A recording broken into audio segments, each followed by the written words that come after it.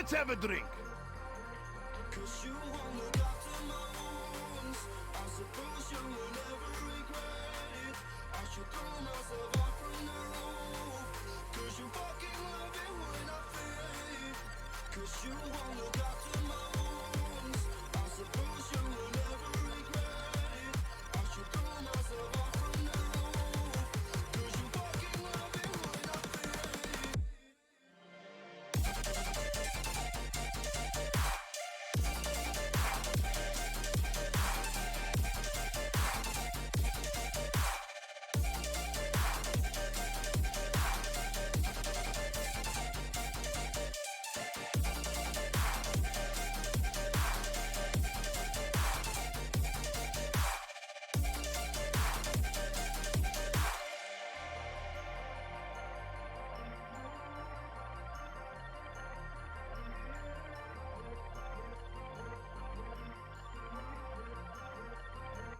Cause you won't look after my wounds.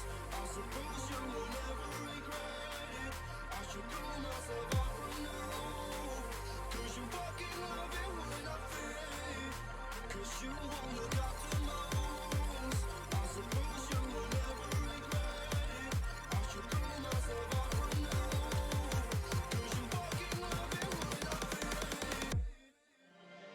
fade. Hello everybody! It's Tiny Game Tuesday!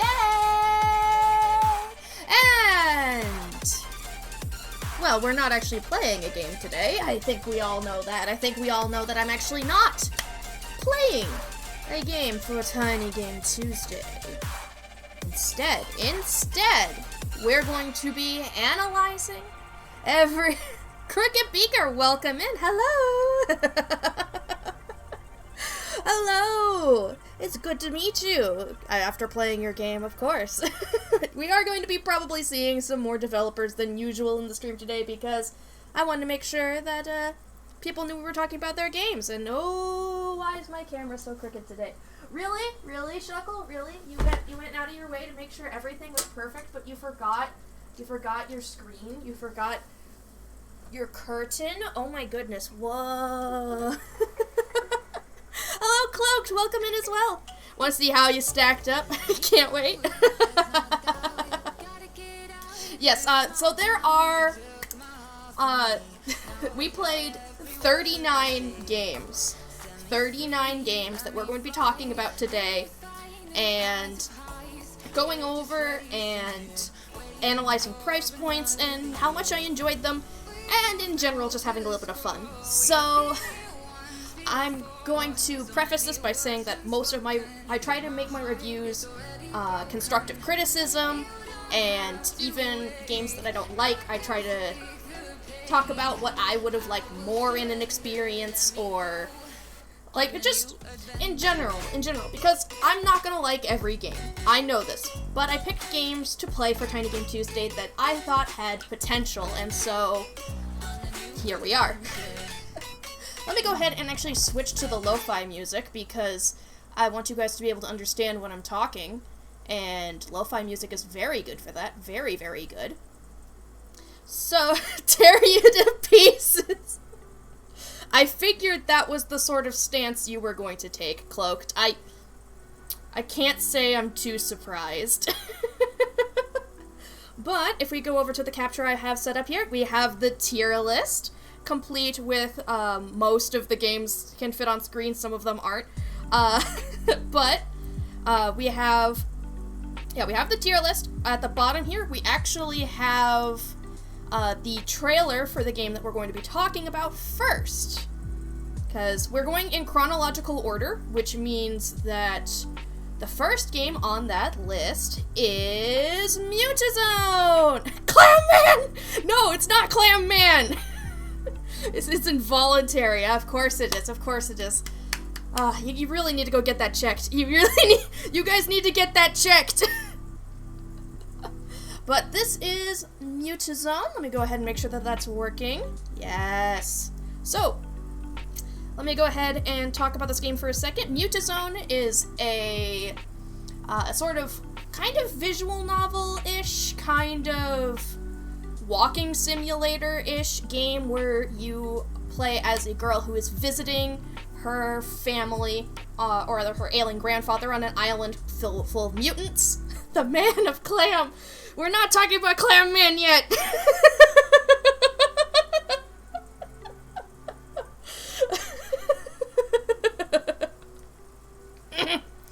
Yes, indeed. Mutazone is very, very beautiful.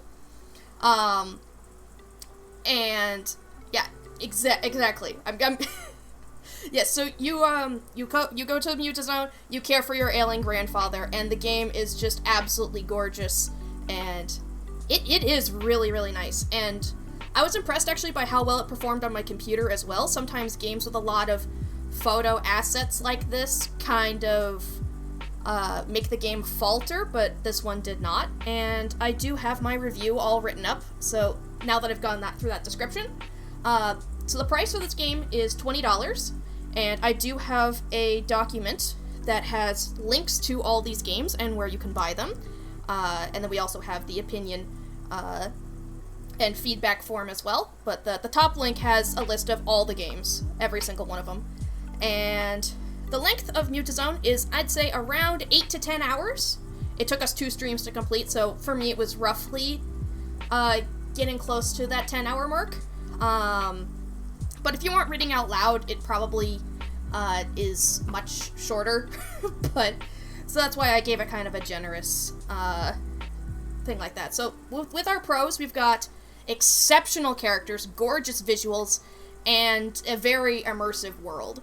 And like, the lore for this game is really deep and incredible, and it has a great message. That's me rambling. That's not what I actually have written down. But your cons is that your choices don't really matter. Like, there's a bunch of dialogue options for the game, but mostly they're for flavor. And they'll, like, it'll change what dialogue you say, but not necessarily impact the story. And a little bit more on that front would have been interesting, but it's a minor con. And the other con that I have listed here is that the gardening mechanics are kind of minimal in story mode. Kind of cool to get a recap for the games you didn't see. Yeah. I know not everybody can make it to every single one of these games, which is why I think these are important to do, like, twice annually. So we can talk about it and bond over the experiences we've had together. Alright, let's get into the actual review here quick. Let's see. You know a game is good when I struggle to find flaws in it.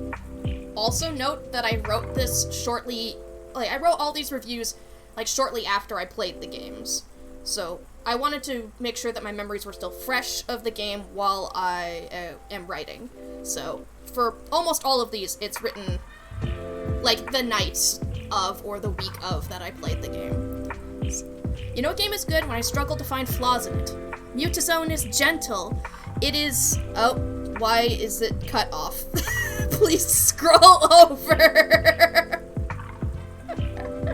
Mutazone is gentle. It is deep.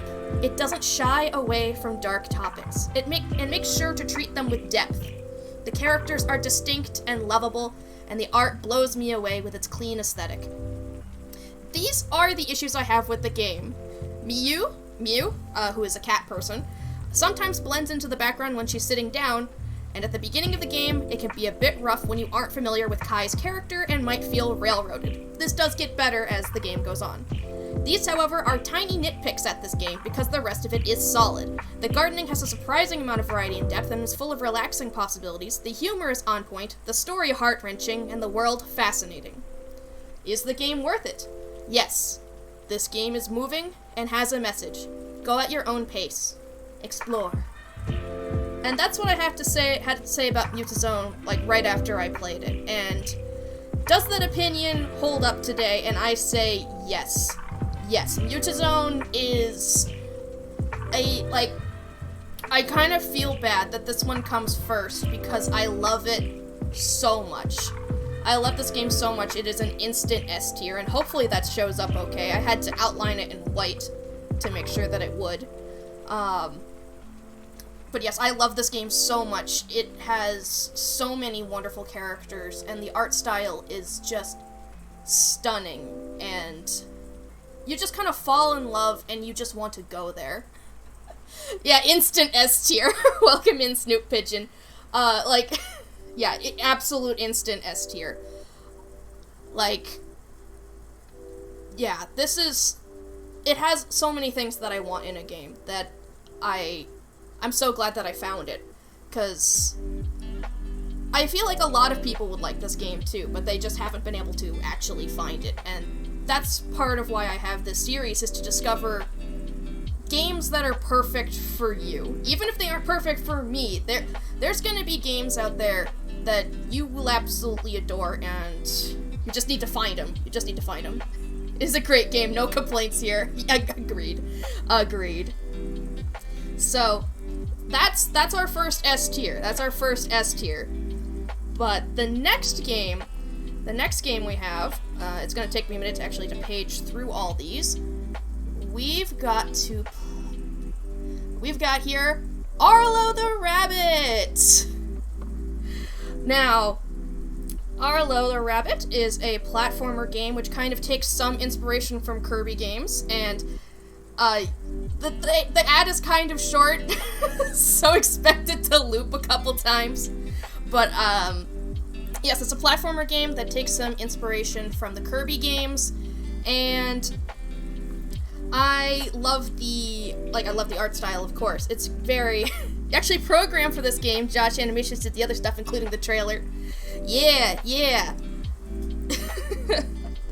I can tell that there's like with somebody called Josh Animations. Of course, the animations are going to be good. It's God, I think I'm getting ahead of myself a little bit. Because I do have my review for this, and I gotta say, price point, $2. Immediately, you know?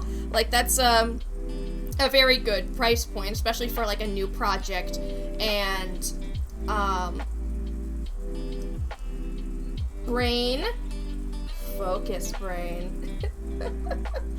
Like, your expectations, like, you can have some leeway for that kind of price point, and you don't have to be perfect, and I think for beginner projects, it's a pretty good price. $2 is a lot of money.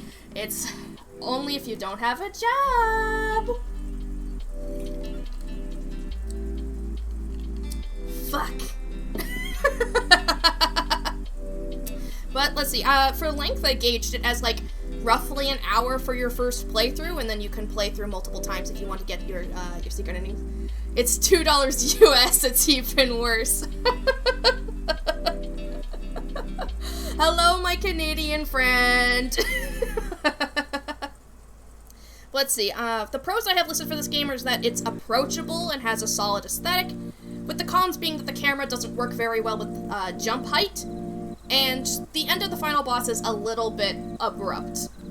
But my review here says that Arlo the Rabbit is clearly inspired by the Kirby games, and what it does with it is a wonderful experience. It's simple and easy to pick up, with multiple routes through levels and easygoing difficulty.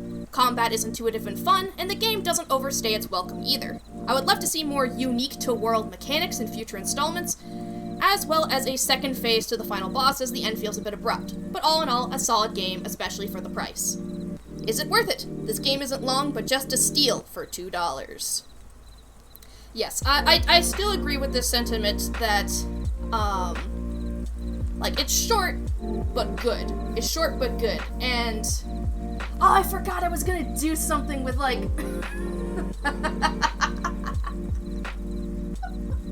okay, so I was talking with my mom earlier today about, like, kind of some, like, discussion points I could have about these games.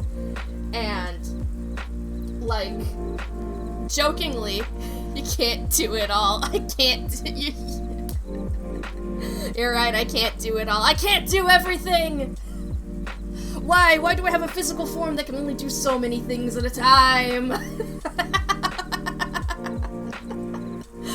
But it was like if you could have merchandise of a game, what would it be? And I feel like for this game, posters would be pretty cool. I wouldn't mind a poster of Arlo the rabbit. Well, meanwhile, like with Mutazone, I wouldn't mind stuff like, I think like t-shirts there's a lot of potential for t-shirts with that art style, for example. So I feel like that's a memeable topic that I can work more into this. Merch ideas, guys, merch ideas. The tiny game merch. Like, listen to me, developers. Listen, you hear this? You hear this? Merch, merch, merch. Alright, so I think Arlo the Rabbit is a solid A. I don't think that it's good enough quite to be an S, maybe not polished enough with, like, I think the worlds aren't quite different enough from one another, for example, but I do love the game. I do think that it's very good, especially for, like, an early project, and yeah, I had a lot of fun with it. I think that it's very good, and also I do know that I played another later project from these same developers, so we're getting ahead of ourselves, though. We're getting a little ahead of ourselves, so we'll talk about Rune of Eternity a little later. I think we've got a pretty good spread of like what good games look like on the list now. We got these two here. So why don't we talk about the game we played next, because we did play actually multiple games that day, and the game we played next is Pushamo, which is a game. Whoop, no, that's the wrong button. It's a game kind of like if Tetris was on 4 planes instead of 2. So like gravity is a Game Dev Brooke, welcome in. Hello.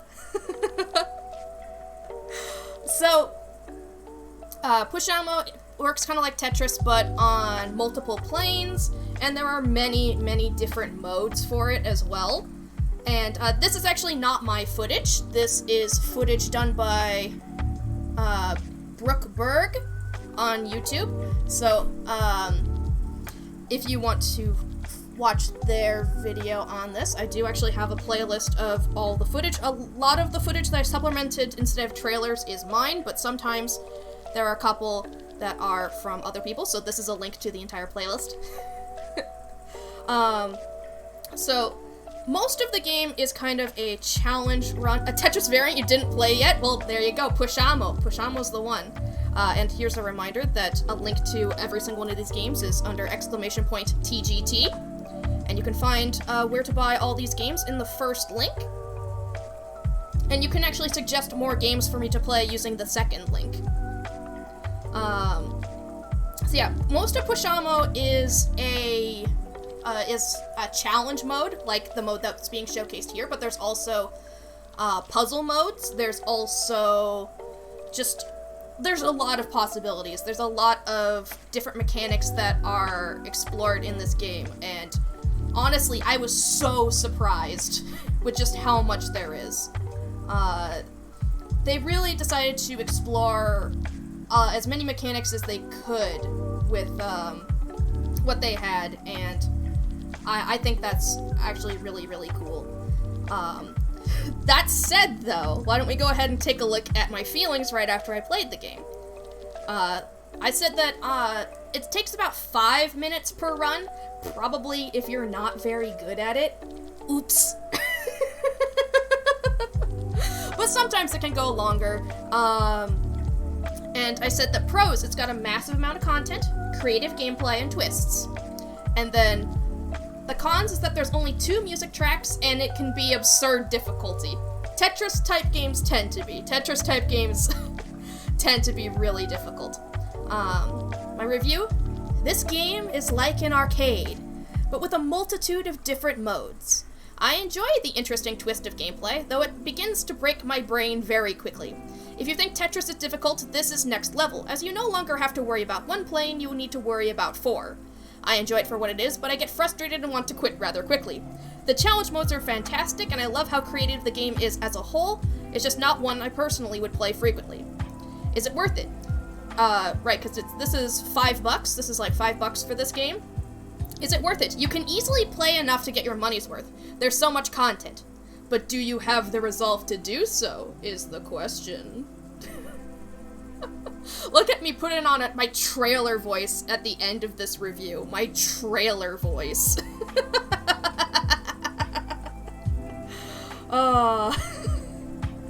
But yes, so that basically sums up what Pushamo is, but where do I put it on the tier list? Ooh, that's the question. Merch. The review sounded like 2019 cloaked writing dialogue. I'm glad, well, now you know that it has its place, and it's in game reviews. That's what you need to write next.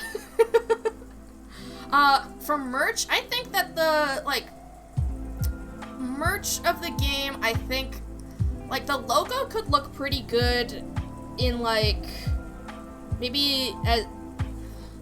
I could see it looking okay on, a coffee cup, you know? I could see that. Maybe if, or... maybe, even, a keychain where, you've got the multiple kinds of pieces fitting together in weird shapes. I feel like that could be cool. Yeah. It's definitely a difficult one to go, what merchandise would be cool about this game? Because, it's Tetris. But I mean, people buy Tetris merch. Why not buy Pushamo merch? And JK's redeemed the first. You guys are all slipping. There's no excuse for this. Alright, so I think that... Is this Pushamo? No, it's not. It doesn't show up very well on the light background here. Oops. Nope. That's the same one. Is this it? Nope. Nope. You almost redeemed the first, but then you were too shy. Aw, cloaked. You're fully welcome to claim the first. You wanted it by the hour mark? Oh, you meme lord. You absolute meme lord. I think Pushamo, for me, is torn between A and B. Because, there's just so much content that, I feel like it would push toward A. But my general preference for it is kind of more toward B. Just as, a general, again, preference of gameplay. I think I'm gonna put it in B for now, but I'm going to be alright with moving it up to A if, B tier gets a bit crowded. We'll see. I think I'm okay with putting it right here for now. Thank you so much for the review. It means so much. No problem. I had a lot of fun with it. It's actually one of my favorite clips that I have was actually during playing this game, and it was solving a puzzle on stream because I actually played the game a little bit off stream to see if I would like to show it on stream. And I got stuck on one of the puzzles, and I managed to solve it on camera, and I was like, it was that easy! You have no idea how long that took me! You'd have to try it, but in your experience, the sad thing about Tetris variants is that they're never usually quite as good as plain old Tetris. Well, this one definitely has enough variants to play with that I think that, the novelty factor is at least also, very, very good. I had a lot of fun with the challenge modes. There's even a challenge mode that is like Tetris, but you still have to push in the same way, and I think that's very, very fun. Let's see. I'm gonna go ahead and bring us into the next game now. We have Imaginaria! This one is my own footage. From when I played this game. And Imaginaria is a game that is... Okay, it's about somebody's experience in actually traveling to Antarctica, and in Antarctica, they do this thing called the Imaginaria, where they walk around and make sure that everything is intact and nothing is on fire, which I think is a very important job. Pushamo just has 2-year anniversary. It's available for free now. Oh, it's free now. Well, there you go. It's free, and then you can support as much as you want. the more you know. There we go. Yeah. I can put that in my notes now. Free now. There we go. I'll save that for later. Well, now it gotta be 18. That is a point. That is a point. It's like it's hard to argue with the bang for buck with free games. You're not bribing.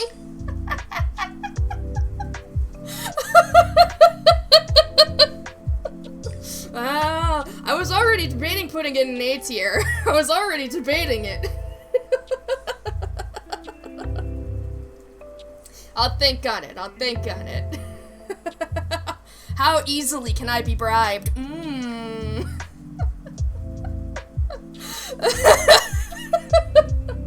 Okay. So Imaginaria is kind of a point-and-click adventure, or point-and-click visual novel, or... No, not... Is it really point-and-click?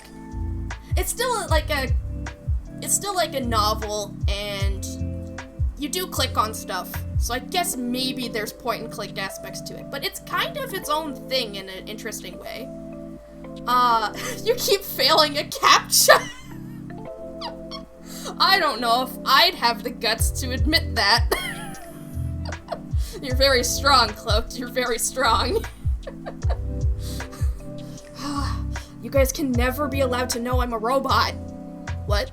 Let's have a Okay. drink. Okay. Cheers. Alright, so... Maybe I am a robot. I do have to be reminded that I need to intake water. But maybe Cloaked is a robot. Maybe that's why the interest in gaming and coding. Alright.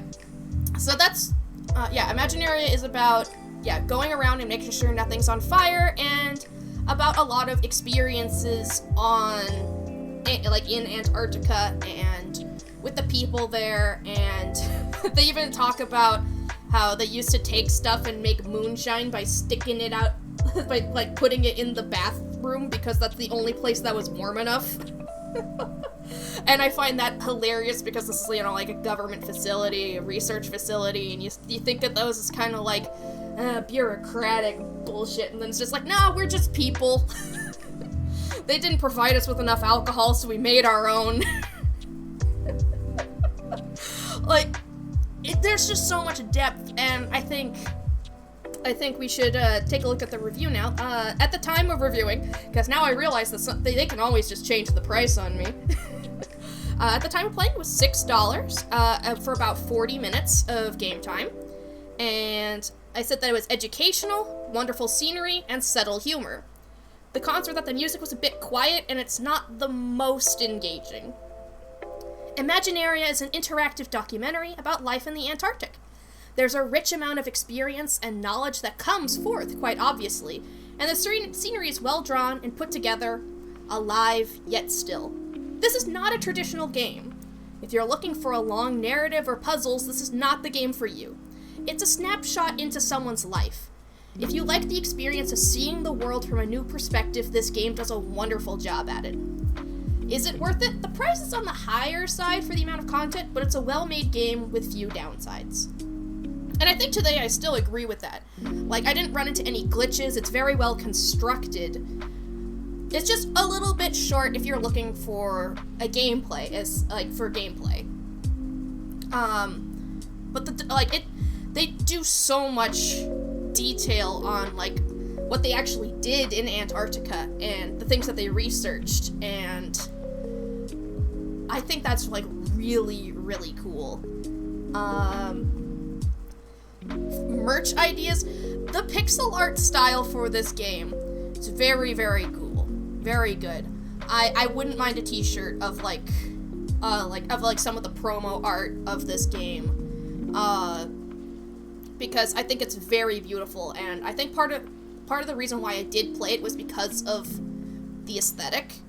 Because, it's very alive yet still. I like that phrasing that I did. Alive, but still. and it really captures what they're talking about very nicely. Where's the logo? There it is. Where do I put it, though? I feel like it's gotta be a little bit lower than Pushamo. I think we're gonna put it in B tier for now. Solid B? Yeah, solid B. Solid B. Because, yeah, I enjoyed it. It's not the most memorable, but it is solid. And I had a lot of fun with it as well. I remember, like, having a bunch of discussions, because it's very thought-provoking as well.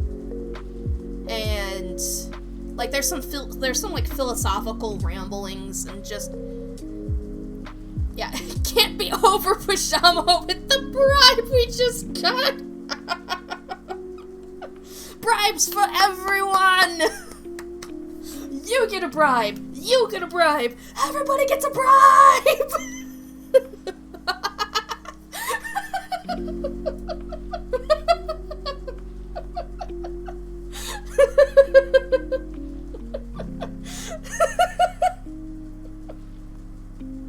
You're gonna make the last librarian open source! Oh my goodness, mind blown. Instant S+ tier. Just gonna make it $30. Okay, if it's $30 for me, okay, then that'll even it out and it's B tier. Gotcha, okay. We're all settled, We officially know where Pushamo is. Like, I'll pay $30 for everybody else.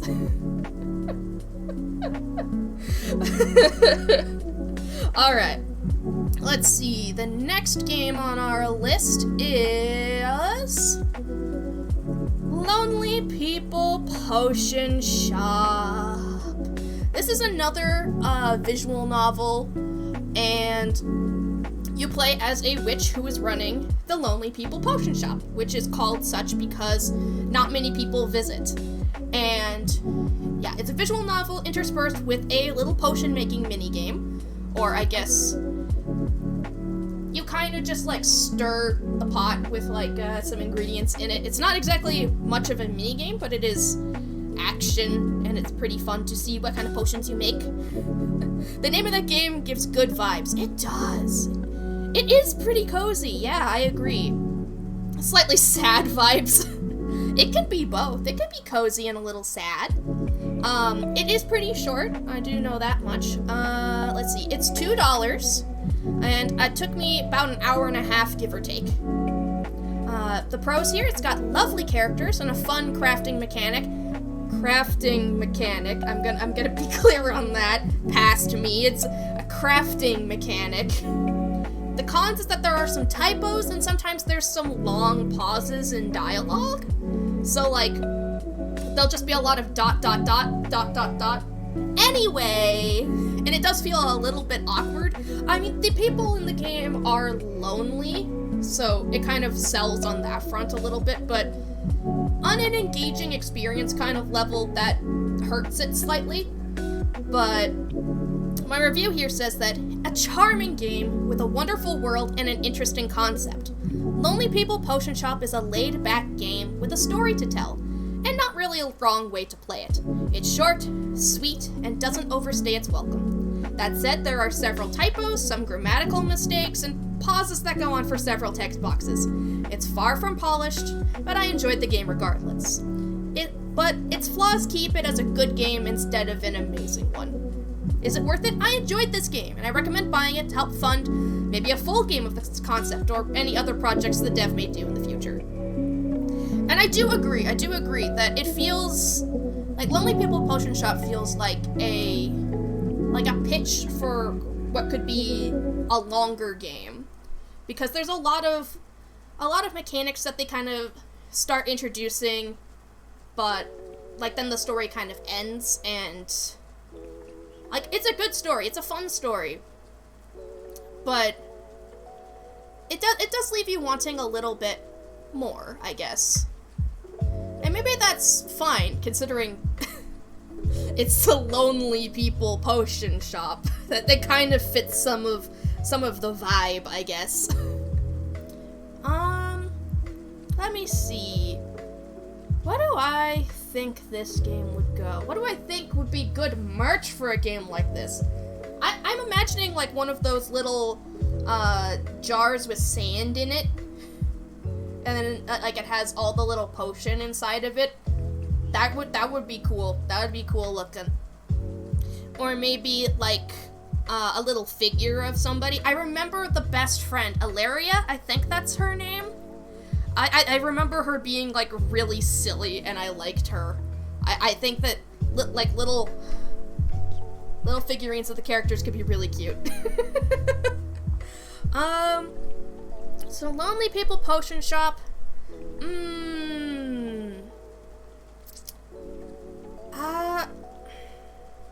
Do I just want to keep putting games in B? I think I do. I think this...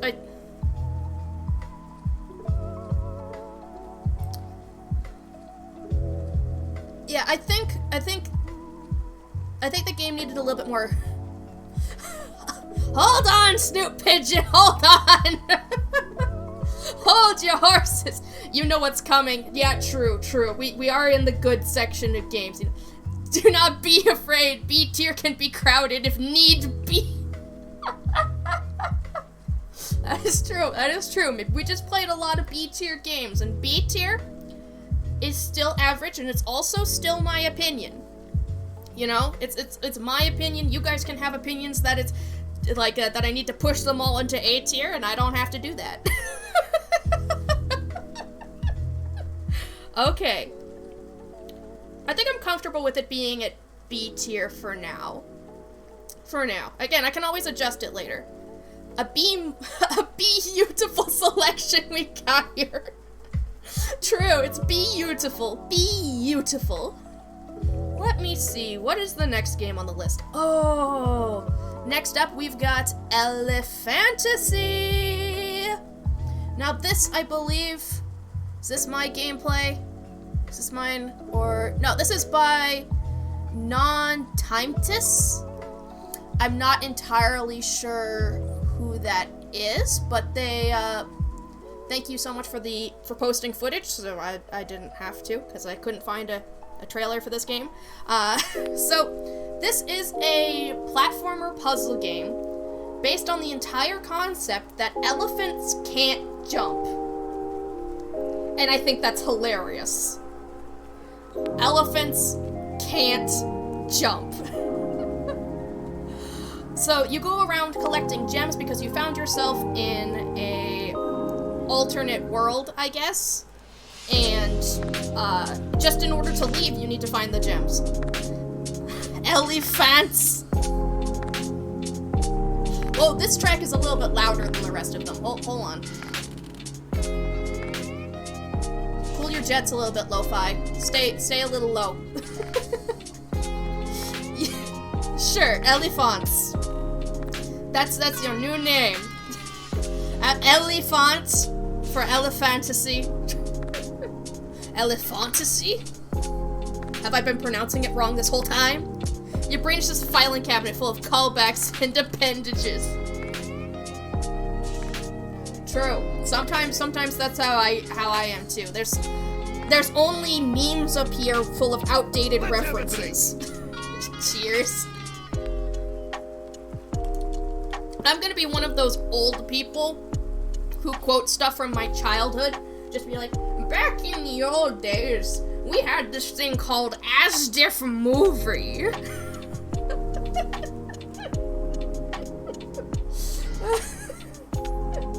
Desmond the Moon Bear.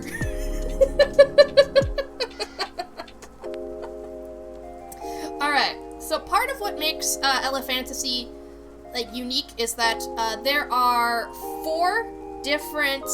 Sure, Grandma's getting back. You tried to forget those. But it's so hard. It's so hard to do that. It's so hard to forget them. Sorry, I'm not helping. But Elephantasy has 4 upgrades, 4 power-ups that you can pick up that allow you to conquer different elemental puzzles in different ways. So you can always climb up one block tall things, but then there's also boots that allow you to run over gaps, a snorkel that allows you to swim, a ring that lets you pick up heavy things, and a seed that allows you to plant vines that you can climb like ladders. And as you complete the game, you can get more of these power-ups at a time, and you can learn how to combo them to solve even more puzzles. And I think that's genius. I think that's a really, really great... Those are the items right there, in the footage right there. I think that is a really, really good way to handle puzzles and make you think, like, okay, what do I need to solve this puzzle? What would make me able to complete it? And sometimes there's multiple ways to do the exact same puzzle, and that's really cool. But I might be getting ahead of myself. Because I have a review. So this game is $10, and it took me like 3-ish hours to complete. And it's got my pros here listed as an adorable art style, customizable game speed, fun world, and engaging puzzles. The cons is that there's a poor map system. Like, the map is, I think I describe it in a little bit here, but the boss fights are also a bit jarring, and the point system, the hint system, not point system. There's no point system, but the hint system is kind of lacking. It just tells you, it just reiterates the basic mechanics of the game, which can be helpful until you actually start to get stuck because it's a puzzle game. You know, there's a time and a place. Review. What makes puzzle games fun for me is proper utilization of the game's mechanics. This game makes sure that different combos of powers can do so much. I don't feel like any power-up is underexplored or not useful. It's very well balanced and well designed, and solving puzzles in this game just makes me smile. However, it's very easy to get lost. The map system is a series of boxes that you can't see much detail inside. And I mean that kind of like, they're literally just like rows of boxes, kind of like bricks with like 2 pixels inside them. That's your map. And let's see, when zoomed out, while showing pretty artwork of the world, is practically useless for navigation. Very true. Sounds like a B tier. Do you just want me to put everything in B? Is that what it is? It's to B tier or not to B tier?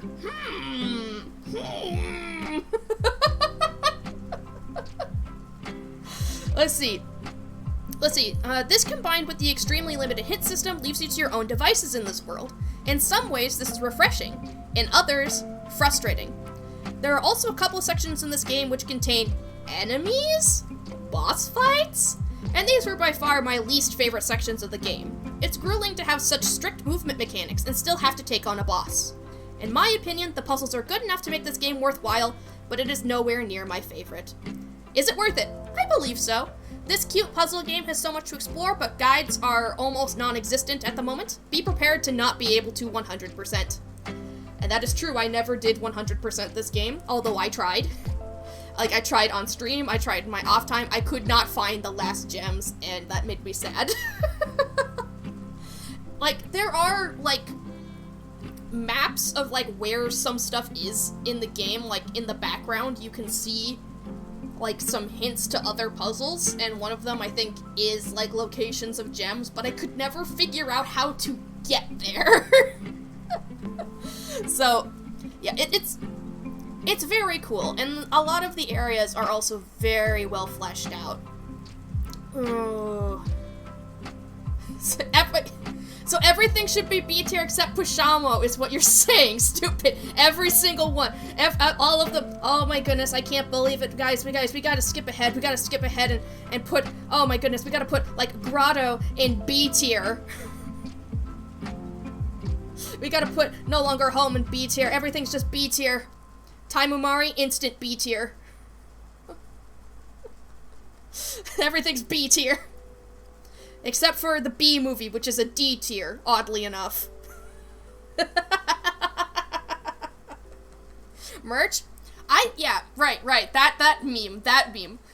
The merch for Elephantasy would be a little plush of the elephant. Like, it can be like this big.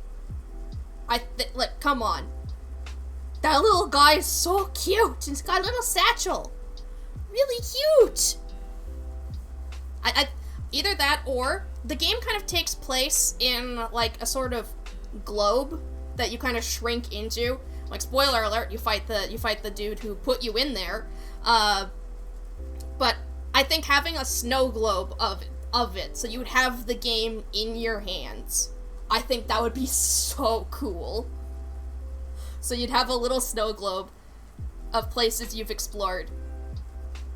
And you could even use, like, some of the 3D map that's in the game as, like, the basis for that, and that would be amazing. Probably, like, way outside budget. I'm just saying, though. I'm just saying.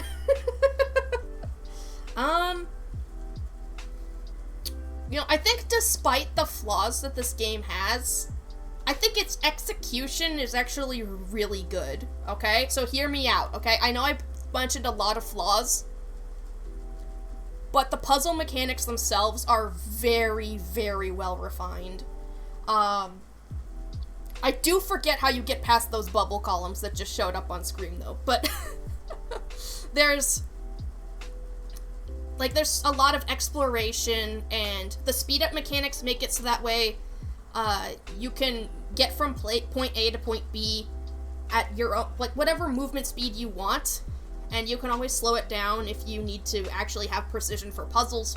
It's a very nice accessibility option to be able to slow down the gameplay and think more about your inputs in the times where they actually do matter. I think that's really good game design right there. I like that a lot. And yeah, I think it's an A tier. I think it's an A tier. Yeah. Okay. Yeah. Yeah, that seems good to me. Let's go ahead and move on to the next game, which, I don't know if you guys remember this one, but it's Hypnagogia. I'm not quite sure how to pronounce that, but this is the one that has the PS2 style graphics, and all the very interesting worlds therein. Yeah, the dream game! Oh, it's pronounced that, obviously. Yes, of course. The new LSD sim! Yes,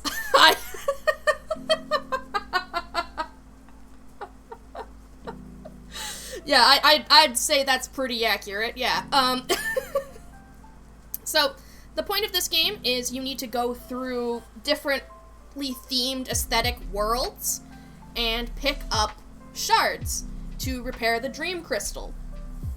And, it all takes place in, you know, the very, very themed, very aesthetic worlds. And shout out to Simple Flips. I forget who is that? I don't remember. Was that a character in the game? I do not remember. He played that game. Okay. Shout out. Right, because I actually did have to watch somebody else play the end of this game. Hamster. First hamster of the stream! He has blessed us! Alright, let me do a little stretchy here. Oh. You're right, my back needs it. You are absolutely correct. Yes. Okay, so I wasn't able to finish the game because it kind of turns toward normal, it kind of turns toward a horror aesthetic, and I wasn't sure how far the game was going to go into that aesthetic, like if there were going to be jump scares, if there was going to be like super graphic gore or anything. The game does warn you before it turns to horror, so there is room for you to back up, which is very nice for me being a scaredy cat. And yeah, like, I went to watch the footage afterward. I went to watch other people play the game, and I feel like I could have handled it. I could have if I was able to trust the game. And, well, we should get into actual discussion of the game. It's $10, and I played it for about 6 hours total. That involves also getting lost and exploring a lot, trying to find a bunch of secrets. The pros is that it's got a solid aesthetic, wonderful world themes, rich world lore, and loads of secrets. Because, like, people could actually submit art, and there are different art rooms in the game that you can find and unlock, and look at fan art and other wonderful things for the game. The cons is that the game has some slightly clunky platforming, the shift to horror is a bit abrupt, and the story is told through cutscenes. So, my review. This game is a hard game for me to get a read on. Let's talk about the first half. The worlds are gorgeous and the themes spot on. The platforming is a little bit hard to judge how far you can move. While it's manageable, it can get frustrating sometimes. The secrets in the game are fleshed out and noteworthy, and the only world that isn't particularly memorable to me is World 2. Now, in the latter half of the game, it takes a dip into horror, and it warns you that things will get darker. Hard to get a read on, sounds like B-tier. Oh my god! Not the bees! Let's see, however, I couldn't bring myself to continue as I ended up in a somewhat darker secret area, which I couldn't opt out of. I will admit I am a complete chicken when it comes to horror games, so I couldn't complete the game after that point because I didn't know how the game treated its horror. So for anyone reading this, there are no jump scares. There is one chase scene, and it is fairly short. I hope future installments have a more gentle slope into horror. Maybe swapping around the mall and mansion levels might have a better way to ease into the topic personally, but I imagine there's an art reason the levels are ordered the way they are. Finally, the storytelling. All important story parts of the finale act out in a cutscene. I know there are hurdles in programming, like anything really, but it leaves a very unearned feeling afterward. Even having control to maybe flip a couple levers or platform to safety might have felt a little bit more fleshed out and a little nicer to experience. Is it worth it? Knowing what I do now, I would be able to complete the game, and its amazing aesthetic for $1, and a lot of love and care was put into it. I recommend, and if a future game comes out and takes the same approach with its darker side, I would play that as well. And yeah, I still feel like that. Hey Heath, how you doing? What's your question? How are you doing today, by the way? That's my question for you. Oh yes, Hypnagogia. I think merch for this game. The rabbit character in this game is named Goji. I think it's pronounced Hypnagogia. That's how, because the rabbit character's named Goji. So I think Goji would be wonderful. I think a plush of Goji would be awesome, especially if maybe it's one of those ones where like there's a skin on the outside and you could turn it out inside out and have it be evil Goji, because plot twist, there's an evil Goji as well, and I think that that would be really cool. May I ask you how your Splatfest was? My Splatfest was actually really, really fun. I had a great time playing with other Team Fire people, even though we ended up losing. So thank you for asking. What else do I feel about this game? I have already talked about how awesome the aesthetic of this game is. Like, they knew what they wanted the game to look like, and they really, really did a great job.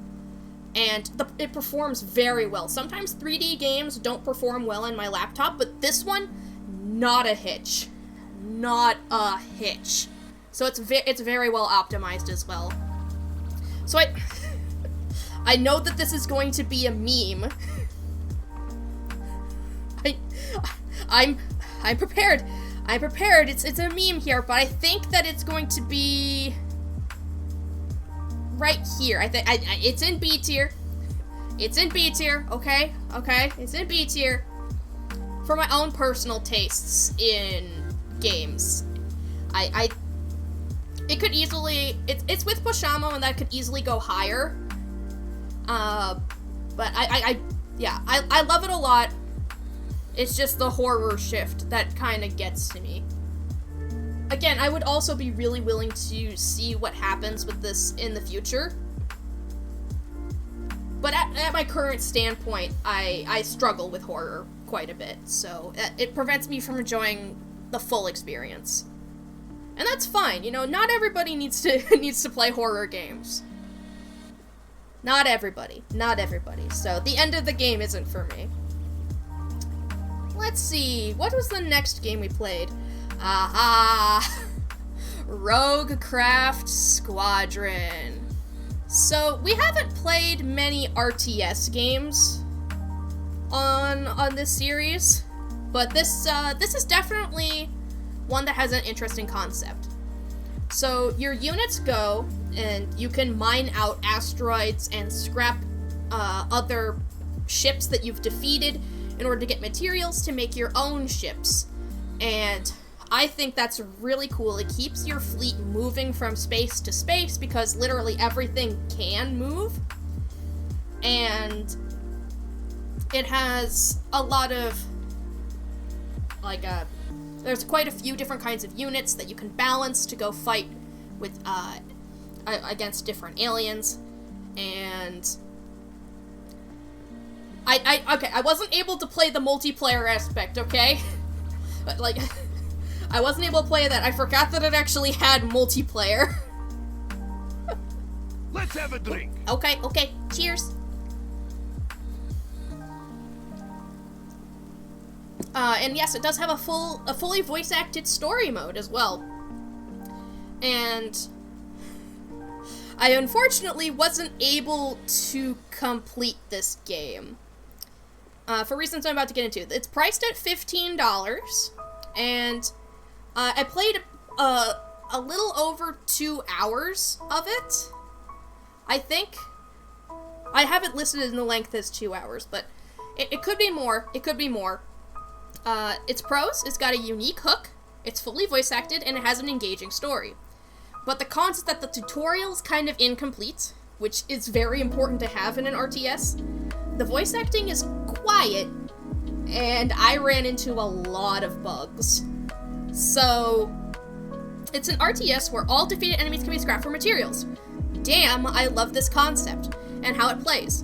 However, research is a thing that is barely explained, and is almost entirely scrapped when it comes to story mode. And while the story is entertaining, it is done by what seems to be 2 voice actors minimum, which is a bit immersion breaking when every character in the main cast is voiced by the same person.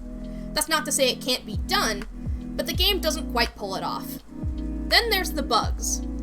I mostly played story mode, and often when I started new missions, the enemies were unable to be targeted, and I would have to start the map over, usually after at least 5 to 10 minutes had already been sunk into it. Every time I reset, all my research points were refunded. Nice for if I misspent, but terrible when I'm constantly resetting. Notably, sometimes whatever aggro bug was happening sometimes made allied forces also consider me a threat. It's unfortunate that I can't seem to avoid running into this bug. Is it worth it? I would say it's a bit too buggy for the price in its current state, unfortunately. So, yeah, yep. Past me still sums up my feelings to this day. That's a wild bug. Yeah, it's... especially since I had to sometimes even quit out of the game to get that bug to stop. So, beat.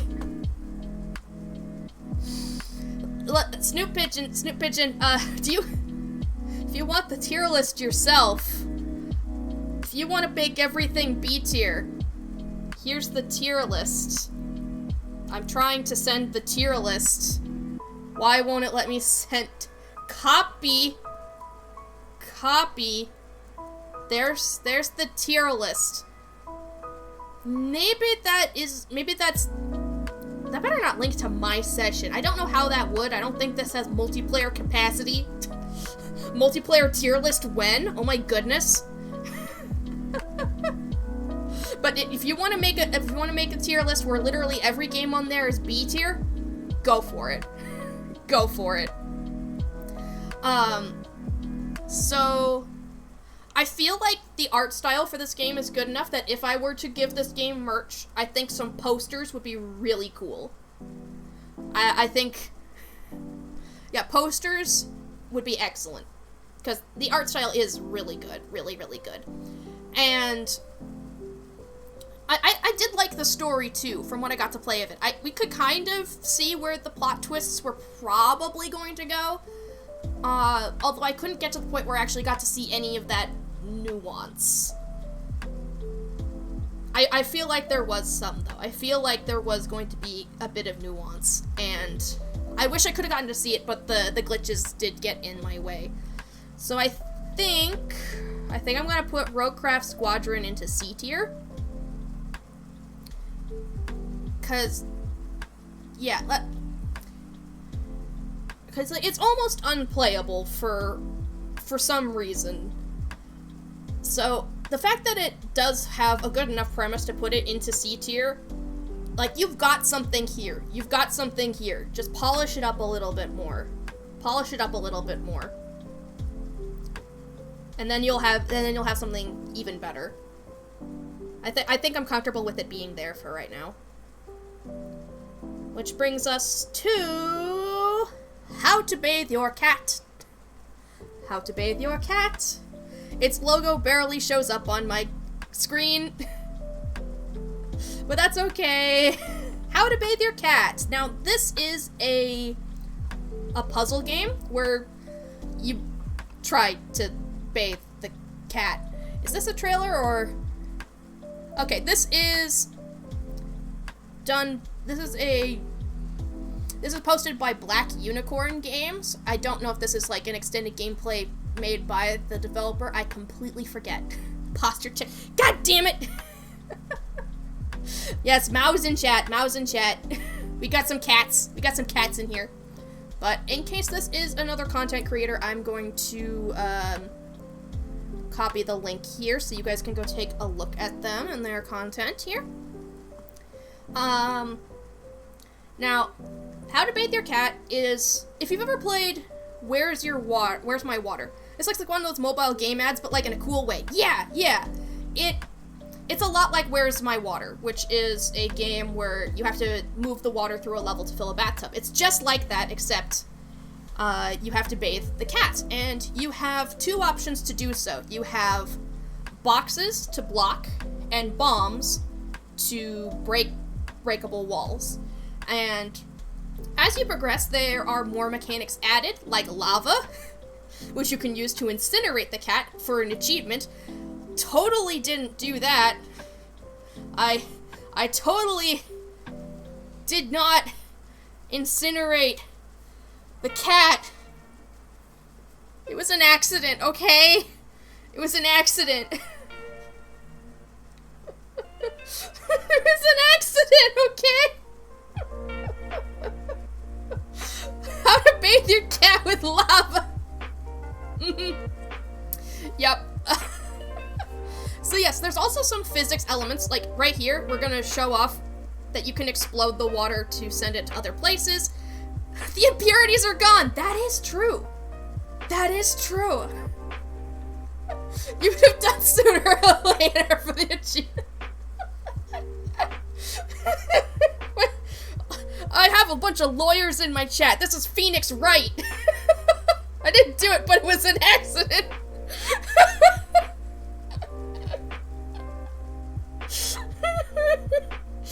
Yeah. Okay. I need my own lawyer. I need my own lawyer. Okay. Let me go ahead and pull up my review for this because before we get further into it, really, there is DLC for the game. I did not play the DLC, but all the DLC that I saw adds new mechanics to the game as a whole. So, if these puzzles interest you, there is even more of them than what I'm going to cover in this review.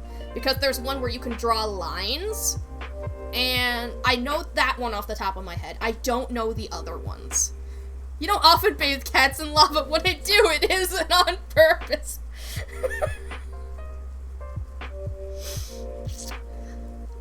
Yeah. Agreed. A big agree. I don't intentionally bathe cats in lava. Just look at me when I play Minecraft. I try to keep them nice and safe, okay? That should be portraying my character, right? You only do it once per cat!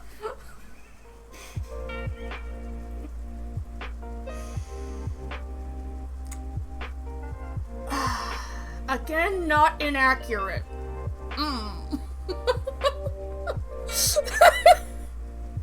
Okay. So the base game is 99 cents US dollars. Very, very cheap. Okay. And then it has DLC for more levels. I played it for about 1 hour and almost got through all the levels, but then my computer started having issues, so I had to quit for the day. But the pros is that it's a simple premise and good puzzles. And then the cons that there's sometimes clunky physics, and sometimes there's some timing-based ones. Now again, I'm only speaking for the ones that come with the 99 cents. I don't know anything about the DLCs. If you enjoyed Where's My Water as a kid, you'll understand this game. Get water to the cat. Get it clean. However, there are some rather annoying timing-based puzzles which require precision, or else you'll have to start all over again. It's pretty simple, but other than those annoyances, it's well put together. Is it worth it? It's hard to argue with any price less than $1, but there are some puzzles that are all about reaction time while also manipulating the physics engine. Can't speak for the DLCs, but they are the same price and add a whole new layer of mechanics. Yep, thank you, Past Me, for summing that up. The exact same things that I also summed up just now. Good job, me. I'm consistent! Let's go! But yes, I do enjoy the puzzles in this game, especially, like, the fact that you have to, as you can see with the footage here, you eventually have to balance, like, perfume and water. So, you have to worry about two kinds of physics instead of just one, and I think that adds a lot to the lifespan of the game. And just in general, I think that's pretty well put together. There is one bit of easy cheesy I did find when I played this game, and that's that you can duplicate boxes. You can duplicate the crates. Here's my tip for that. There's a button that's slightly off camera. If you move the box not quite off the button, that it won't click down, but it will have created a new box. So any of these levels can be cheesed to have infinite boxes. And I think that's amazing. And I think that adds a lot to the game, just personally, because I love me some cheese. Cheese is very good. Cheese is delicious. Cheese is hilarious. So, how to bathe your cat. I think...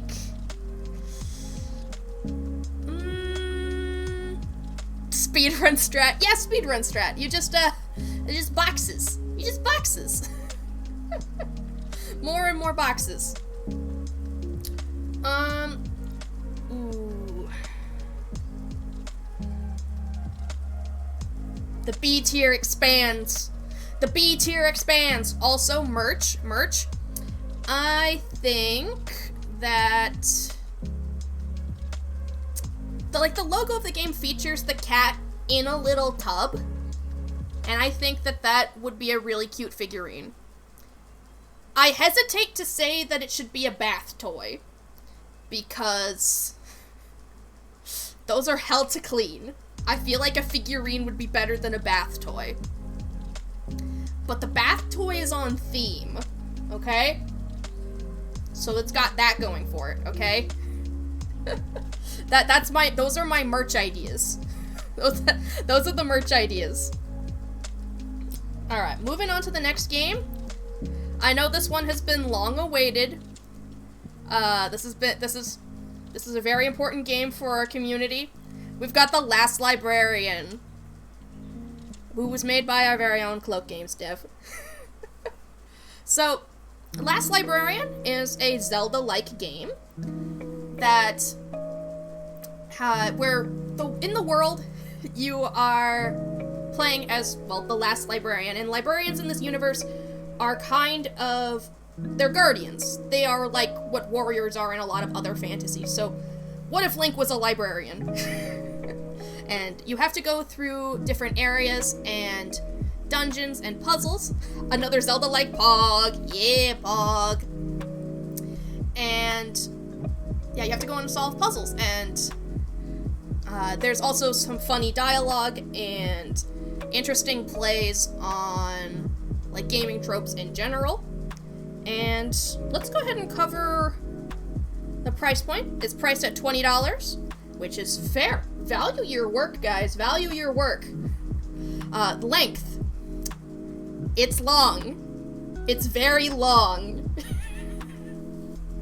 Thank you, Chuckle. Thank you. What a great way to say you didn't finish the game.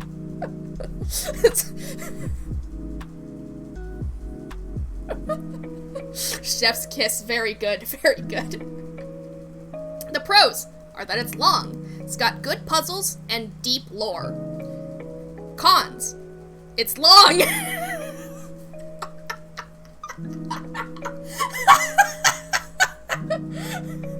What are the pluses of this game? Oh, it's long. It's got a lot of content. What? Okay, cool. What are the cons? It's long. It's very long. Let's see. The other cons is that it's easy to get lost / not know where to go next. It's a bit unforgiving, and the controls are a little bit odd. Disclaimer, I haven't beaten this game. No shit. So this review is based off of the first 2-ish dungeons and the very beginning of the volcano dungeon. The beginning is well done and allows you to take your time, and the puzzles in the dungeons are well made and clever in true Zelda fashion. However, as soon as you are out of the tutorial, things can get rough. I was lucky and had the developer there to help. Hi, Cloaked! Why did you do that, Shuckle? Why did you do that?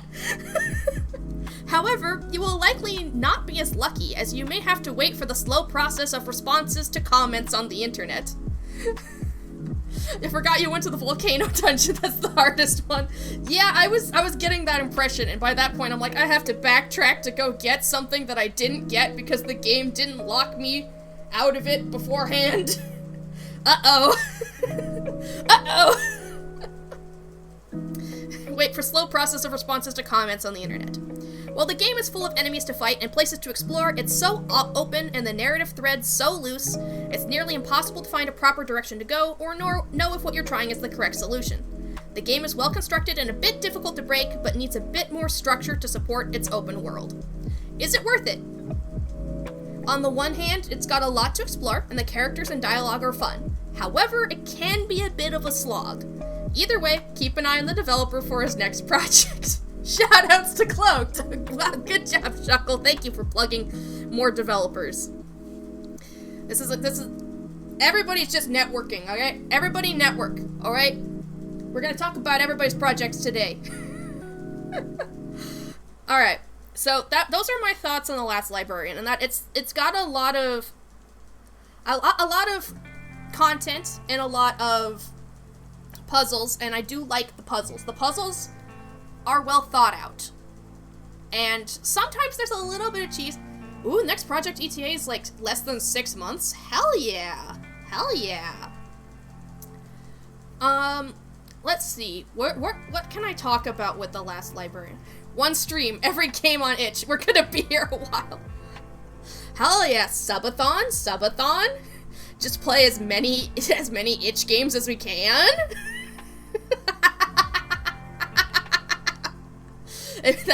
We would be here so long. We'd probably have like a free game section. We'd have like starting alphabetically. Oh god. How many alphabet games would we have to go through? How many alphabet games?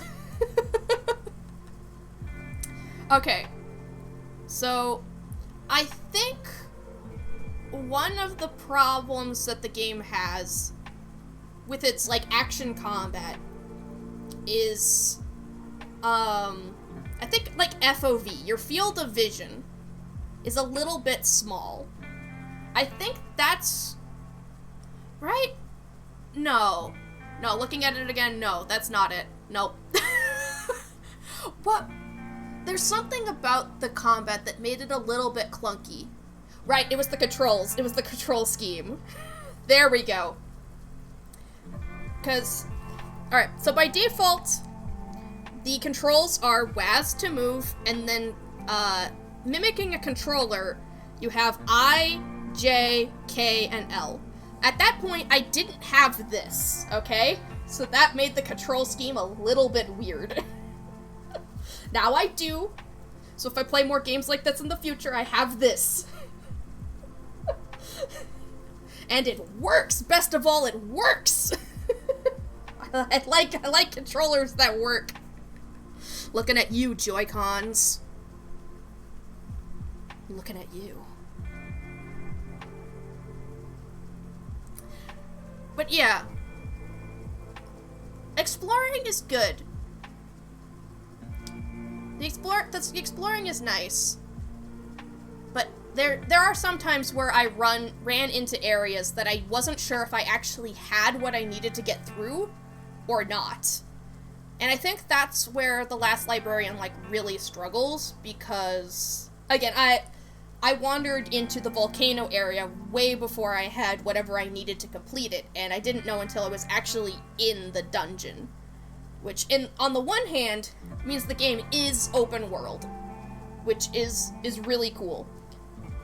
But a lot of games do have mechanics where you need to have a specific thing before you can actually enter a dungeon, and those sort of fail-safes aren't in The Last Librarian.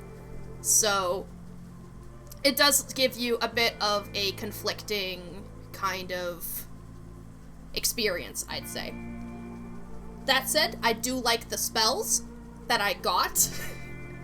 And they, like, Cloaked actually managed to make the Find Hidden Doorway spell actually have a combat applicable use, and that's really cool. You're not actually sure what item you're talking about. I'm pretty sure you could have beaten the volcano, but you're alright. You're right, that's confusing. Oh, okay. So I just completely missed something. Okay. Yeah, okay. Because I wandered that dungeon for quite a while and I couldn't find it. So maybe I should have just reached out to you. Because I don't think you were in chat at the time, and that's what caused the issue. Cheers! Where do I put The Last Librarian? Yeah, you'll hear that a lot in this game. You'll hear that a lot. Save often. Save often. It's very important. There's no auto-saving. Whenever you see a save point, you better save. You better save. Hamster. Alright. Where do I put The Last Librarian? Where do I put it? Good exploration, but unforgiving and confusing. Sounds like a B tier. What, like, just like that? You want it right there? You want it in B tier?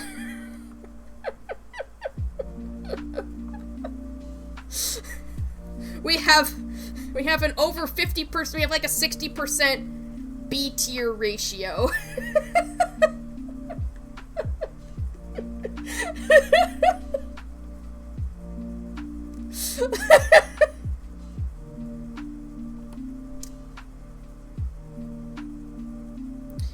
Yeah,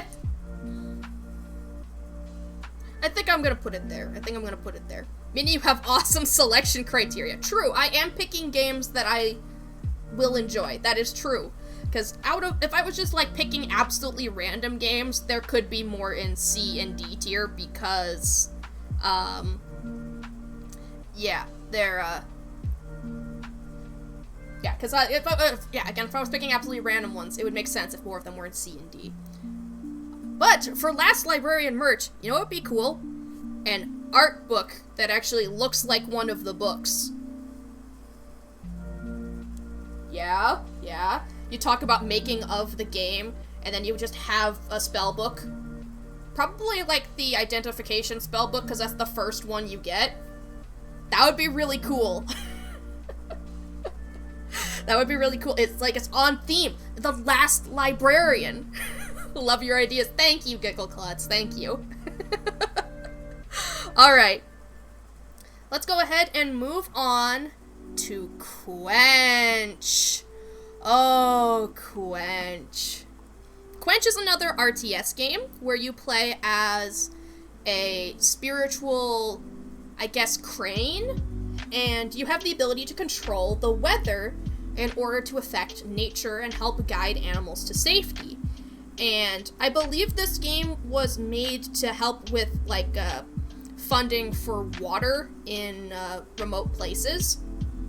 I think it might have been for, actually, conservation. I'm not sure. I remember that it was about charity, alright? So, that's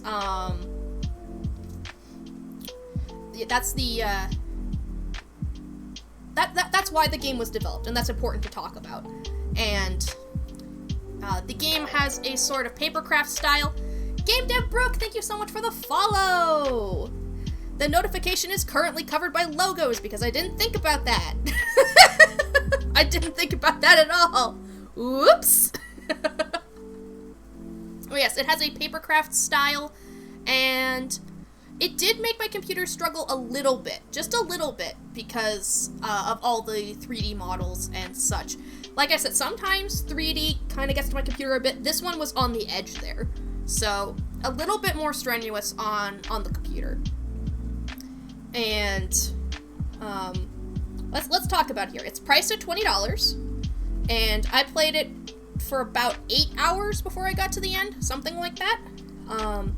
It's pros. It's got a gorgeous art style and an engaging story. Because yes, this game actually has a pretty in-depth story with lots of lore and motivation and character deaths, and yes, it's a lot more than I see in a lot of RTS games. I mean, Roguecraft kind of came close to that. Oh yeah, there we go. Charity water. There we go. Bring clean water to a community in need. Yes, that's the charity they're supporting. I knew it. I knew they were supporting a charity. There it is right there. Shuckle, read. There's a lot here. It looks really well done. It does. There's a lot of well-sculpted models.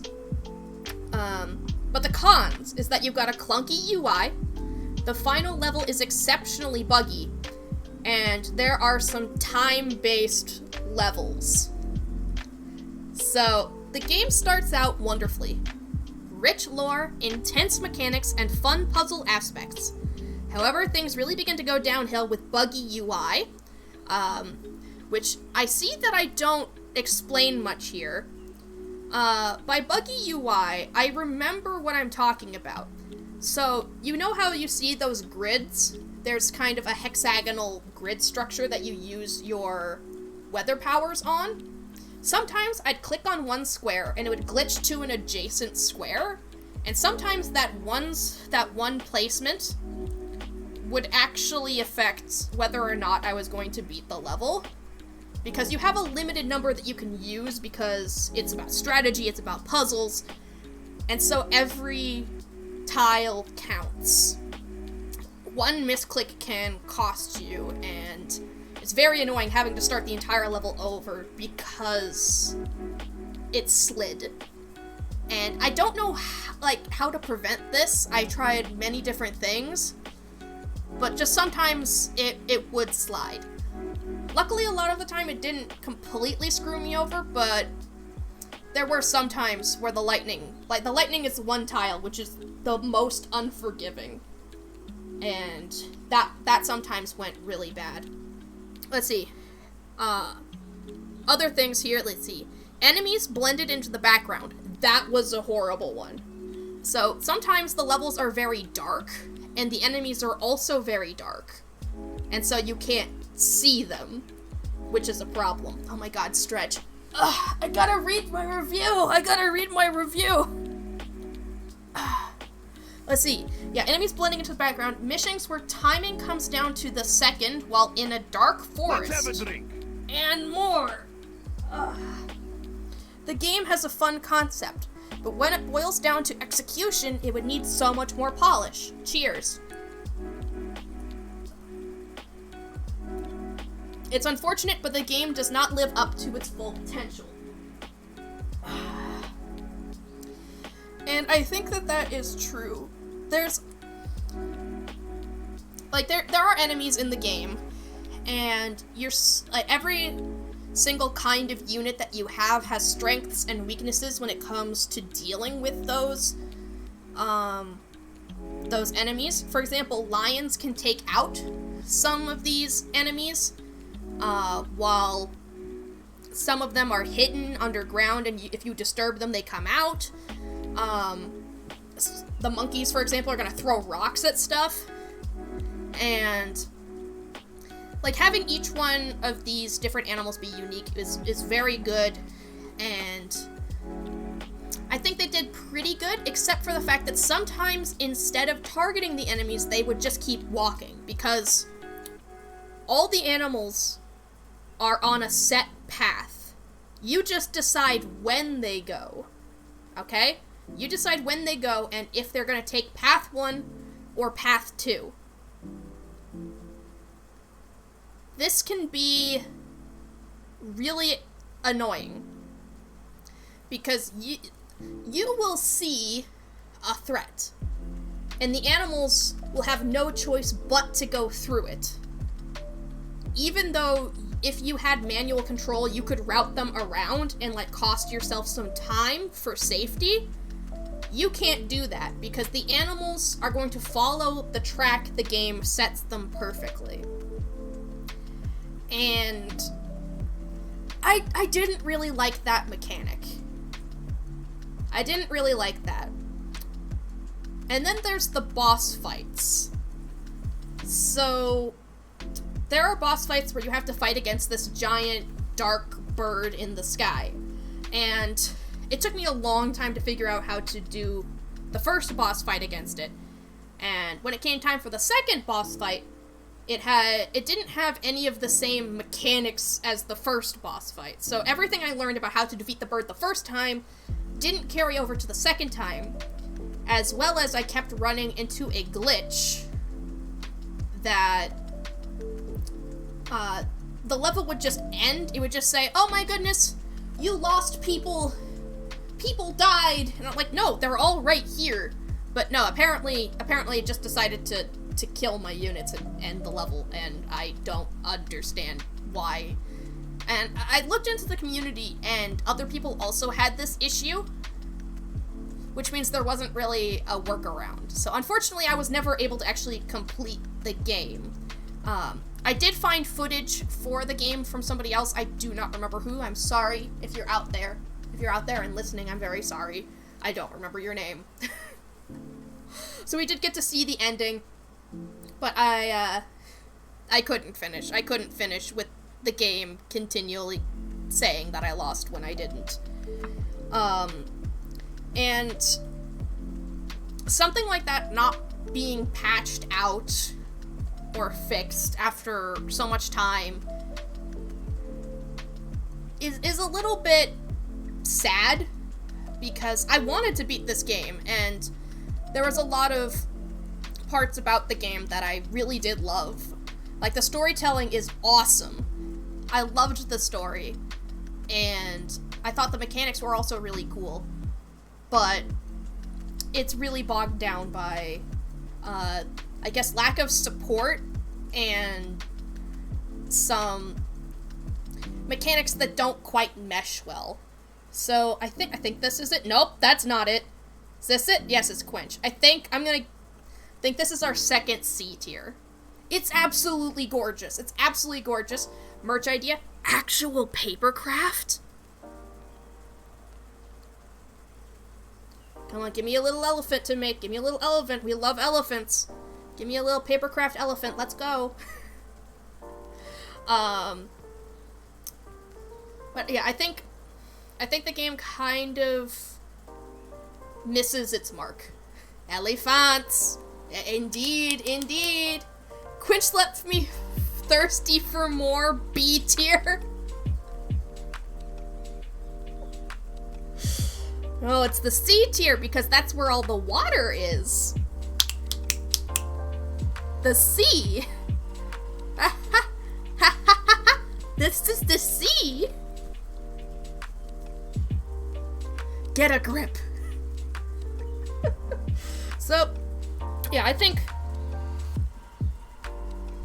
as far as glitches go, like, neither of these were beatable for me.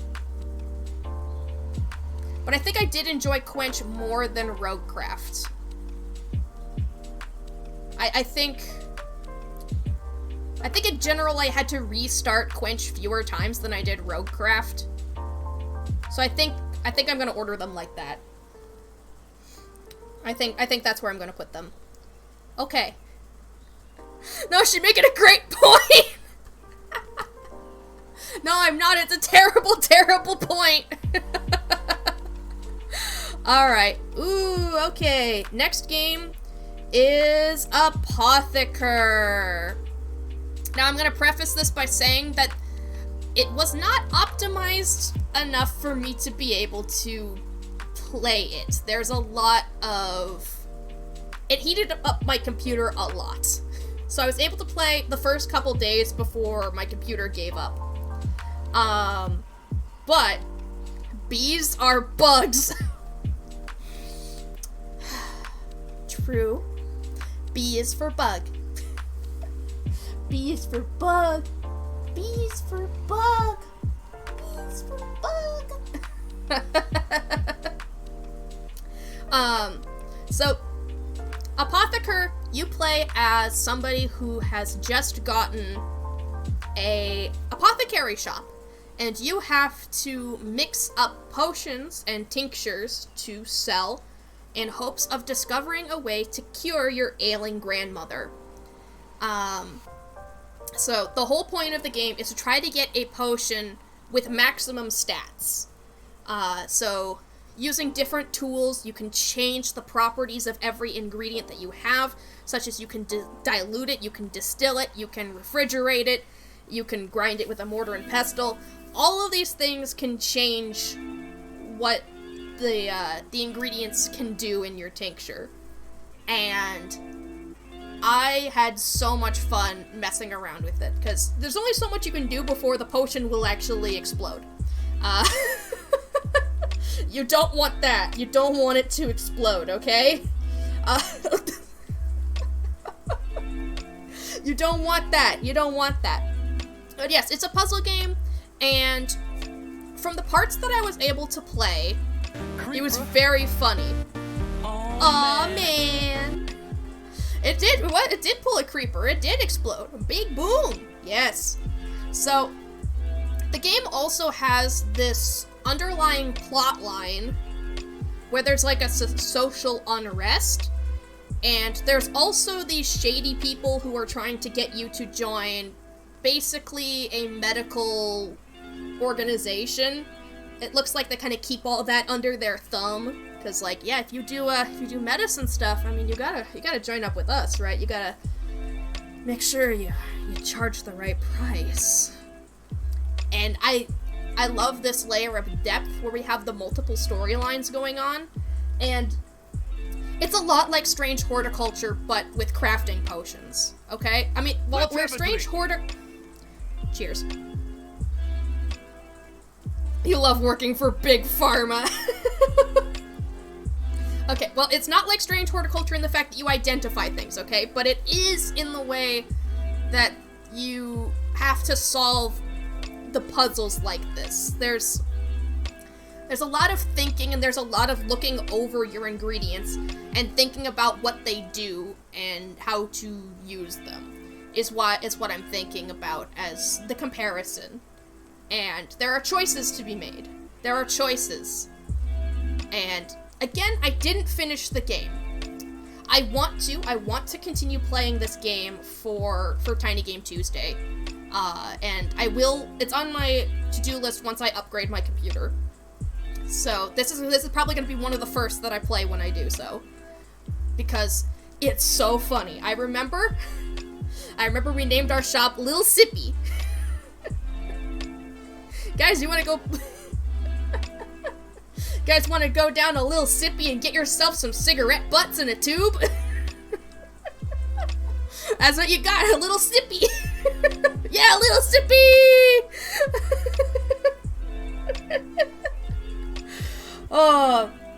So let's see. Apotheker is priced at $10. It's very funny, has engaging puzzles, is its pros, and cons, overheated my computer. Which means that, again, probably some optimization issues in there. But I can't tell you what, I don't know enough. Review. I was only able to play an hour of this game before my computer began to struggle, but boy, what an hour it was. The amount of laughs I had, the fun with the puzzles, and the distinctive characters and story threads already present makes me love this game. I can't wait to go back when my computer can handle streaming it.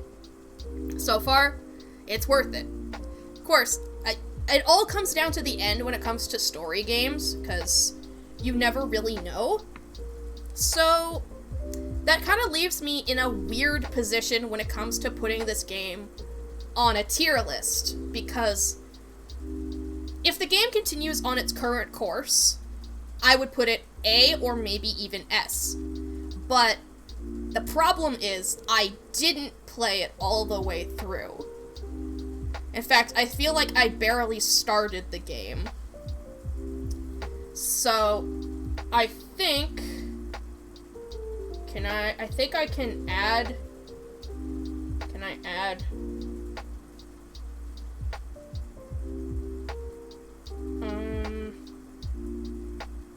Can I add another tier? I forget if I can add another tier. Can I... Add row below. Okay. New. We're gonna bring back this rank, okay? We're gonna bring back the unranked tier.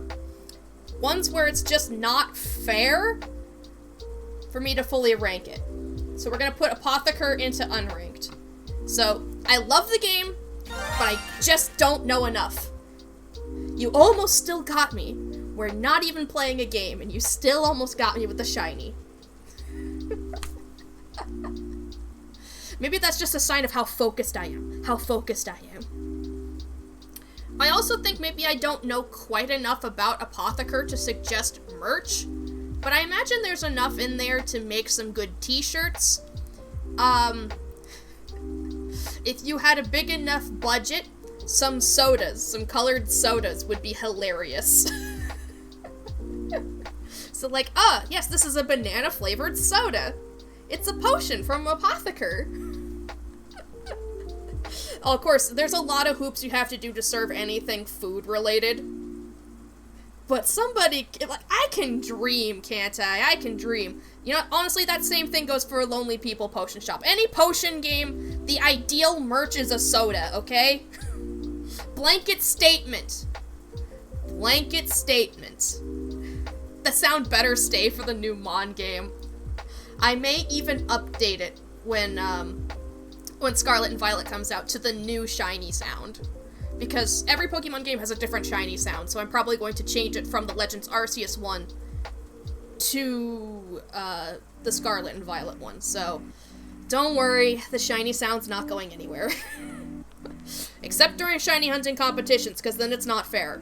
It's not fair. Alright. Let's move on to the next game, which is Little Frog Game! So Little Frog Game is a platformer where you play as a frog. You play as a frog, which means you need to hydrate. I'm getting ahead of the demand, okay? Yes, OS Frog, let's go! So, yes, you need to reach different checkpoints in a timed fashion. So, in this case, that means that it's little ponds where you refill your hydration meter. So, it's pretty generous with its time, but that is still a mechanic of the game. And there are also some secret hidden bugs to go find in the level, like that one right there. That one got showed off in the footage. If you find all those, you get to go to a bonus level. No frog jerky. Agreed. No frog jerky today. Nuh-uh. Yes, it's free. It's a free game. And let's see, there are 3 levels. There are 3 levels to the game, each with a different aesthetic. There's also a mechanic where you can use your tongue to launch to different platforms, which is notable for the platforming mechanics. So let's go ahead and talk about the actual game itself. It's a pay-what-you-want game. For what's in it, I'd price it at, like, most people would feel that it's a good deal for $1 to $2, probably, just for the amount of content. Generally, I find when I see value in games, I generally am okay with paying a little bit more, but this is me gauging what other people might pay for it, so it's around that line. You're gonna go do some uni work, you'll be back later? Alright, Snoop Pigeon, see ya! Thank you so much! Okay, so the pros is that it has an interesting checkpoint mechanic, and the tongue launches are very fun. The cons are unbalanced enemies and an outdated life system. So yes, this game has lives. Review! Like, money? Who can afford that? You're right, who can afford dollars these days, am I right? What's the deal with dollars? Let's see, this game packs a decent polish at the cost of length. The premise is you're a frog. Oh my god, you're a frog. And you have to get from water pool to water pool, or else you'll dry out and die. This adds a surprising amount of drive, as you have a limited time to reach your destination or find hidden collectibles. There's also a tongue mechanic where you can fling yourself through the air much higher than you otherwise would be able to go, giving a nice feeling of speed. That said, the enemies, such as the swooping bird and the crab, felt a bit unfair, as it only takes a single strike to kill your poor, delicate frog. There's also snails in the level you can jump on top of, but aside from a friendly expression, there's very little indication they are indeed not enemies, which could be depicted in the game slightly better. That said, it's a fun, short game, and there's incentive to play more than once if you miss the collectibles. Is it worth it? The game was genuinely good, so for free, it's a steal. I'd be happy with its cost if it was around $2 because of the short length, and highly recommend paying such to support the creator. $1 is worth $10 due to inflation. Lives in this economy? It's too real. It's too real. So how much is free worth in this? Is free worth like, is free still worth free, or is free worth like $5, $20, $100? If it's negative money, do you have to pay people to play your game? Wait, that's just sponsorships. That's just sponsorships. Hey, if your game is priced at -$, I'd be happy to play. $- games are the new meta. Let's go. Only if you're rich.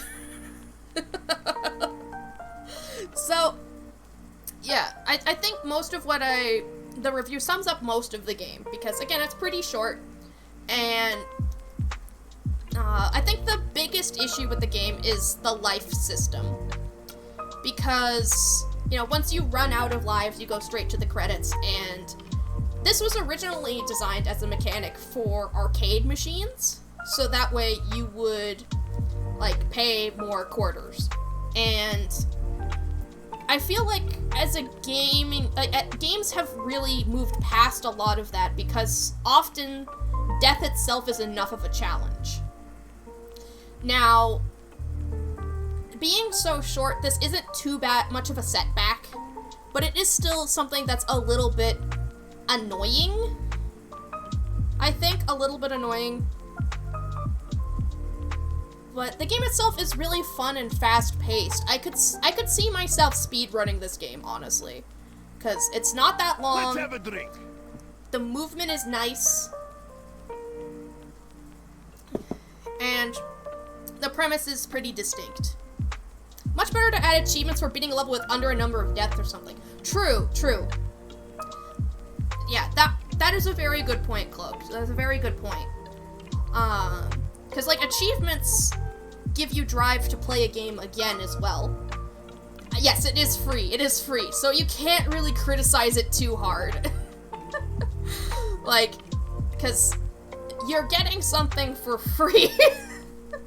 It's like when people go, like, it's like, oh, there's free pizza, but it's not Hawaiian. It's not a meat lovers. It's like, it's free pizza.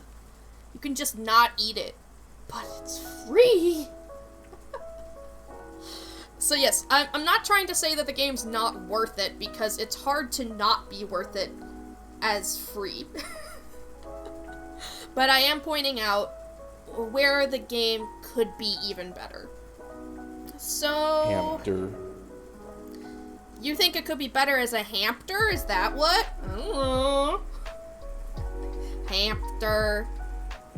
The hamster blesses us once again. Okay, here's Little Frog Game. Here it is. Where do we put Little Frog Game? Do I put it into the overcrowded B tier? Do I put it into the overcrowded B tier?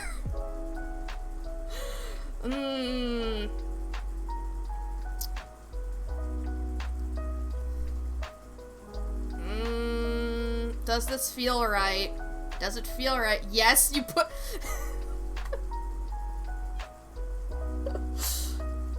Okay, do I like Little Frog Game more than Pushamo?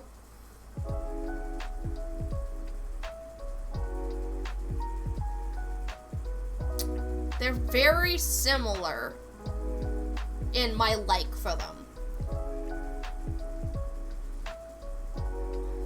You guys, I think Pushamo got a promotion. I think Pushamo got a promotion. Sometimes you need to see what the full game list is before you can really cement your opinion. Alright? You gotta compare it to everything. Pushamo got a promotion. Okay. Yeah, we gaming. We gaming. Pog, Little Frog Game was like, hey, Pushamo's my friend. Can we both be an A tier together? Alright. Let's go ahead and move on to Water's Fine. Now, this was posted by randomized user. So, as you could see there, posted by a randomized user. Thank you so much for posting footage of this game so I don't have to. Merch for frogs. Oh, right, merch for the frogs. Ooh. So, what if you put a little frog figurine in resin for the checkpoint? So it's kind of clear, like the water is in the game. You have that little figurine. Maybe even like kind of a diorama. That could work. Also, like, coffee cups themed off the water pools could also be cool.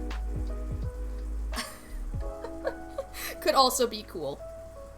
Also, here's the video for that that random user has created. Thank you so much. Or rather, randomized user.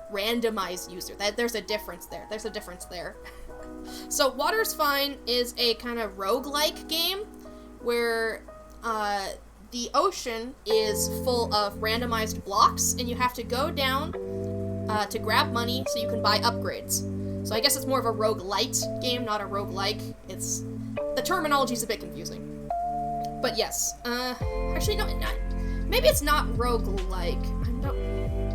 You do lose all your money if you die though, and you do have limited amounts of health, and you also have air bubbles, and that limit how far you can go down, so you need to save bubbles so you can make your way back up. it's an interesting premise for sure. But the controls I remember being a little bit unwieldy. So let's get into the review. It's at $2.50.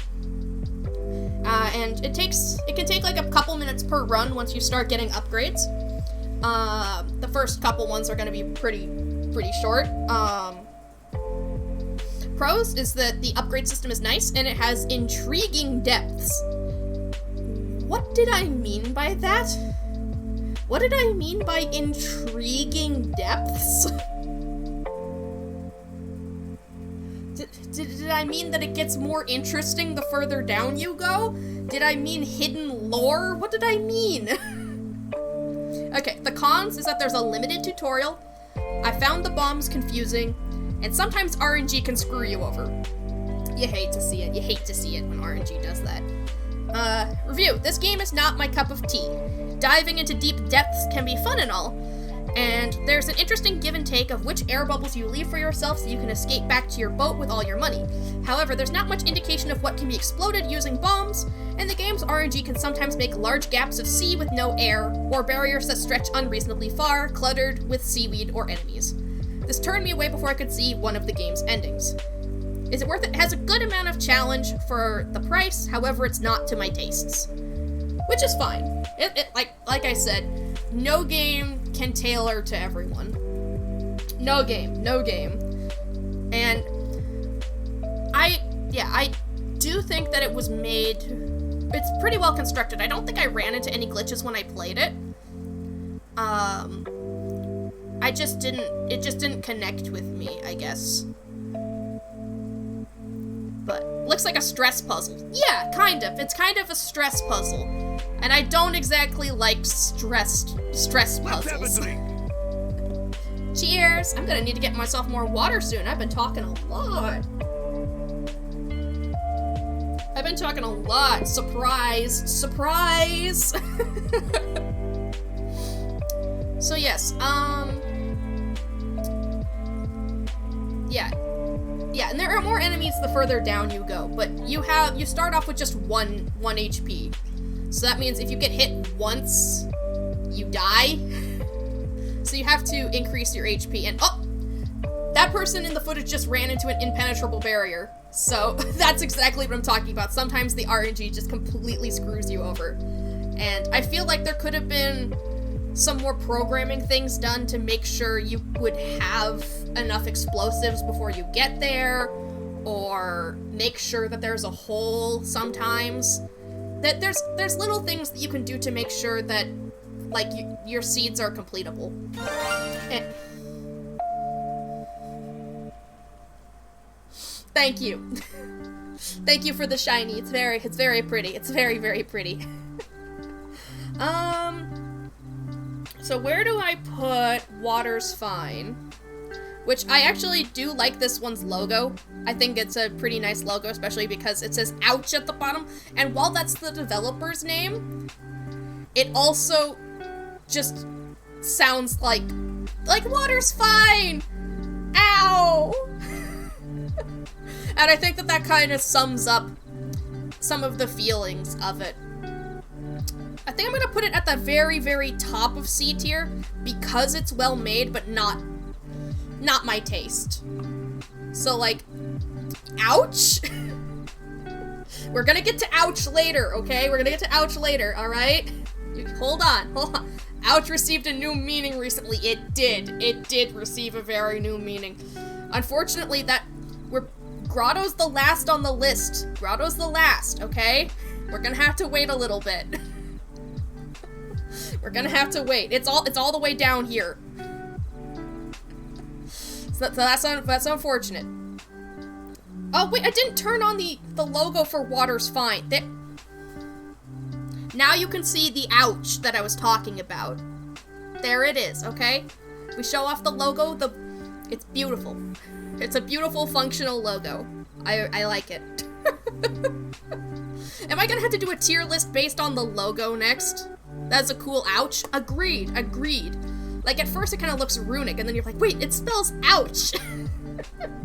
I think it's really cool. But the next game is Love 2 Kuso. Now, I never played Love 1, but luckily this game comes with Love 1 in it. And it's a precision platformer where every single level has a unique song and a different mechanic. I don't remember exactly how many levels there are in Love or Kuso, but I do know that there's actually a checkpoint system in the game.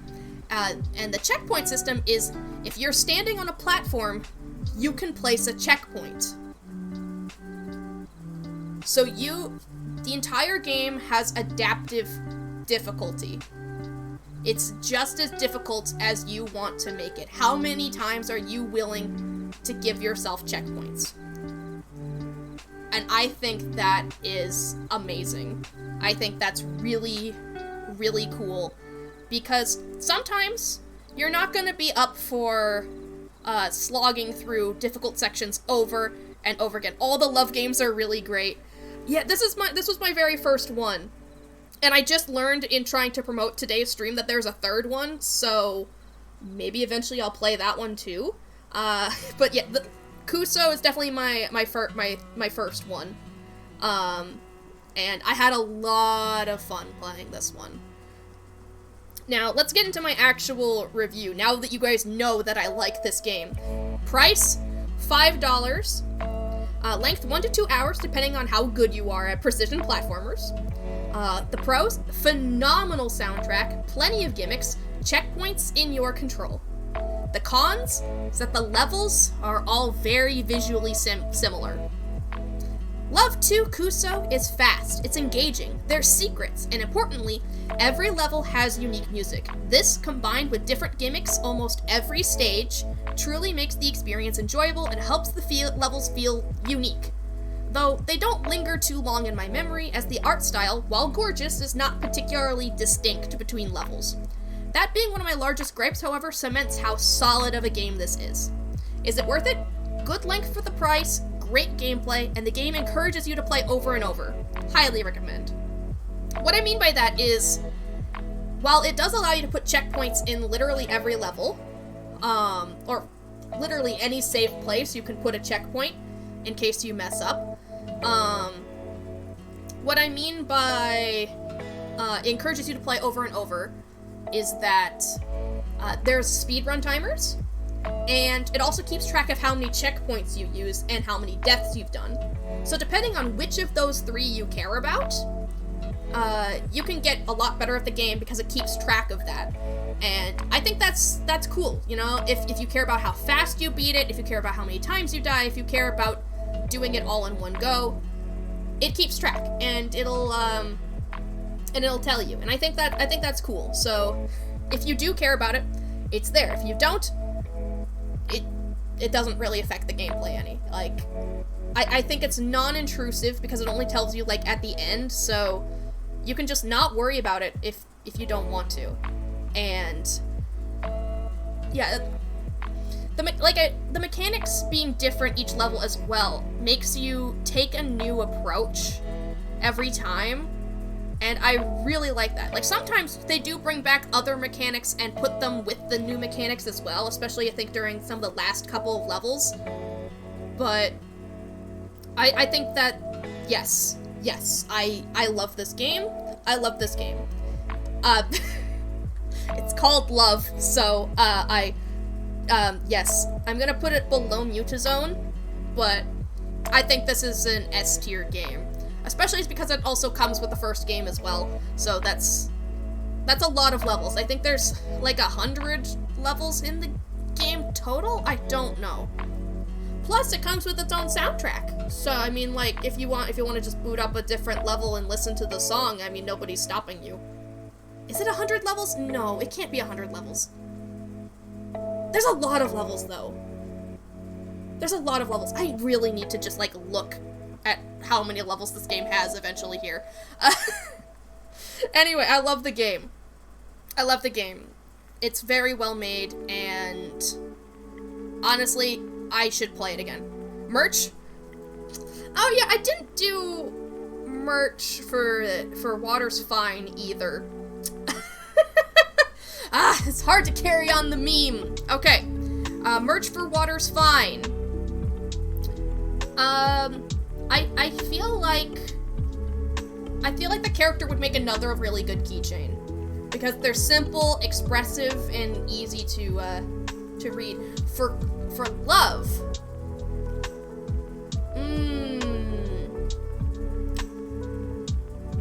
You know what could be cool?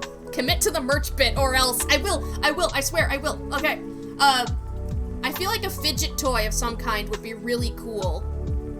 Especially with, like, the aesthetic of the game. I think some kind of fidget would work well. Maybe, like, you have, like, maybe a little button push thing, so, like, you have the little pixel figurine jumping over these buttons, which are clickable, but they look like the platforms in the game. That could be cool. And I know, like, the fidget toy kind of has, like, a limited audience, but that's what I thought of. Sometimes it's just stuff that I think would be useful for, like, because, honestly, I really do need to get myself a fidget toy. I think it would help me with video editing.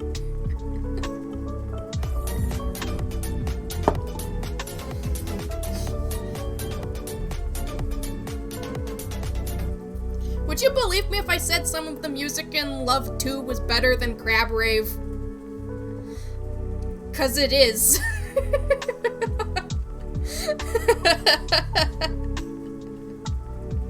Alright. I think I covered this pretty...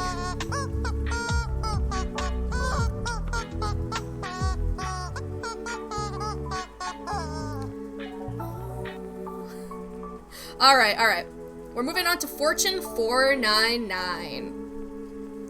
Now, this game is a RPG sort of game where you have to beat your opponents in rock, paper, scissors. But you're a fortune teller, so you can divine if, like, which one the enemy is most likely to use. And you can react accordingly.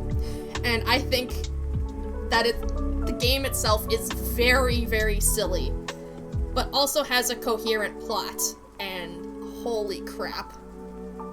Holy moly. Okay.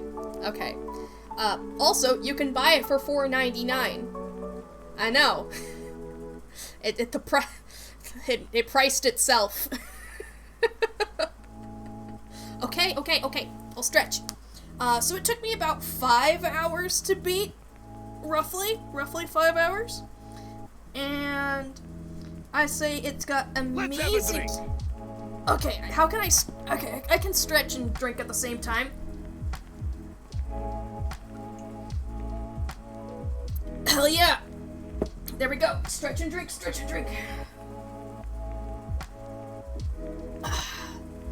We gotta combine the self-care. Combine it! So, it's got amazing humor, a great story, and a unique combat style. Those are the pros. Cons, it's technically possible to be screwed over by RNG. Technically, it's possible. So, review. This game is stunning. The humor is on point. It's easy to get invested into Cassie's story, and the combat is a puzzle of luck and strategy. The art is crisp, clean, and effective, and the tutorial is done well both in-world and in UI. The game is lovingly crafted and beautiful in its own right. Due to the nature of the game, there's always possible for your predictions to be wrong and annoyingly cause you to have to start over the room, but I never ran into any problems myself, and it's the only issue I can even think of with the game as a whole. I love it.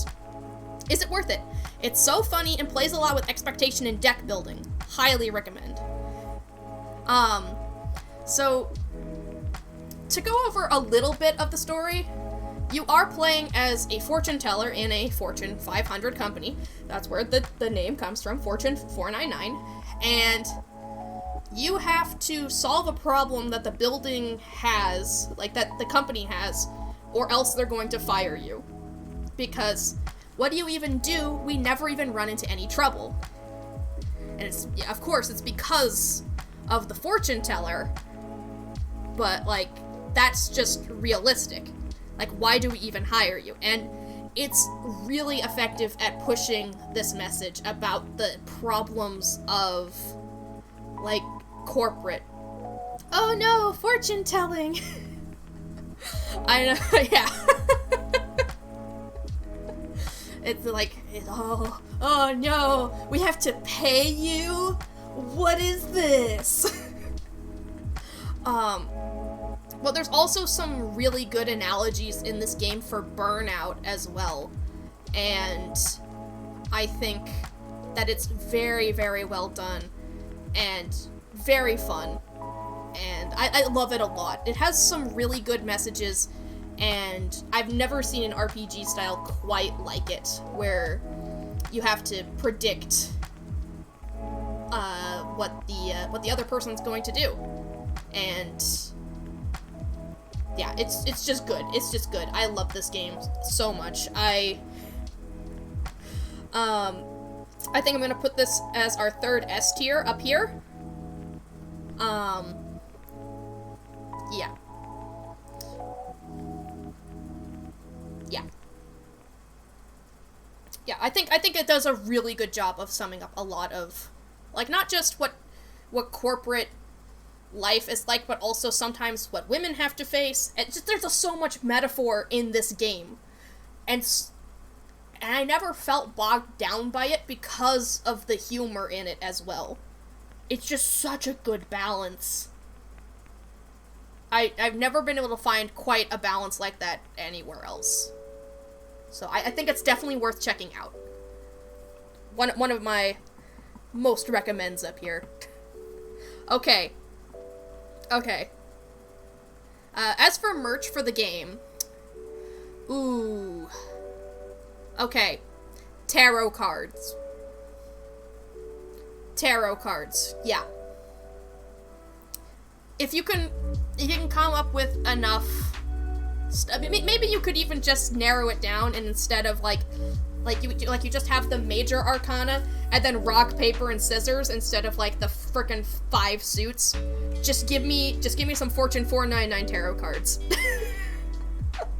I think that would be great. Like, you're perfectly on theme.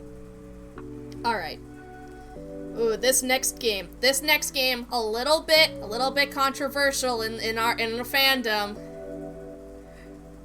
In our like little group here. We've got Taimumari. Alright, Taimumari. This is a platformer action game with a lot of different attacks and some different worlds and boss fights. Think of it kind of like in structure to Mega Man, where you unlock power-ups as you defeat bosses in a sort of in individual levels, and sometimes those power-ups would help you against different bosses depending on the order that you do them in. So that's where I'm comparing it to Mega Man. Now, I think my review of this game is probably... Hi, Joe! Hey, Chili! How you doing? We're just talking about Taimumari. Alright, so this game is priced at $8, and I did think that the Switch trailer was the best one for showing off the game, so you're gonna have to pardon the Nintendo plug every, like, minute.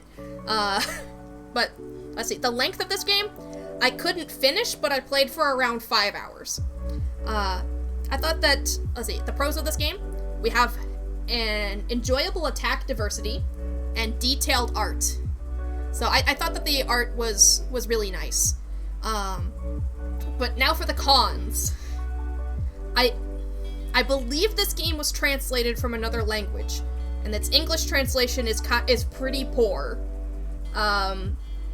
There are some times where I had some trouble understanding what was even being said. English is difficult, though. Learning more than one language, very difficult, so while it's an issue, I'm not going to put too much of pressure on that point. I think something that's much more prominent that's wrong is, in the cons list, is awkward platforming. The mini-bosses were kind of annoying. There's an inconsistent health system, and plot holes.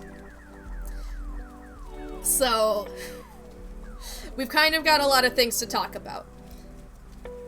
Here's my review. So, the game starts out strong, with some interesting weapon mechanics. However, the game begins to fall flat with limited healing, inconsistent damage from enemies, and very awkward platforming. Movement mechanics are incredibly limited, with the biggest one I can think of being a time reverse mechanic, so you can undo a missed jump. However, the system is awkward, and the buttons to activate such powers felt unwieldy. To a lesser issue, the plot is all over the place. Ignoring the poor translation as much as I can, every boss is supposed to have a tragic backstory to make us think about why they're doing this. However, each one of these tragic backstories, except for Two-Sided Girl, is only a couple of dialogue boxes long, and doesn't really come across as to what they're actually upset about. You need a time traverse mechanic IRL. Don't we all? You just fuck up and say something you don't mean. You just mess up and say something you don't mean, and then you have to live with it for the rest of your life. Alright, where was I? Right, doesn't really come across as to what they're upset about. Not to mention the bad guys supposedly have stolen control over time. You should just kind of lose at that point. That's a very OP ability to just have. And I don't see how lasers and swords are going to fight against time manipulation. All in all, the game has some good parts, but there are a plethora of issues that bog the game down and make it a slog to play. Is it worth it? I didn't particularly enjoy this game. The length is fine for the price, especially since after beating the game, you do unlock other characters, if you're interested in it. But I personally would wait for a sale. I think that sums it up pretty well. Like, I could see some people actually really liking this, but I don't. One of the things I don't mention is that there is a... You just reversed your birth? Oh, wow. That's a lot of undoing. I think we are going to need probably, like, Infinity Stone level, like, time manipulation for that one. So, I think I can sum up a lot of what I didn't like about Time Umari with its final level, or at least what I think is its final level. So, there's in this final-ish level, there's a lot of very difficult platforming. So, imagine, if you will, you also have a little bit of a floaty jump. So, meaning that I think what I mean is, like, moving up is slow, and moving down can be a different speed from when you're moving up. I think that's what makes some games' jumps feel a little bit floaty, is, like, how different it feels between moving up and down. Of course, it varies depending on game to game, but when you have precise platforming with, like, spikes that can two-shot you, or falling into a void which one-shots you, or any of these kind of issues, you need to have well-refined movement controls. And I don't think Time Umari's are quite tight enough, quite responsive enough. And I think that's the game's biggest issue. Like, I can laugh at a bad plot. I can forgive it, because, like, if the game is good, it doesn't necessarily matter what the plot is. I just think that that's one of the biggest issues, is that you have these intense platforming sections with a... Right, it also has a life system, so precision platforming with lives is not fun. You don't have to start the level over, but checkpoints are few and far between, so that makes this really, really annoying. So, ooh, I think I'm gonna have to put Time Umari below Water's Fine. Yeah. Yeah. I know I haven't put any games in D tier yet, but there's still time for that. We still have quite a few games, as you can see, for us to go through. I don't know if I would call Taimumari D tier, though. I don't...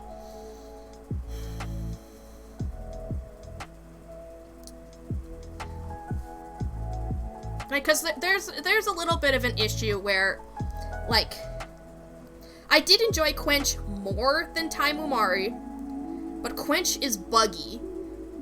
And I don't think Taimumari was really that buggy. So, which do I value more? Overall fun, or more polished fun? And I think I'm going to go with fun overall. Fun overall. I think that wins. If I was going to be a stickler about games with bugs, then... Like, and charity. You're right. For charity, of course, Quench goes up. Of course, for charity. Yes, that's a very important point. Okay. As for Taimumari merch, I feel like you could probably sell just about anything that has a cat girl on it. I don't think your options are that limited.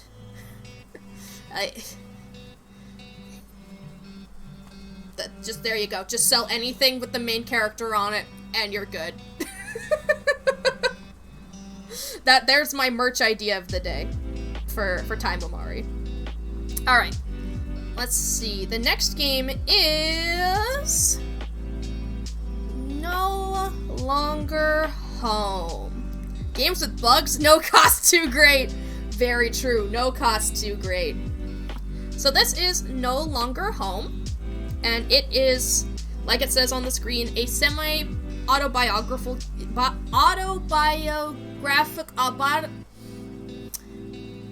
Why is that word so long?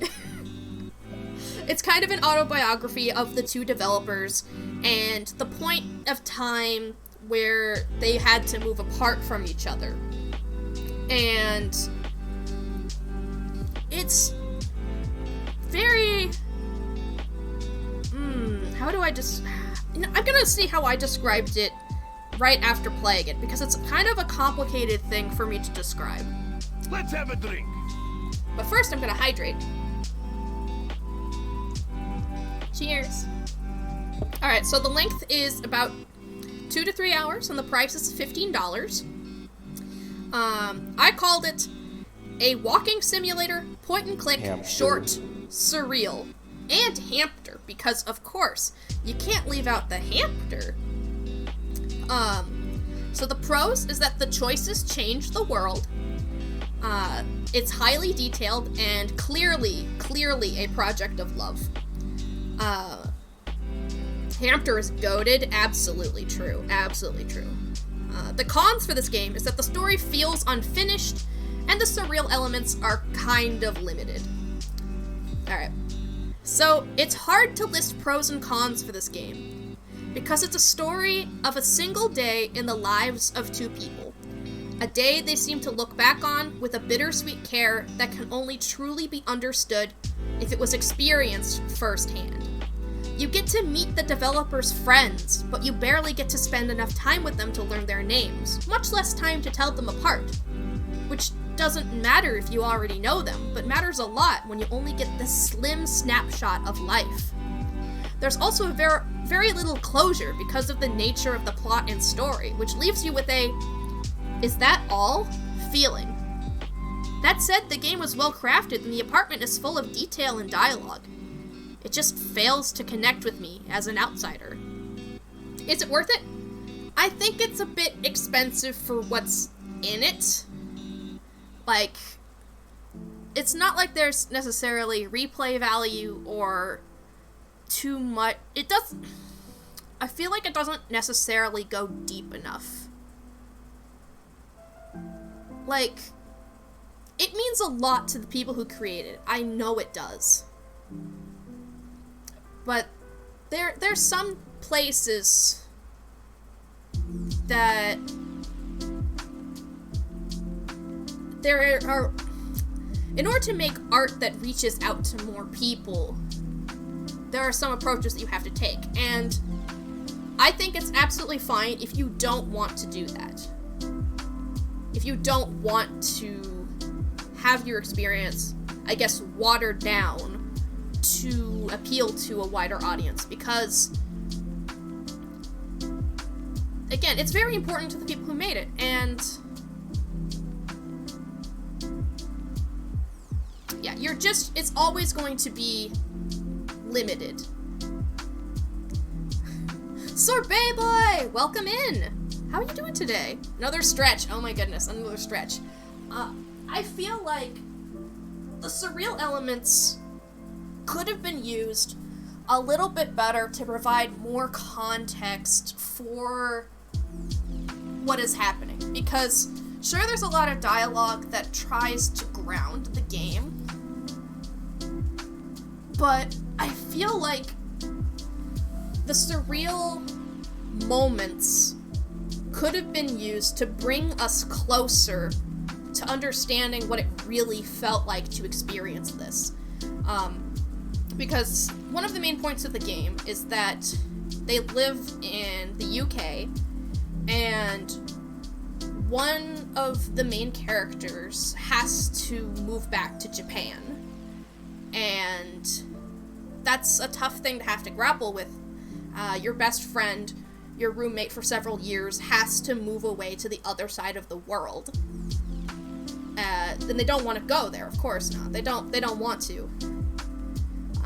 But they have to. And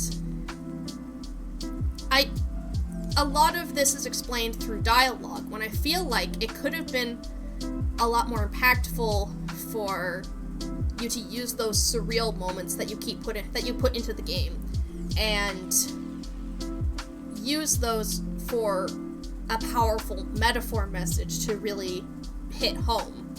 And the game doesn't do that to an extent that I think it could.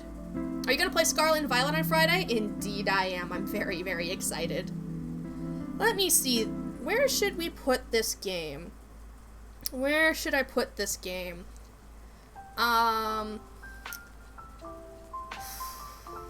Okay. I think I've kind of bogged down what C tier means, and I think I need to put...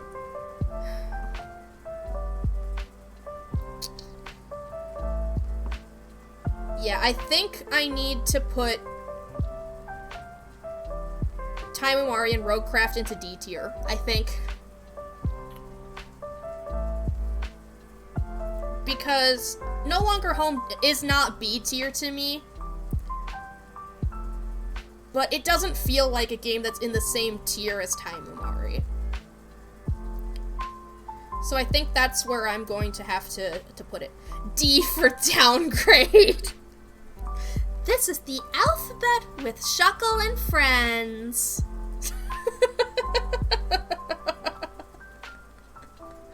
This is... Together, we're gonna learn what A truly means. And of course, that B is the best letter of the alphabet. That's why it's second. Wait. Did anybody proofread this script? Alright. So, moving on. This is a moment that people have been waiting for. We're going to be talking about Rune of Eternity! Now, we did play another game made by these developers, which was Arlo the Rabbit. Bravo. Bravo for me for my acting. Thank you. I appreciate that. But yeah, okay, so Rune of Eternity is a Zelda-like game, where you have to find these 6 pieces of the Rune of Eternity and save the world. This one was solely by you. Arlo was solely Josh Animations. Right, okay. Okay, I made a mistake. Okay. But you guys are friends. So, okay. Look, I am open to being corrected. Look at me. This is called saving face and being wrong.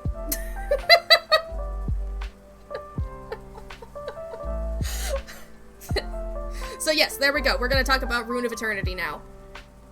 You're totally friends and work together a lot though, so it's good. I think that's part of what made it confusing, is that I think it's on this, the promotional is on the same YouTube channel. I think that's part of what made it confusing. Look, it's you! Look, it's you, Crooked Beaker, it's you! So, yeah, it's a Zelda-like game, and, yeah, you have to collect the 6 pieces in the 6 dungeons and save the world. So it's an approachable, easy to understand, premise, and, there are different spells that you can pick up and use them to defeat the dungeons in any particular order that you want. So it's kind of an open world type aspect. And let's look into the stats here. It's priced at $5, and its length, it took me about 6 hours because I had trouble finding the crater dungeon. I think what happened was I fought a mini boss in there and thought that was the only thing in there, and then I didn't actually find the entrance to the dungeon. So that tacked on a little bit of extra time. But for my pros, it has a fun toolkit, solid puzzle, and good zones. Why are zones in quotation marks? Why did I put zones in quotation? The game has zones. It doesn't have zones. What am I trying to imply? What makes a zone a zone? The cons is that there's no fast travel. Checkpoints are few and far between if you don't know what you're doing. Strange difficulty curve. And limited memorability. Interesting. I didn't remember that one. Posture check. Catty. Thank you, Giggle Klutz. Let's see. Review. Rune of Eternity captures some of that early Legend of Zelda energy, hacking your way through fields with a sword before you can get yourself stronger and better weapons. However, as an open-world approach, the game begins to struggle as there is no adaptive difficulty in either the overworld or the dungeons themselves, meaning the final overworld dungeon of the game is prone to being rushed through with ease, while the first dungeon or two can be notably difficult. There's also a lack of direction for some parts, which meant I had to wander for some time to figure out where the next dungeon was and how to get there. But otherwise, there are no glaring bugs. It could have used some polish, but it's still a decent Zelda-like. Is it worth it? Good length for $5, not a bad game to grab. I think that sums it up quite a bit.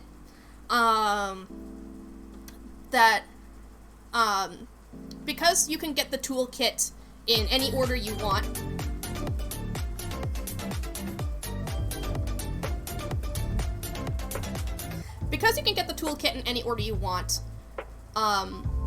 it means that the later dungeons are going to be a lot easier than whichever ones you take on first.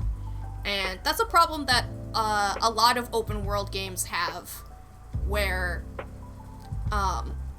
like you can generally predict like what dungeon they're likely to visit first, but then after that you have no idea.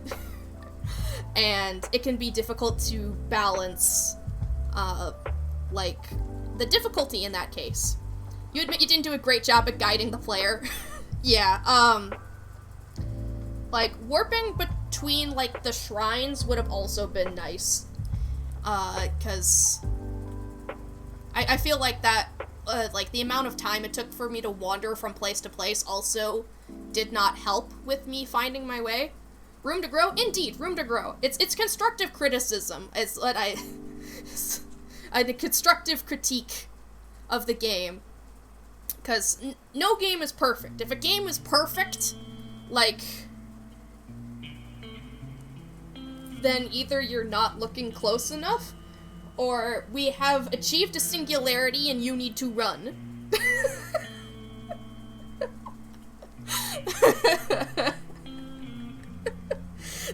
That's my explanation. But yeah, in general, I think it was pretty good. First major project that you did, mostly solo, so it's bound to have some issues. Yeah, I think this is definitely something to be proud of. Because, like, I remember using the magic and it feeling pretty nice to use. And I think the bow was also really good. So, I did like the combat and stuff. Yeah. A really good first project. It's a miracle any game is finished. It's so hard. I can only imagine. I can do basic HTML.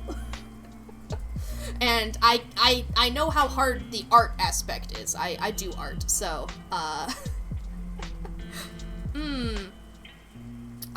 think,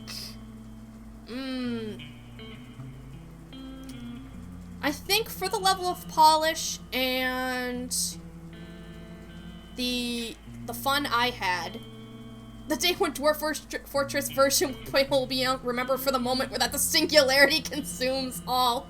Oh god, the perfect game is coming next month? What? Oh god.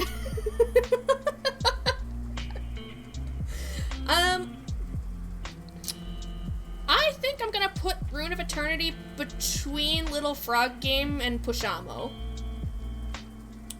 That's not just because you're in chat. I'm gonna preface that. I think the polish is a little bit rough, but I think it's really solid. Merch idea? Okay. The first thing that came to mind is a puzzle of the Rune of Eternity, so you have to put it back together.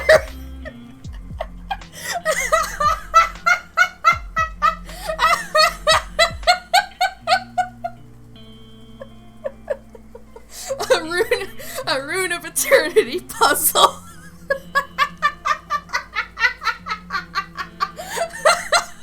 You can see it though. Yeah. If it's actually just the rune itself, that would be a really annoying puzzle. But that just means I would get to make a TikTok about it.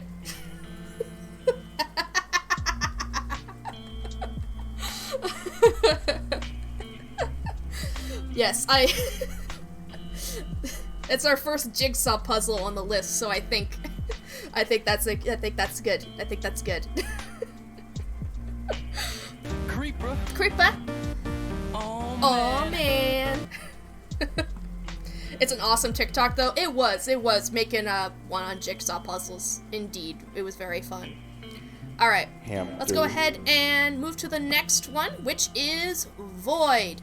This is not the trailer for the game. I could not find a trailer for the game. This is this one actually a trailer of the game? No, this is actually me playing for the very first time. And the game in question is called Void. I do have links to the game if you want it, !TGT, because it's very hard to find a game just named Void. There's a lot of games that like to use this as a title. And the premise of the game is that you are in a black field, and you can try to figure out where the platforms are by launching projectiles and jumping and changing your color. So, as you can see, the whole point is for it to be a little bit confusing as to where you are. And at the start, I thought that this was pretty cool. And, of course, that's why I played. Oh, God. Yeah, see, there's two responses, like, oh, that's cool, and, oh, no. So we'll see what kind it is here by looking at my review. So, price, $1. So, I was really confused at first, but you really like the idea. Yeah, I think the idea has promise, and that's why I decided to play it. But we got pros here. It's a great core concept, and there's also the helpful color change mechanic. Every single time you fire a projectile, you change color, so that way you can see where you've been a little bit more easily and where you're going. Cons, hard to find with the very basic name, and clunky puzzle mechanics. This is going to be hard to explain because of what you see when you're playing this game, okay? So, again, I think the concept is really good, but let me read the review. When I played this game, I adored the simple yet puzzling platforming. Shoot a projectile to find hidden platforms and make it to the goal. However, things devolved quickly, as moving platforms were added. They weren't moving in the traditional sense either. These platforms seemingly came to you while you felt frozen on the x-axis. I don't really know how else to explain how clunky this felt, but in addition to this, the moving platforms also cleared your trails as they moved through them, which is in defiance of the entire premise of the game, at least how it felt pitched to me. When I made it to World 2, a sort of screen wipe mechanic was added on top of this, and it compounded with the moving platform issue. I unfortunately did not enjoy the experience past the first 5 or so levels. Is it worth it? I wouldn't play again, personally.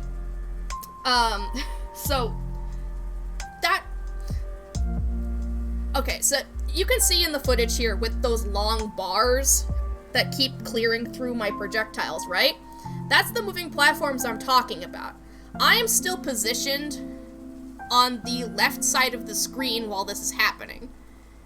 It doesn't make sense to my brain to have a static background, because I feel like I am actually moving, but what it really is the platforms are moving to you when you're pressing forward.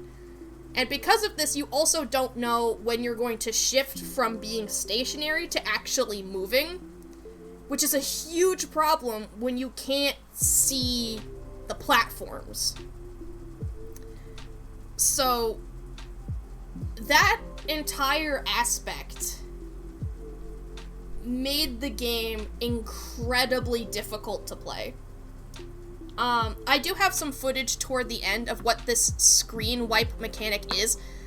Good job, Shuckle. Good job having a cursor in the middle of your game footage for, like, this entire time. Way to go. So here's where we start to get the screen wipe mechanic. So everything you do gets wiped away after a couple seconds. So not only do you have to navigate like this, but you have to also memorize it. And I think that's where the game really starts to struggle. It's a really good core concept, but it needed a little bit of work in order to get to the execution. Which is why I think I'm gonna put Void above Taimumari. Yeah, I think I am. Maybe that's just because I played more Taimumari. I'm unclear on that. I'm unclear. Yeah. I'm fine with putting it in D because if they revisit the same concept and polish it up a lot more, I think they've got a really good premise. Merch. For the merch idea, I think you should sell one of those things where it's got the black goo inside and the rainbow background that you draw on, one of those, but Void themed. There you go. I do know a game that has a similar premise to this one, called The Unfinished Swan. So, if you do want something involving, like, being able to actually see where you are, Unfinished Swan is a very, very good game to play. I don't think it's even fair to compare the two, really, because Unfinished Swan had, of course, a much bigger budget, but I feel like it's worth acknowledging as probably what might have inspired it or what it could have wanted to be. Seeing stuff? No thanks, B tier. I'm sorry, but in order to reach B tier, you have to be able to see. Oh no! Wait, no, but then that's C tier! Okay. For the meme, I'll put it at the bottom of C tier. Because the whole premise is being able to see where you're going. I'm willing to go with that. I'm willing to go with the meme. Alright. So next up is a game called No Place Like. And I realize now that I forgot to put in the actual thing for this, okay? So hold on a second, because it's not a video. I didn't prepare a video for this one. It's an important clarification, I guess, to explain why it's taking me a minute to switch over here. I forgot to put in an image. Oh, that's really big. But this is basically what it is, alright? I can just leave Void going on in the background. So that is No Place Like. And, it's basically a tech demo. So right off the bat, I don't think it's fair to compare it to anything else because this is somebody playing around with mechanics and figuring out what works. I just thought at the time it was a game, so I'm putting it on the tier list. And I'm gonna put it into unranked because mostly it's a person who's playing around with their art and making a game out of it. Now, it's name your own price, so it's free. We're gonna do a little bit of stretch. Oh, yes. It took, I think there's about 5 minutes of content in it. The pros is that you got an adorable art style, it's relaxing, and it's free. Shuckle, you don't need to put free in the pros. Shuckle, you don't need to put free in the pros, they can see. No Place Like is not a game B tier. It's not a game B tier. Now we have the qualifications for what makes things B tier. And it has to not be a game in order to be in B tier. This completely restructures the entire tier list. Let's see. Cons, barely a game. Can't make coffee. This is pitched as a point-and-click game where you can make as much coffee as you like. However, it is not actually possible to do so. Interactions are limited to clicking on anything in sight to obtain the 6 hidden coffee beans. You can also pick your own coffee mug from a dozen options, and it will be positioned in the background. While a nice tech demo, it is not a full game in any sense of the term. So, yes, it is pitched as a game where you make as much coffee as you like. However, the creator could not figure out how to program making in coffee. Merch is a coffee mug. I think merch is commissioning the artist because they did a really good job. That's the merch. Buy a commission from this person. Baked bread on itch.io. Buy an art commission from them. Because I think the assets are really great for the game. I think that it just lacks on coding experience. Bread. there is indeed bread. And yet you can interact with a bunch of stuff in the game to like make it shake and stuff. There just wasn't enough footage for me to really warrant making a video of it. So I have this PNG instead.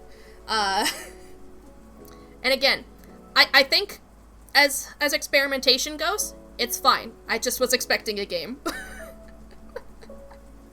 Breb for burbs? Good point. Snoop Pigeon, go ahead. Take the breb. Take it. Enjoy. Feast. So there we go. I don't think it's fair to compare it to any games, so that's why it's going to be in unranked. As an art piece, it's fine. It's just fine. It's very functional. So the next thing on the list, we have MacBat 64. So this game is in the style of those 64 Rare games. You know, kind of like a Banjo-Kazooie kind of, that sort of style of platforming. Burb, well, now we have a bat instead of a burb. So, I hope they get along. I hope they get along well. So you have to go through different worlds to collect keys in order to go and defeat a watermelon. I kid you not. You have to go defeat a watermelon who has stolen the supplies of water on the planet, I think. Or are they just making more water?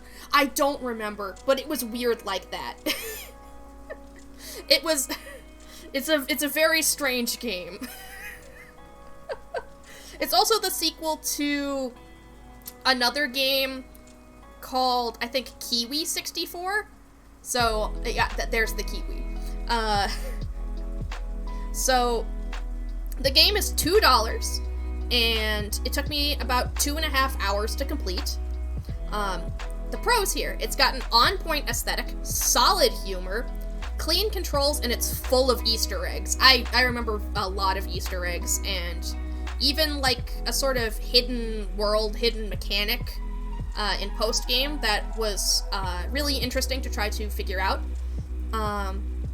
The cons is that the camera can be difficult. Let's see, and for my review, I missed out on these sort of games back in the days of the Nintendo 64, simply because I was probably a little too young and I didn't have one. So being able to play a game such as those with a couple modern-day conveniences was a wonderful experience. Flying was well handled as basically an extended jump, and the levels all had unique aesthetics and short stories. The camera could be a little annoying in a select few locations, but at that point, it was just true to form. Is it worth it? This game is a love letter through and through, and I highly recommend it.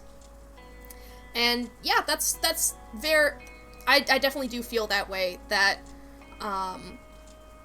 it's very well polished, and I don't think I ran into any bugs, and things felt intuitive and easy to do. Highly recommend, so B tier. For you, I will put it into B tier for just a second, okay? For just a moment, it's in B tier, but then it graduates. Then it graduates from B tier. I think I like Kuso a little bit more, but I think the level of polish does maybe.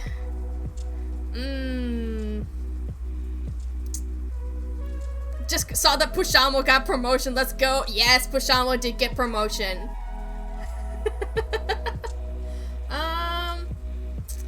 It's kind of a close call between S and A, because it's somewhere in here. I think I'm gonna put it in S. And as we put more games on the board, I think we're definitely over halfway there. Holy crap, there's so many games. I just saw a couple of the games that I still have to cover, so I think I am gonna put it as like the top of A tier, because some of these games just have an edge of something more that I think will make them S tier. So We're gonna get to those in a second. Starting with Circa Infinity. So this game is the first in what I would like to call... Oh, I forgot one thing though about MacBat is the merch. Forgot about the merch. The bat merch. Yeah, you can make a bat plush. Make a bat plush. He's got a monocle. He's cute. Give me the MacBat. Give me a MacBat plush. I want it on makeshift stat. Back to Circa Infinity. This started for me a rabbit hole of games that take place on a circle, okay? I didn't know this was a genre that I needed to explore, but apparently it was. So the premise of this game is you are on the outside of a circle, you go inside the circle, and then you jump to get to the next circle. It's infinite, you know, Circa Infinity. You keep going further and further down. And, it's really, really trippy, and it's kind of action, kind of puzzle, and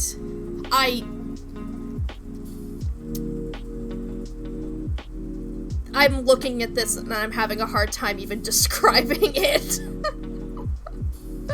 So I should probably let my past self see here. The price is $5 to $11 depending on platform. Was it on sale somewhere and I didn't understand, or does it actually have a price difference depending on where you grab it? I don't know. But the length, I estimate about 4 hours. I probably spent like 2 hours on it to get halfway through the game, so that's where the estimation comes from. No, not Clam Man. No, not Clam Man. No, not Clam Man. No, we're not doing Clam Man yet. No, I know you're eager. Clam Man. I know we've been waiting for this the whole stream, but not Clam Man. No. Hold your horses. Hold your dang horses. We're talking about Circa Infinity first. Alright. So I estimate that this game is about 4 hours long. Probably a little bit longer because of the difficulty.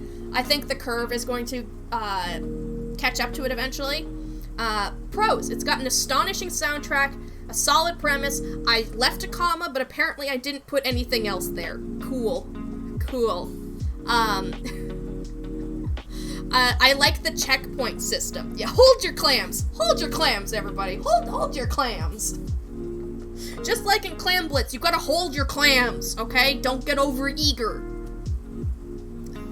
So the cons for this game are eye strain and control confusion. So I don't know if anybody else has played a game that takes place on a circle, but control confusion is definitely the name of the game. Okay, here's my review. In this game, you walk around the edge of a circle and attempt to go further and further inward, using jumping and diving mechanics depending on if you are inside or outside of a circle, respectively. The enemies are distinctly shaped, so at a glance you can tell what you're up against, and a speedrun timer will add extra replay value. They're all amazing pluses. That said, any game on a circle suffers when it comes to left and right movement, as when you're upside down, the controls feel flipped. I don't know if there's any way around this other than practice. A vibrant challenge to those who are looking for something new. Is it worth it? Yes, with 60 levels and new mechanics every 10, the game feels fresh the entire time. So, yes, there's definitely a puzzle element to Circa Infinity that keeps it fresh and keeps it engaging. Like, at first you start off with one person, then you have to juggle 2 people, etc., etc., and I feel like those sort of mechanics are really, really great at keeping you engaged for longer.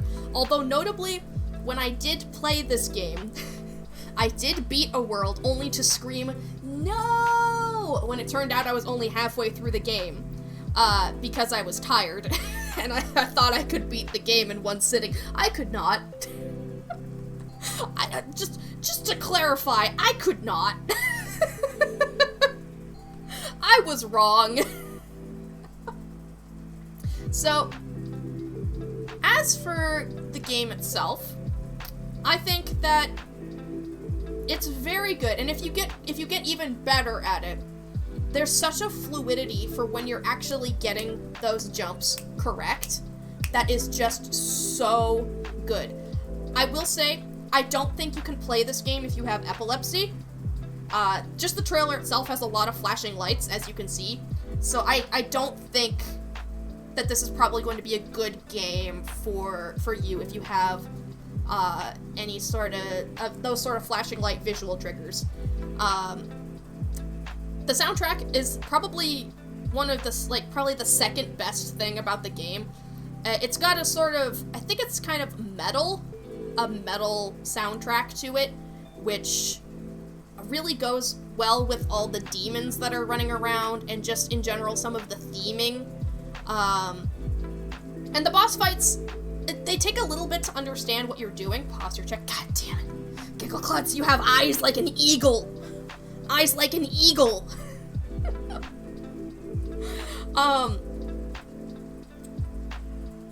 Yeah, okay, so one of the things that I did mention is I do think that the controls, like being on a circle, it's really, really hard to distinguish between left and right.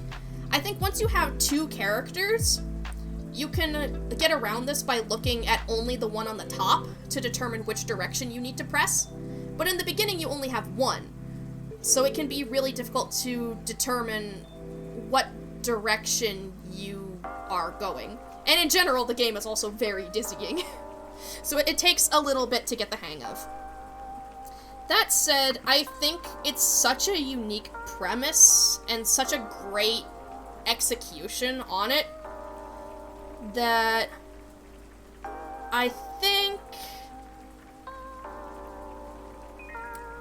Macbeth's a bit better. I think it's a bit better at least for me. Circle merch. I think some sort of keychain would be great. I think the logo is very perfect for a keychain. Just with the circular nature of it, works very well. But I could see a coffee mug as well working good if you could get it printed as a circle through the inside with all the little demons on it. But like then when you're drinking from it, you'd slowly uncover more and more layers. But at the same time, you're printing the inside of a mug, and not necessarily the outside, which can turn some people away. So there are my merch ideas for Circa Infinity. The merch ideas. They never stop coming. Alright, everybody.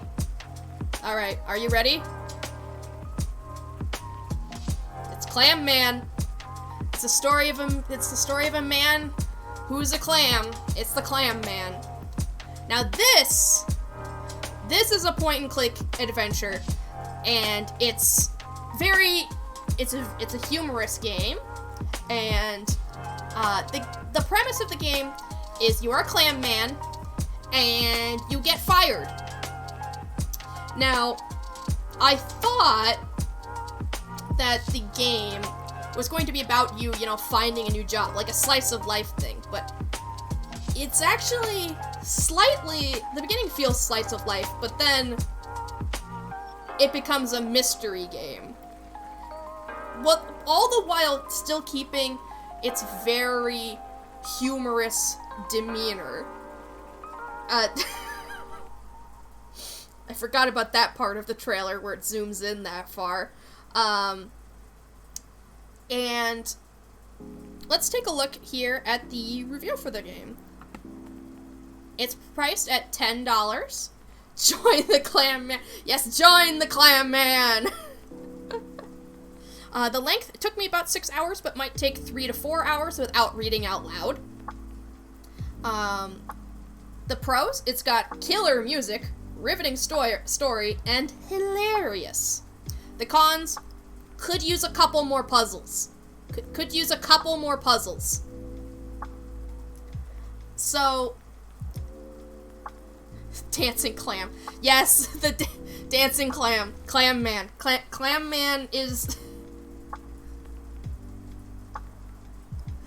Dancing Clam Man is probably one of the best parts of the game, but I think we're getting ahead of ourselves. Alright, review. Clam Man is hilarious. A goofy world full of vibrant characters and a story with good pacing and jokes that constantly had me laughing out loud. There is slightly awkward backtracking at one point and a couple of items I never used or knew what to do with, but overall the game is well constructed and I loved every minute of it. Is it worth it? Yes! This is the kind of silly that's hard to find sometimes, and it's well worth the price, though some people might find it a little bit short. Like, it depends. It depends on perspective. On, like, whether or not it might be worth the price for length, but I think it's worth it. Because there's a lot of just silly instances. like the sandbag fiasco, where do you want to buy a, would you like to buy a sandbag, or would you like to buy a tiny rock cloth container? Which would you rather buy? It's very important. That they're so different. The two are so different from each other. Here's the selling point for you. The sandbags are organic.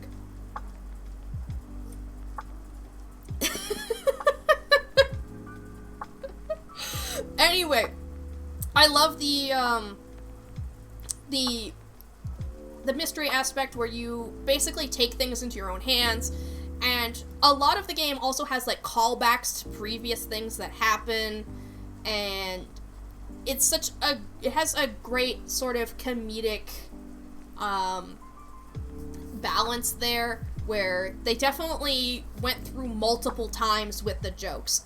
So that's a really important thing when you're making a comedy game, is not just throwing stuff at the wall and seeing what sticks, but making sure that there's enough build-up for some of your jokes to hit. And I think that's one of the things that Clam Man does excellently. Does very, very well. So I do think Clam Man is a solid A tier. Probably above Macbat.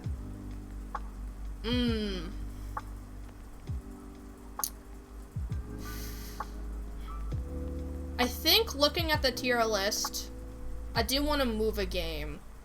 My god. I'm gonna leave you guys in suspense while I stretch. This is your punishment, JK. I want to move a game. I'm gonna move a game. Alright? We're gonna move it. We're gonna move it. Gonna stretch up. And slowly lower down to your sides. And over. Stretch, and back. And stretch. And back. And roll them shoulders. There we go. And the thing I'm gonna move is Little Frog game down to B tier. The reason why I'm deciding to move it is because of the length of the game. Doesn't really exactly match up with the other games that I'm putting into A tier. And I think that's what's gonna make me put it into B tier. Not quite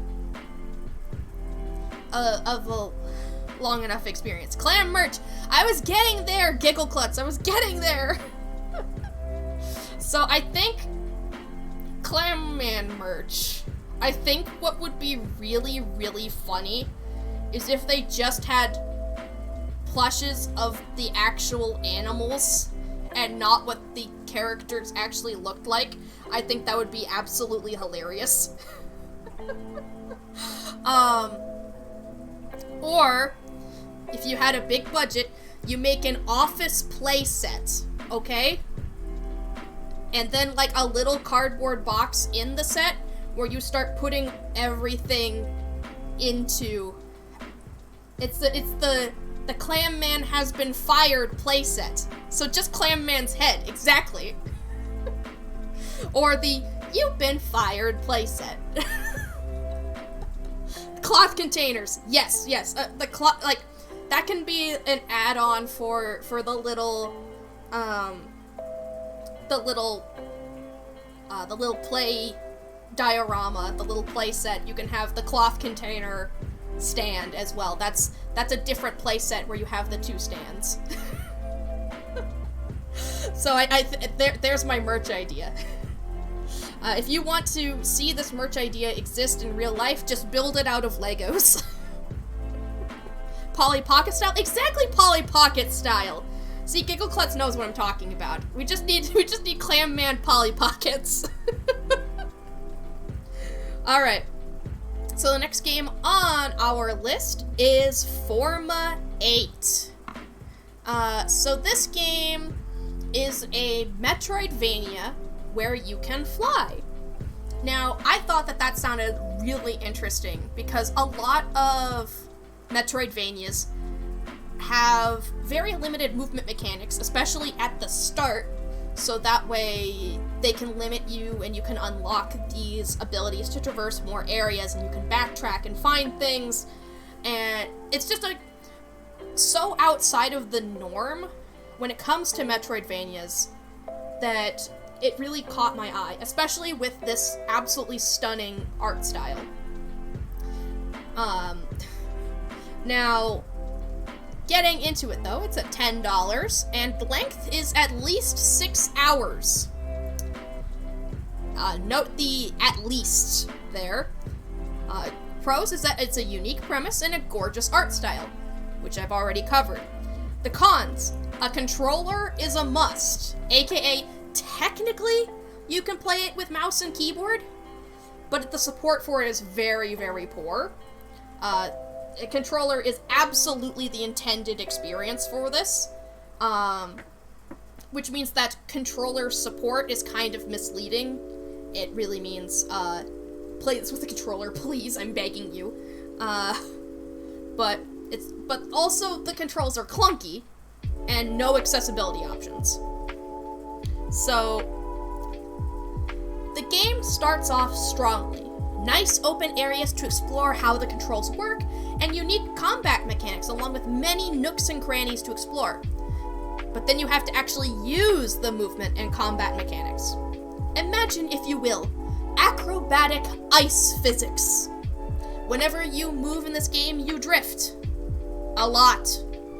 You must make wide turns if you are moving literally anywhere, and combat relies on you using your movement in particular ways. Just as soon as I got used to it, I got a speed modification that makes me go even faster. This makes combat nearly impossible for me, and unfortunately, I was unable to complete the experience. Is it worth it? Not in my opinion. So, like I mentioned, you drift, okay? So, if you tap your control stick, your Forma, the little robot, is going to drift for about 5 more seconds as he slowly slows to a stop. This means that if you want to go and then stop, you're gonna have to move in one direction and then quickly tap the other direction to pull to a stop. And it feels so unnatural, and I didn't really like it.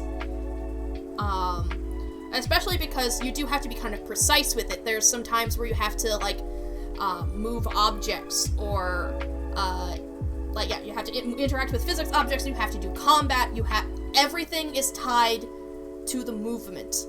So, which means if you can't quite get that to click, it makes it very hard to complete the game.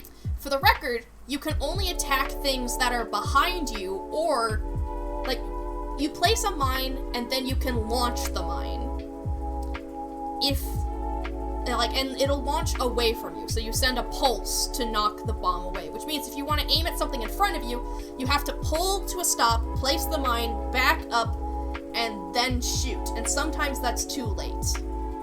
So, it's very, very difficult to actually perform combat in the game, and I feel like one of the things that could have helped is the ability to stop. I know, wild concept, but if they had dedicated a single button on the controller to making you steady yourself, I feel like I could have tackled a lot more of the issues that the game was presenting. Because then I could back up just a bit and stop, and not go any further. It's, if you're using a controller anyway, alright? I believe I was using, these 3 buttons, and this control stick, okay? If it had made me, use a trigger to hold still, I feel like the game would have been improved dramatically. So I was halted in my progress in exploring the game simply because I think I ran into a puzzle that I couldn't solve, or maybe I defeated a boss, because I do remember a boss and then not really unlocking anything that I could really utilize. Maybe it didn't do its drop, maybe I couldn't find where I was supposed to go then, but I kind of got stuck and I couldn't figure out what I was missing.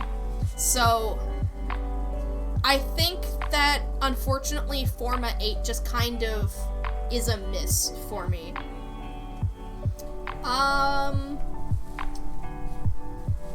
Let me see, where do I put it? It's really interesting because I feel like this game has the most production value for, like it's so smooth. This game is so smooth and its aesthetic is so, yeah, I feel like when I'm saying that like, it has a high production-ish value, I feel like, yeah, it does. Maybe that's just the art style that I'm thinking of, but I feel like that it's going to be one of the most polished games that I put this low, which hurts.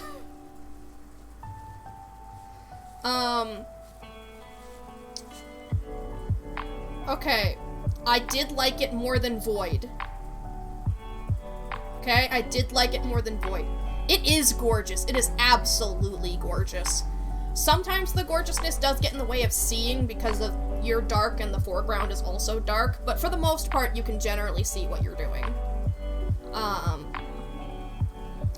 Yeah, the art style is fantastic. I enjoyed it more than Quench. I enjoyed it more than Water's Fine. I think it just does, aside from the meme, it doesn't make sense to put Void in C tier, so we're gonna put it in D. We're gonna put it back in D. Okay. Guys, we're almost down to one row of games left, alright? Grotto's the only one left down here, so we've almost made it through. We've almost made it through the list. Let's go ahead and move on to the next game. Merch. Commit to the bit. I feel like you could make a marble tabletop game using this as a core concept, okay? You could make a marbles game, and it would share similar physics. That's a selling point right there. It's works just like the game. So, play marbles with the Forma 8 style. It's perfect. So the next game we're going to be playing is Cube. Now this game doesn't have a trailer, but I did play it myself, so this is my footage, albeit slightly sped up. And it is a top-down kind of adventure game where you go around the world and try to find hidden cubes, hidden pieces of the cubes. And you need to go and collect all of them to basically save the world because all the robots are dying. One of which is, in fact, you, I guess. You are a robot. I think. The lore is a little bit obscure. It's a very short game. I'd say around 15 minutes, but it's a pay what you want, so that means that you're automatically getting the price, like what you want for your money. So like you could totally buy it and then pay for it at what you think is appropriate.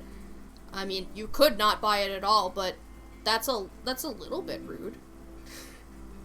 The pros is that it's got a nice lore and explore at your own pace, but the cons is that it's not a very distinctive name, like Void before it. It's very difficult to find a game that's called Cube. It's a little bit difficult to find. And it's also got clunky diagonal controls. I forgot about that. One of the things that you learn in this game is that you can go diagonal, and you have to kind of tap two directions at the same time, and it's a little bit awkward. My review? A simple game with a simple premise. Go and find the pieces of the core to restore power to all the robots. It's a nice experience, but doesn't have much in the way to make it unique. That said, I enjoyed it. And yeah, I feel like this is one of those games that doesn't necessarily have to be too much more than it is. Because, yeah, there's a lot to the world, and it's very consistent in that, like, oh, that's me discovering I can actually talk to people. Yeah, there are people in the game.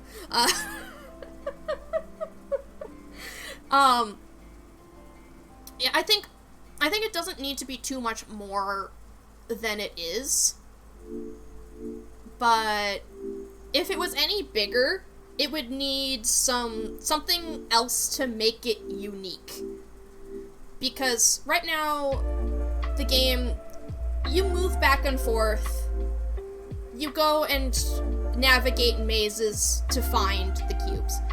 So, I feel like this is a great way to flesh out the world, and maybe one day we'll see this concept taken to a bigger scale, or maybe it was just a fun thing for the dev to make. But I think because it's so simple, that we're going to put Cube in, I think top of C tier? Like, I don't think the game is quite B tier. I know, it's not quite B tier, guys. It's not quite legendary B tier. But I think it's close. Just, it needs a little bit more twist in order to make it really, I think, stand out. And I think that's what hurts it the most if you're going for, actually, I do think the dev was just kind of messing around and having fun. So, there's place for that. A lot of these are passion projects, though, so I don't, yeah, I'm solid with where I think Cube should be. Plus, the C is very, very big. So, clearly, it's a C tier game. Clearly. Just look at it. That's a C tier game. So these are all the games remaining now that they're all in the same level. Yeah, clearly. That means that the next game we're gonna go to is Lizzie Crossing. So this is also my footage, I think. Yes it is.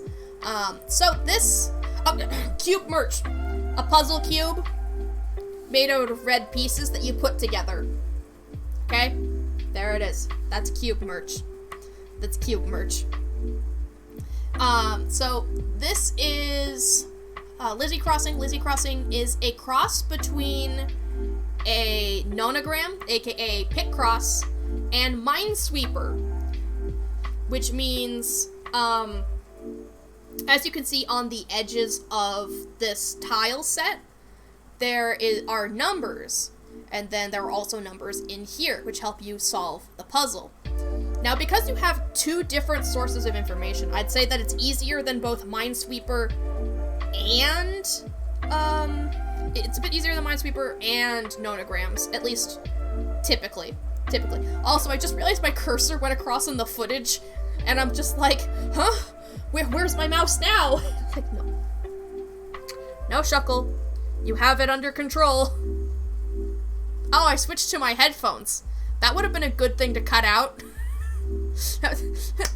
Good production value, Shuckle. Good job. But it's at $2. And my pros are that it's easy to learn, and every seed can be completed. Actually, it says every seed can be completed. So, great typos. The cons, one difficulty. One board size, one difficulty. But the length is as long as you want. As long as you can keep going, you can. You can just keep going endlessly forever. Because it's that kind of game. So, my review. I enjoy genre mixing, and this game is no exception. It is what it says on the tin. Minesweeper, combined with Picross. The one thing I wish this game has is some form of progressive difficulty or different board sizes. As it stands, the difficulty can be a bit low, but it's very good to play idly again and again. Is it worth it? If you like casual games, this is a nice pick. It's a really nice pick.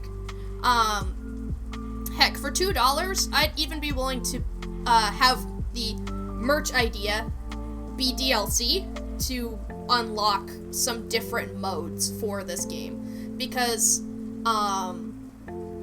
I feel like combining these two things is very cool, and it works very, very well, but there's some quality of life things that will be good, and some more options that would be really nice to have and be worthwhile. Like,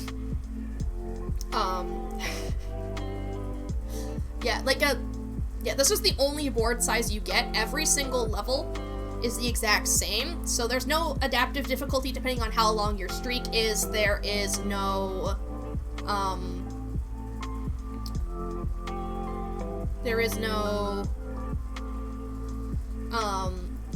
extra gimmicks. Just, you play one level, you've played every level. And I think that's the biggest thing that lets it down. I mean, also, for the record, you can mark tiles just like in Minesweeper. I just hadn't figured that out yet.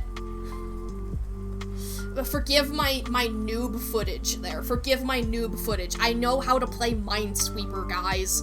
I know how to play Minesweeper. So yeah.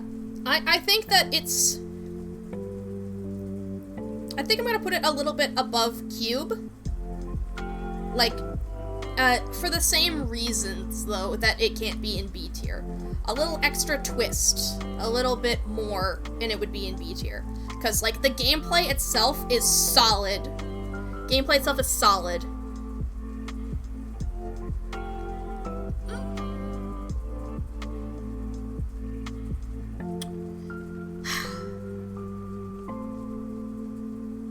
No, it's B tier. It's B tier. It just, it does need a little bit more, I think, but it's solid as it is, as well. So I like it. I like it. Okay. It is short and to the point, though, because it's not a very complicated game, so, we don't have really that much to talk about. Oh, but this game... Pardon how hard it is to read the logo. I didn't make it. But this game is called Golden Treasure: The Great Green. Now, this game, you play as a dragon, or Draken, as they are called in the universe, and it's a visual novel, with multiple choices, and like, it's a choose-your-own-adventure visual novel, okay? And I think it's really, really cool. To sum up the gameplay, you have different areas to explore with your limited time before you start to grow up. And you have this element system which determines how good you are at certain things. And when you fail, those elements will go up and become stronger. Which means that sometimes if you try and fail, you'll succeed later where it counts. And I love that. I love that sort of approach. There is actually kind of a recursion mechanic where if you die, you come back stronger. So that's something to note as well. So eventually you will get to the end of this game. Because at first it's actually kind of difficult, but it'll get easier as you keep going. So it's priced at $20, and it took me 12 hours to beat my first run. I didn't stream it, okay? I streamed the beginning of this game, and I am frankly ashamed. I was recovering still from COVID at the time, so I had this cough, and it was really hard for me to read that much. But it's a shame, because this game I played 18 hours within like 2 days.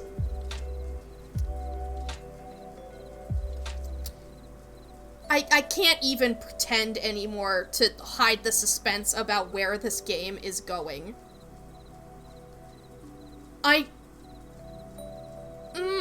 Is it better than Mutazone? We'll hold off on that for a minute. We'll hold off on that for just a minute. So yeah, it took me 12 hours to beat the game for the first time, but there are 3 endings. Maybe a secret ending, I'm unsure. But the pros, it's got an exceptional art style, wonderful story, and high replay value. The song is over. Huh. We ran out of lo-fi beats to chill, study, relax to. What? How did we run out of lo-fi beats to chill, study, relax to? What? Huh? What? Oh, we got some more. Never mind, we're good. So the cons for this game is Act 2 can be a bit punishing at first, and there's no increased treasure selection for Act 3. This doesn't make sense if you don't know the gameplay. I'm willing to admit that. So why don't I talk more about the game so these cons make more sense? Here's my review. I was not expecting to be hit in the feels as soon as I booted up this game, and yet there I was, being hit in the feels. You play as a young dragon in a world where humanity is growing in strength and disrupting the way of the Drac. The story is engaging and it feels rewarding to overcome the puzzles and to solve the puzzles and overcome challenges. You will die and have to start over. It is a cycle of the game, but if you do it right, you'll become stronger every time, and the knowledge of the game is the most powerful tool you can bring. I've gotten 2 of the 3 main endings before I burned out, and both seem to leave room for more stories in the future, which I hope comes. The biggest downside I can see with this game is the fact that while you can start in later acts, if you start in Act 3, you get to bring as many treasures from previous acts as if you started in Act 2, despite the fact that Act 2 has far more available treasure than Act 1, and as such it feels punishing to try to get the other endings, as it's best to start from the beginning every time. Is it worth it? Far and above the best visual novel I have ever played. Well worth the price. Apparently I also didn't... I didn't explain what the treasures are, but treasures are items that you find, and if you start in later sections of the game, you get the option to bring those items with you. In exchange, like, it'll save you time, but you can only bring so many of these perks with you. For example, one of them can increase your stats. There's another one that you could trade for more treasure, etc., etc. And, like, part 2, I'd say, is the longest part, which makes it really weird that when you get to Act 3, it gives you basically the same start as if you started in Act 2, and I feel like you can't just do that when Act 2 is so long and it has so much treasure. That is the biggest detriment that the game has, is punishing you a little bit for starting so late. There are ways to expand this count, but it's still exceptionally limited, so I think that is one of the biggest hindrances of the game. Which isn't really saying much, because a lot of this is narratively driven and full of so much beautiful art and, like, meaningful ways that you can shape the world. Like, okay, there is a morality system in the game, okay? I don't generally like how normal morality systems work, which means I'm glad with how this one does it. Basically, you get to grow a reputation as a dragon, alright? And options become available to you if there's enough of a reputation for you being vicious and compassionate, and you can be both at the same time. If you get one, you are not necessarily locked out of the other, which I think is a really good way to handle this. The morality is just your reputation, and that is a really excellent way to handle it. As for merch of the game, art book. Look at this. Look at the visuals. Art book. Art book. Also, I have seen some people say that the hunting mechanics in the game are a little bit overdone. I did see that there are some options to turn it off. So, you don't have to, or turn it off or simplify it or something. There's some option in a menu to limit how much hunting you did. I never turned it off because, you can actually boost your stats that way. So, I never did. So, anyway, I think I'm gonna leave it where it is. It's solid S tier, though. It is one of the better narrative games I have played. Not narrative indie games, one of the better narrative games I have played. And I think that speaks for itself right there. So I highly recommend Golden Treasure if you're looking for a visual novel to play. Highly, highly recommend. Like, yes. Yes. I kind of wish I did have it on Steam so I could see just how many hours I sunk into this damn game. I still need to go back and see the last ending. Alright. Moving on. Our next game is Planet Diver. So if you are familiar with Downwell, this game kind of follows a similar premise. It's a kind of roguelike game where you dive straight down. But where in Downwell you can stop your descent by firing a gun, and Planet Diver, you just want to go as fast as possible. You want to go fast. You're a thrill seeker. You just want to go, go, go. And the faster you go, the higher your score is. And there's a sort of story mode where you can learn the mechanics and get familiar with the different zones and, in general, like, make your companion robot nervous. Exactly, that's the whole point of the game. Make your robot friend nervous. That's the real point of the game, okay? That's what we really need. Alright, so the game is $4, and I beat World 1 in 2 hours. There are 3 worlds in the game. I only had it in me that day to beat 1 world, so this is all going to be based off of that one. The pros is that it's fast-paced and has good music. I want to also add that it also has some customization options, which are also fun. But the cons: the zoom changes without player input. Cheap deaths common. Comedic dialogue misses the mark for me. Planet Diver starts out with a well-written tutorial, then puts you through several levels of reiterating what the tutorial told you, which I think could have been handled a bit better.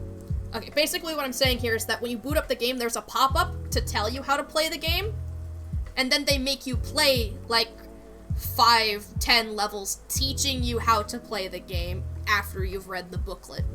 So, that's how I think that, like, consolidating that a little bit better could have been nice. Gameplay is fast and at first decently fun. However, as soon as other challenges are added, the frequent changes in the speed and zoom level make the game way more confusing than it needs to be. In my opinion, the zoom level should be tied to speed, something which is entirely within the player's control, instead of zooming out when there's hazards, only to zoom back in again when they're gone. With this current approach, there's only so much reaction speed can help with, which makes many hazards cheap and frustrating. Is it worth it?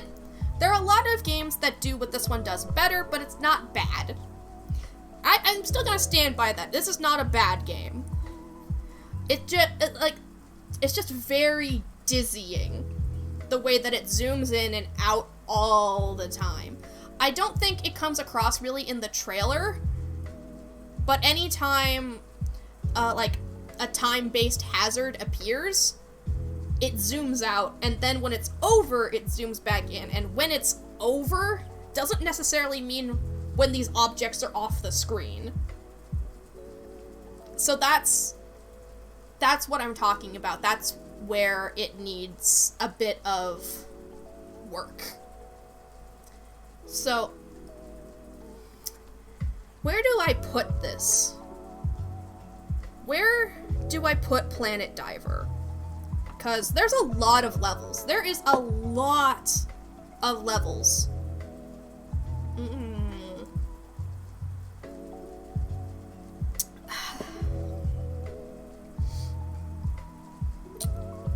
I think I'm gonna make this the top of C tier. And I think I'm gonna reorganize that slightly.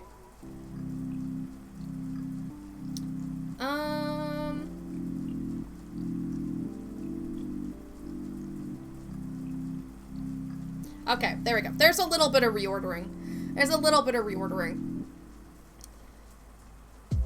The issue with this tier list versus the last tier list is that there's so many more games I have to do this time. So many more. Merch!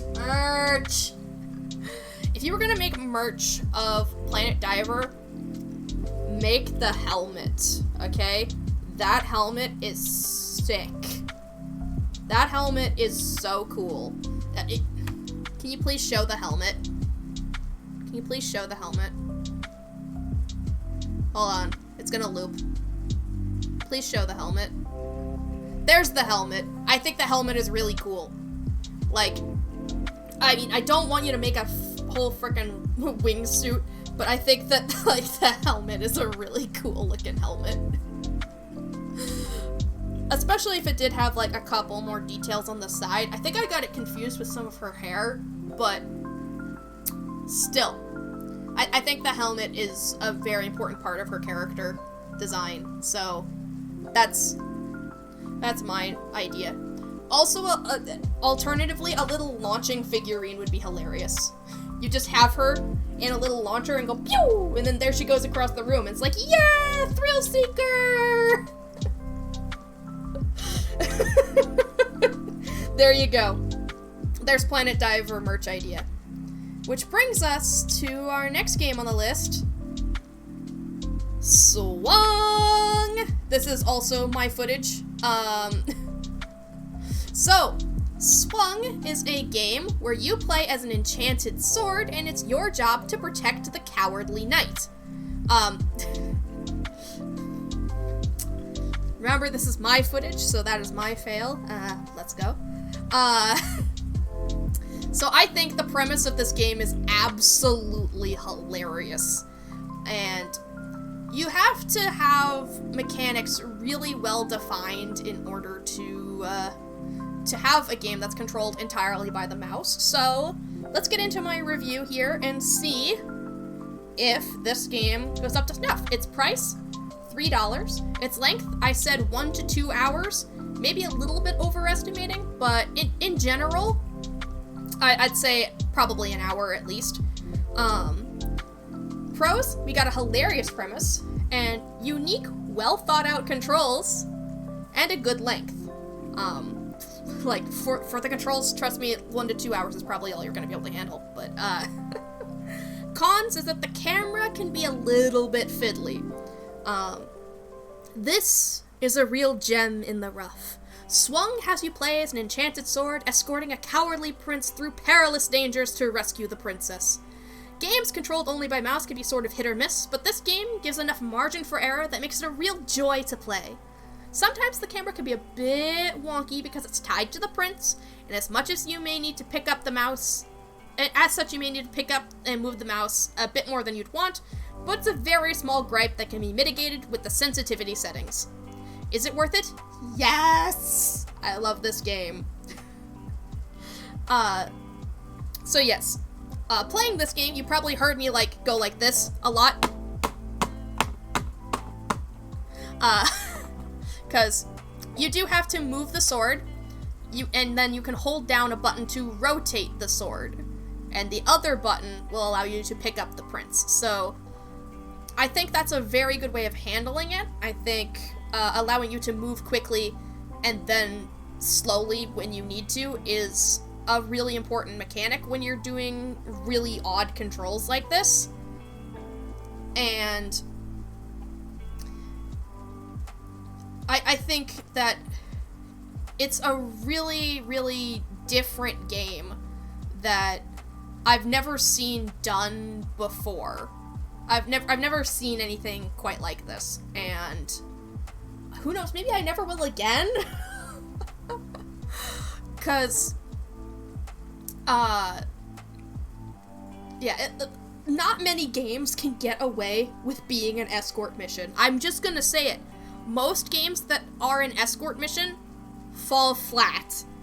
This one, I was having fun the entire time. The entire time. I was laughing. I was celebrating. Yes, this game is great. This game, I'm gonna put it, I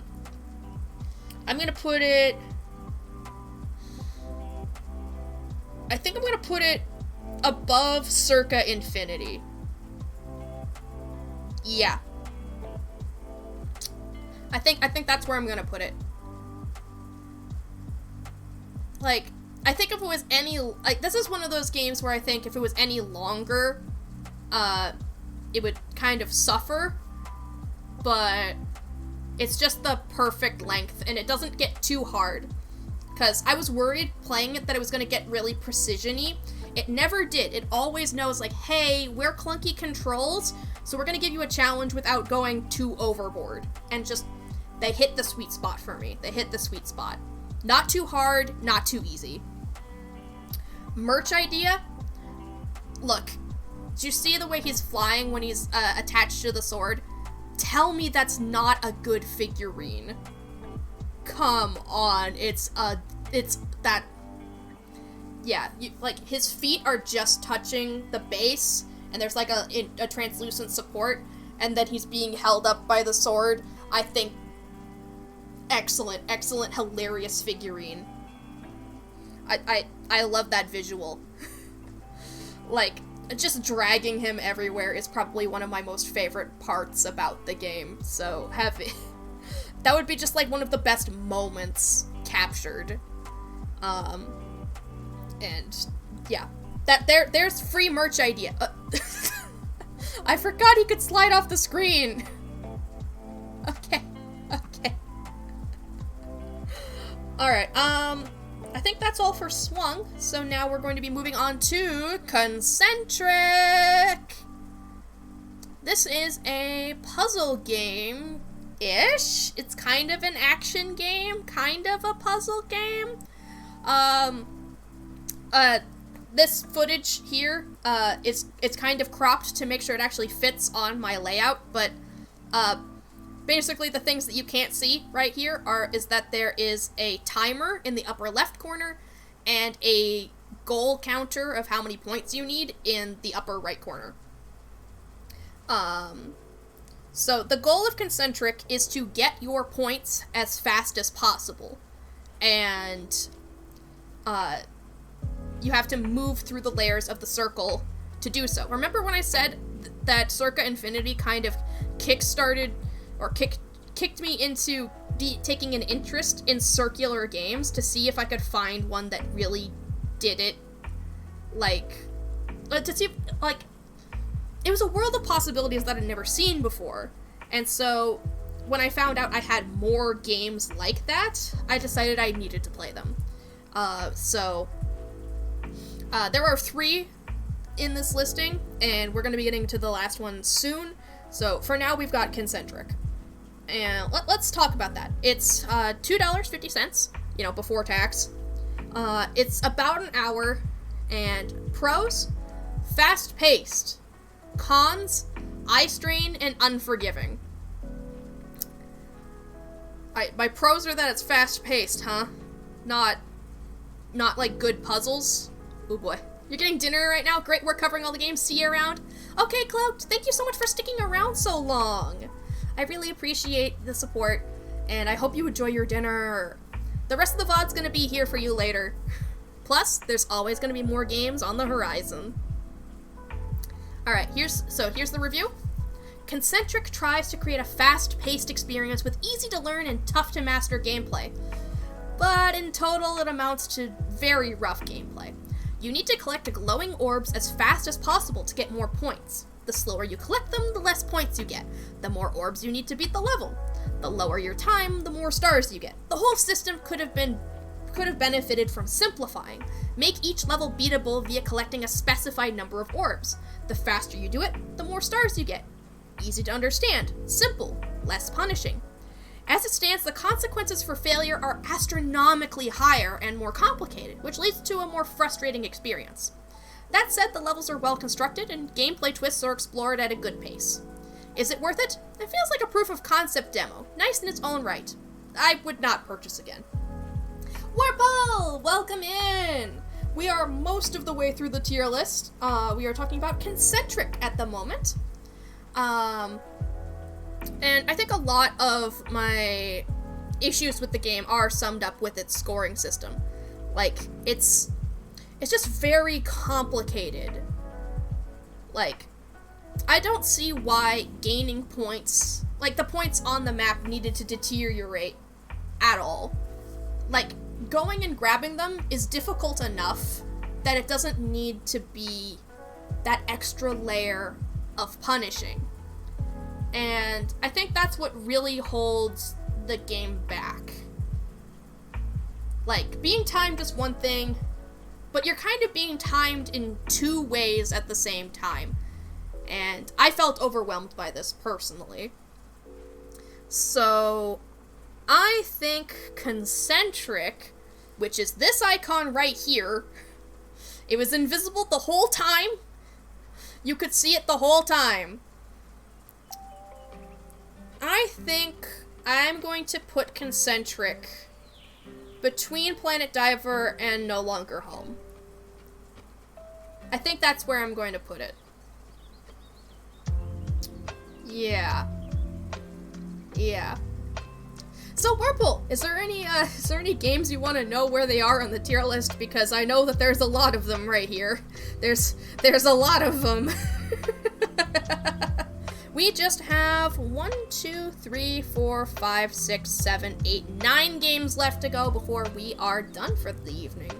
So, I believe the next one is Mobius. Yes, it is.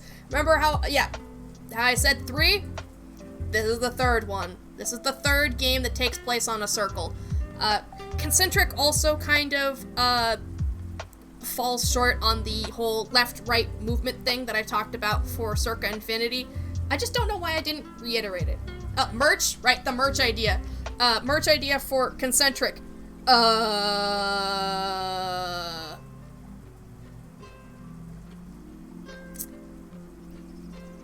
collectible coin with the game symbol on it. It's hard to make merch of a circle like that. So that's my best idea.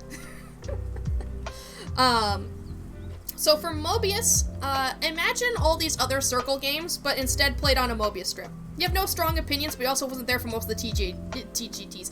That's fair. So I hope you just enjoy the calm vibes as we review all these games. So, yeah, Mobius is like all those other circle games, but it's a platformer and on a Mobius strip. So you have to rotate the strip to be able to see where you're going. And as such, sometimes secrets can be hidden places on the strip and you have to find them. The whole premise is that you have to collect all the coins in the level in order to open the door and progress. So it's pay what you want, so it's free!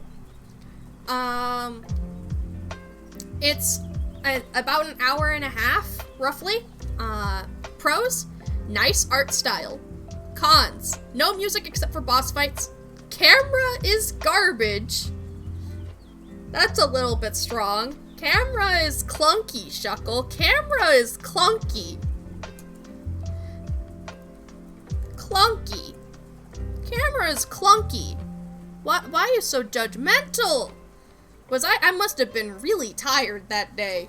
Ooh. Oh, or maybe it's because the next one is jump feels clunky. Puzzles aren't well explained.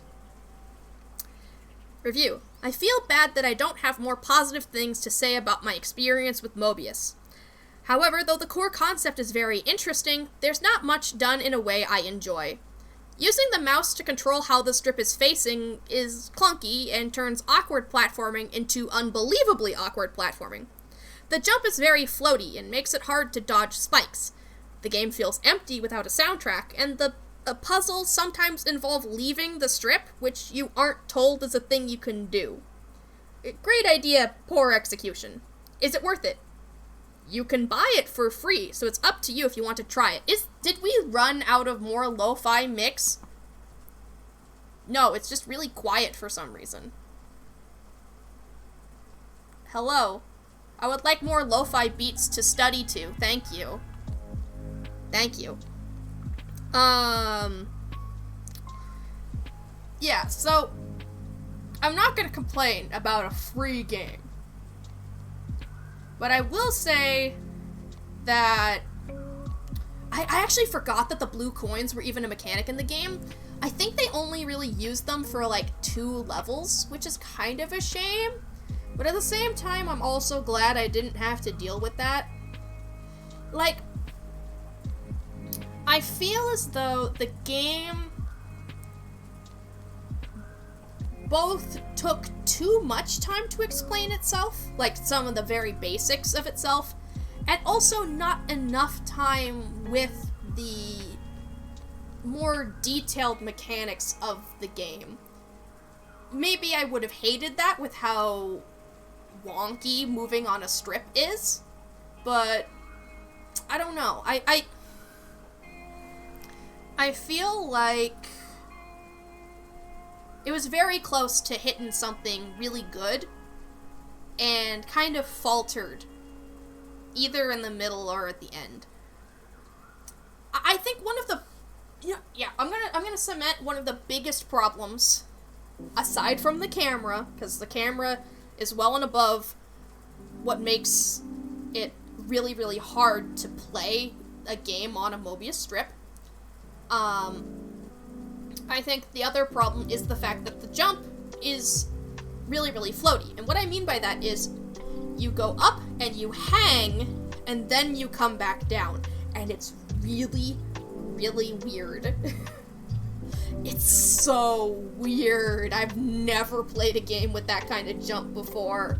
It's like involuntary Peach hover, and I don't know what to do with it. I could deal with that in a standard platformer, but putting me on a Mobius strip and doing kind of the same deal, no, I don't think it really works. So, unfortunately, I'm gonna have to put this, I think I'm gonna put it into D tier. Like, it's unfortunate, because that is one of the strongest logos I think we have for these Tiny Game Tuesdays. I love the logo for Mobius. I think it's really good. But I'd love to see a version of this game that delivers on its promise. Well, it delivers on the promise. It's just okay, like, you do play on a Mobius strip. It's just really clunky. Really, really clunky. Alright. Let's see what the next game on our list is. A Snake's Tale! So this game is a puzzle game. And, I don't know why I'm looping that. This is actually footage by somebody else. This is Splazer Productions, who is doing a gameplay video of this. So I'm gonna go ahead and copy their channel here, so that way you can go check them out, or I'm gonna copy the link so you can go and see it. And so the premise of this game is there are snakes, you have to get the rattlesnake into the hole, and snakes can't back up. So you can see that you just have to kind of wiggle the snake around and get it into the hole. And that simple premise is surprisingly adaptable. You know, it's like the car puzzle where you have to move the cars back and forth to get, like, the truck out of the box. But in this case, all the cars are flexible. And, yeah, I think that's really cool. So, it's $3. It's about roughly an hour. Quote, if you aren't bad at puzzle. Shut up! Me from the past? What? You... Were you on a warpath? What is going on? An hour if you aren't bad at puzzles. Genre, puzzle. It's a puzzle game. Seriously, it's a puzzle game.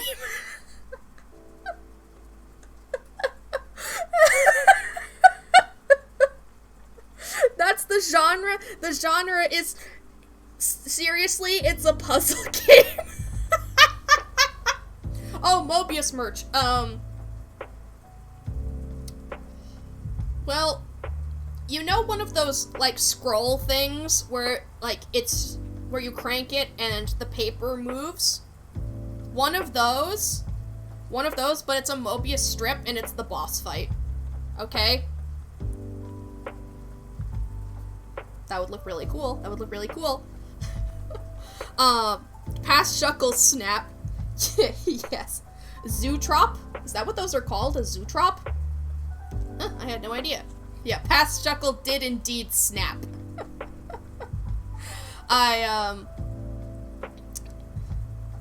Like, savage.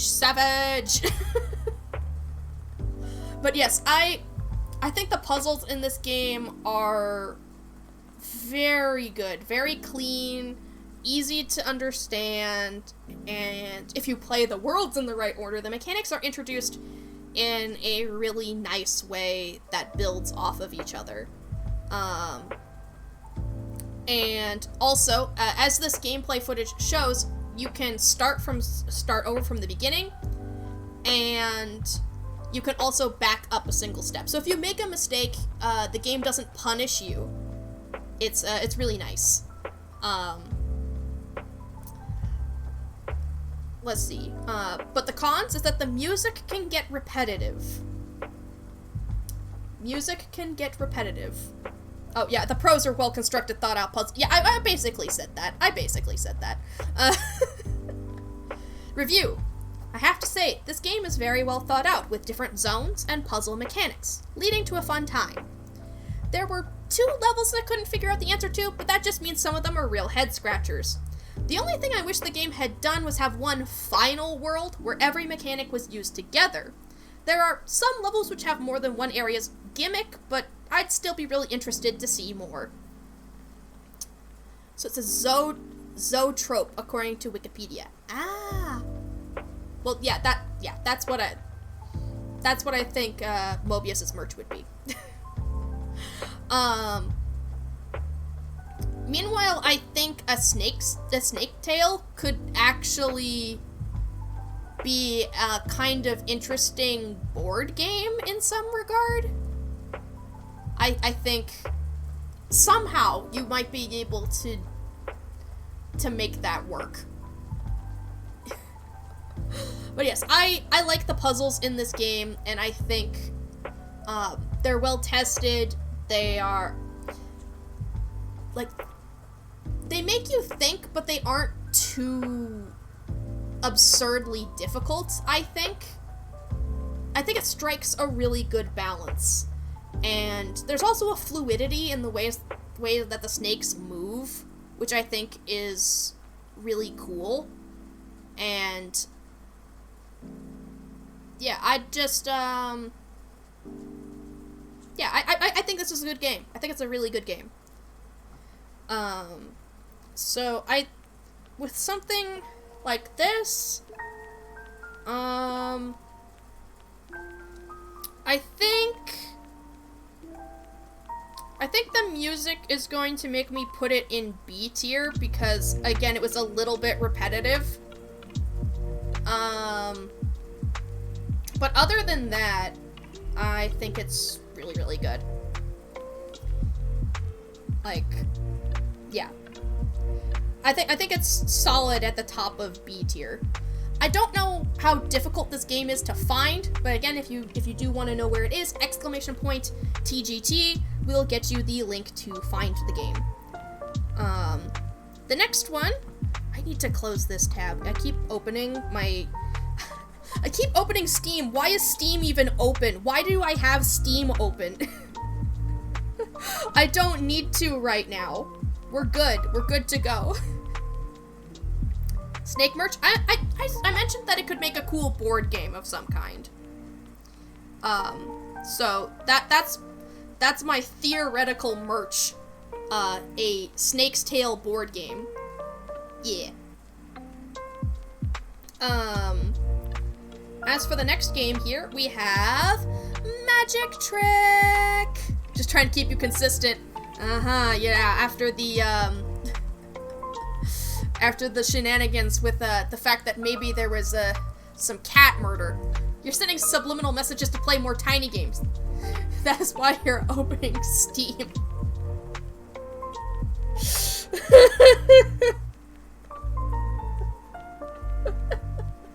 We'll be playing more tiny games over time. Don't you worry. Don't you worry. We're gonna be back with more indie games. So Magic Trick is a skateboarding game. Admittedly, this is the very first skateboarding game I've ever played. I just haven't been interested in skateboarding games, but this one seemed really cute and interesting because you can, quote, do radical magic, and the colors seemed really pretty. So I thought I would give it a shot, especially because the game we planned to play that day wasn't working out for some reason. So that's let's take a look at Magic Trick here. It's $4, and it took me a little over an hour to, I think, 100%. You've got a not so tiny game stuffed in your pocket that you're excited for. True.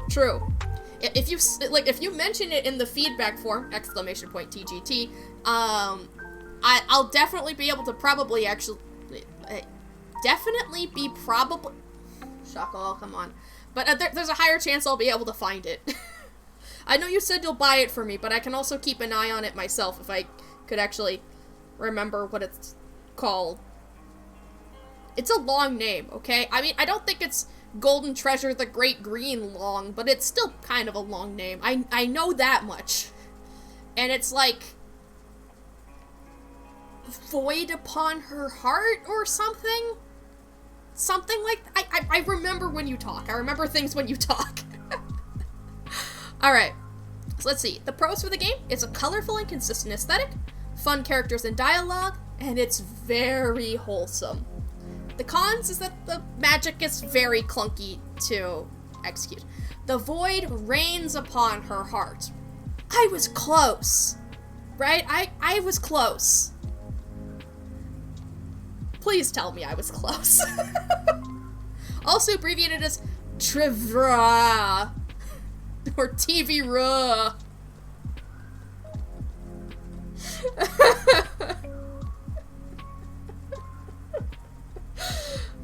I don't know how to pronounce that, but TV-ra sounds posture check. Sounds kind of funny. Also, here you thought it Cthulhu Saved the World Super Hyper Enhanced Championship Edition Alpha Diamond DX Plus Alpha FES HD Premium Enhanced Game of the Year Collector's Edition. That is long. Is that a real game title? Quietly hides their debit card. Yeah, you don't have to buy me games. You don't have to buy me games, Marple. You don't have to. I love you. You don't have to. Alright. So, yeah, Snoop Pigeon, is that a real game? Is that a... It is, yes! How does anybody find that? I guess Cthulhu Saves the World. Please. Oh, God. The game makes me very happy and you wish to share that happiness with others. Look, okay, you can buy me games if you want to. But I'm not, talk about it later. We can talk about it later. Right now, we're talking about Magic Trick, alright? We're talking about Magic Trick. So, here's my review of Magic Trick. Magic Trick takes the skateboarding genre, misspelled as skateboarding genre, in a different direction, with combos allowing spontaneous creation of ramps and even the ability to fly. This, however, does make the control scheme a bit wonky to utilize, especially the aforementioned airborne mechanics, which actively fight your camera and you can't look down to see where you even are. Otherwise, the game gives you plenty to explore and discover, and a lesbian couple even makes you lasagna. How could you say no? Is it worth it? I have a feeling if you're really into skating games, the control scheme is going to be a miss, but it's a good casual game. And I agree, because, like, how you execute the magic in the game is you have to press a combo of, like, 3 buttons. Skateboarding is very questionable unless it's skateboarding with a K. So it's probably more like doing like this. I'm just scat man. We're gonna go with that one instead of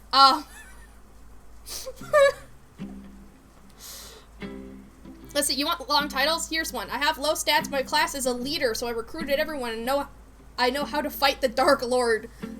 Oh my goodness. Do these games come from Japan? Japan has a habit of releasing very, very long game titles. And manga titles. Alright, so yeah, I feel like the magic mechanics take quite a bit out of oh god, no, not that one. I know of that one from before. Yes, I know, that is probably one of the worst titled games of all time.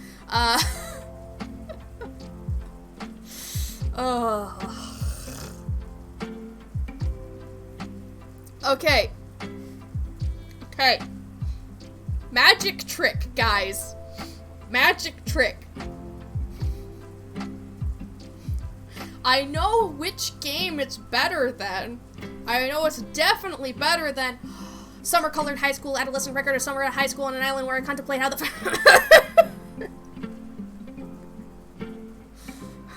Feel free to destroy this title if needed. I think I already tore it. I think I already destroyed it, like, savagely, like a burn.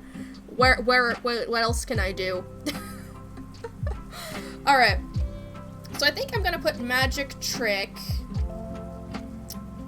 I think I did enjoy A Snake's Tale a little bit more than Magic Trick. Maybe it's genre preference. I do think that some parts of the game felt a little bit like they just plonked them down. Kind of like if I was playing Little Big Planet. There's some novelty to that. Sometimes it just looks a little weird. But I think it's a solid B. Solid B for me. Merch. Yeah, I think they're called WizKid. Yeah, WizKid. I think they would make a good plush, especially because they have the accessory of the skateboard. I think that'd be really good. I think WizKid plush win. WizKid plush win. I think think they make a good plush, especially if you cheapify it just a little bit more. Kind of like Kabu here. Kabu! How could you? How could you do that to Sylveon, Kabu? Damn! You guys call me savage! We just witnessed a murder! I'll take you to a Pokemon Center, okay? We'll get you all healed up. This isn't a Nuzlocke. War. War never changes. Alright. Next up, we have Rogues Like Us. Rogues Like Us is I sure hope it's a roguelike game. where you have two kinds of attacks. You have a long-range shoot attack, a beam attack, and a short-range slam attack. And you have to balance these attacks well to try to keep enemies away. Also, it has multiplayer. It has multiplayer.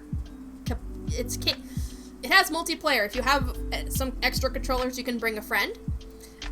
It's always nice when roguelikes have that in common as well. But let's take a look here. I believe this one's this one's $10. Length, about an hour per run. Yeah, I think per completed run, sometimes they took me about an hour. We got the pros of fun combat style, multiple routes of varying difficulty, a diverse weapon system, and good customization. Cons, we have limited relics, aka different modifiers for runs. The relic system is incredibly limited. We've got repetitive enemies, and the zones lack unique qualities. So my review continues. If I was to boil down this game's flaws to just one thing, it's a lack of a distinct, unique identity. The lore is interesting. The combat has some fun qualities, but there's not enough to hook what makes this game stand out among the droves of others. It's a hack and slash, but that's about it. While there's nothing wrong with that, it does limit just how memorable the game can be, given the circumstances. The fact that every enemy is reused and reskinned, including the bosses, makes it hard for any individual area to feel unique, and it gets repetitive quickly. These holdups are what limits rogues like us, instead of expanding upon it. Is it worth it? Not the most polished experience, but one I enjoyed.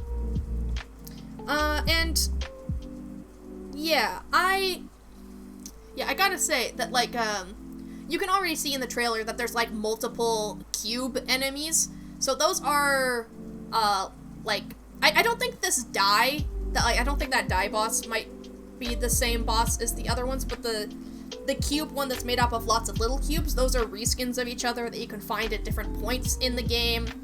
And while it's good that the bosses can scale depending on how far you are in the game, or I guess there are multiple versions depending on how difficult you've made your life for yourself, I feel like it was done a little bit too much with the game. Because they didn't just do that with the bosses, they did that with the basic enemies as well, which means throughout the entire game, you're basically fighting the same 5 enemies, which means after a point, you kind of know exactly how to deal with them, exactly what they're going to move like, exactly how they're going to react, and I mean, eventually you'll do that with any roguelike, but when it's limited to just 5, it can be...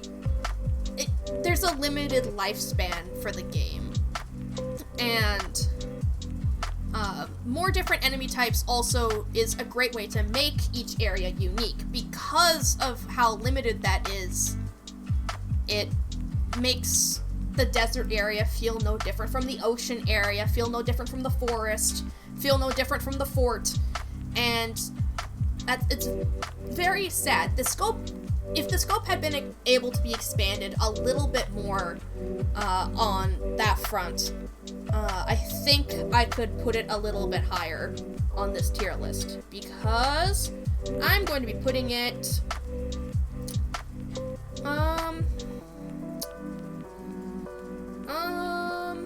ooh, this is actually a really difficult one to place.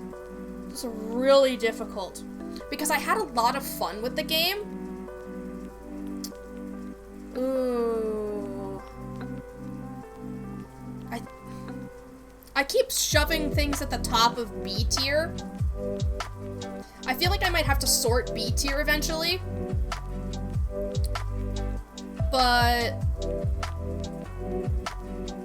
I think that's where I'm gonna put it for now. Okay. Let's go ahead and move on to Core. So Core is styled like old Pokemon games and plays a lot like the Mario RPGs, and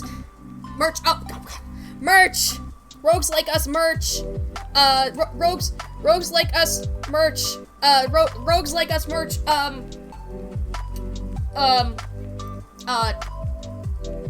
a pin of the Rogues Like Us symbol. It'd make a nice pointy pin in case you need to defend yourself.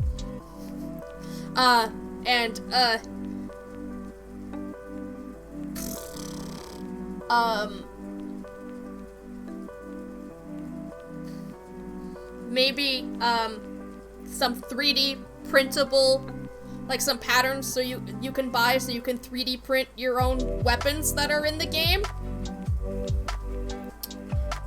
There you go. Some 3D printable patterns to buy. Or just buy the frickin' weapons, Shuckle. They could sell the weapons. They could 3D print the weapons and sell them. That's also a good way to go about it. Don't just give away the pattern for the thing that you have. Okay, now we're going on to Core. So, yeah, so that's what Core is, a Pokemon-styled Mario RPG, which plays a lot with the some of the genres and has a focus on allowing you to reset your stats and be able to take a step back and reorganize your build if need to. Now I do have a whole review here. So the game is $10. Length over 6 hours. I know because I spent 6 hours on it, and I don't think I was even halfway through the game. So it's an RPG. It's long. Pros, you've got multiple color palettes, so you're going to find one that's right for you and doesn't cause eye strain. There's the trans pride flag, so I mean, there's always that to go back on. And because of that actually does open up some accessibility options, because you're guaranteed to be able to see the difference between stuff because there's so many palettes for you to pick from. You can definitely pick the one that's best for you. There's also rich lore. There's a lot going on in this game, and a lot of mysteries to uncover. But the cons, there's an absurd difficulty spike, and also precise inputs. Here's my review. Core starts strong with a silly world, sinister happenings in the background, and questions needing to be answered. However, the game quickly devolves into hyper-precise inputs and large empty spaces to navigate without much help. The point that really turned me away from the game is the first real boss fight against the Overseer. Up until this point on the intended difficulty, every enemy executed combos at about the same level as the player. E's and D's with the occasional B or F.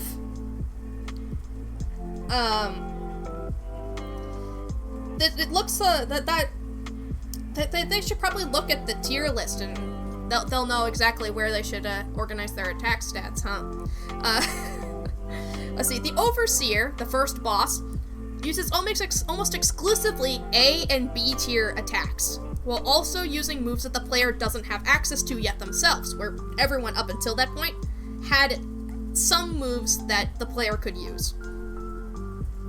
And for the record, I did go and try to fight as many optional battles as I could, so that way I could get those sweet level ups, and it did not help for this fight. It did not help.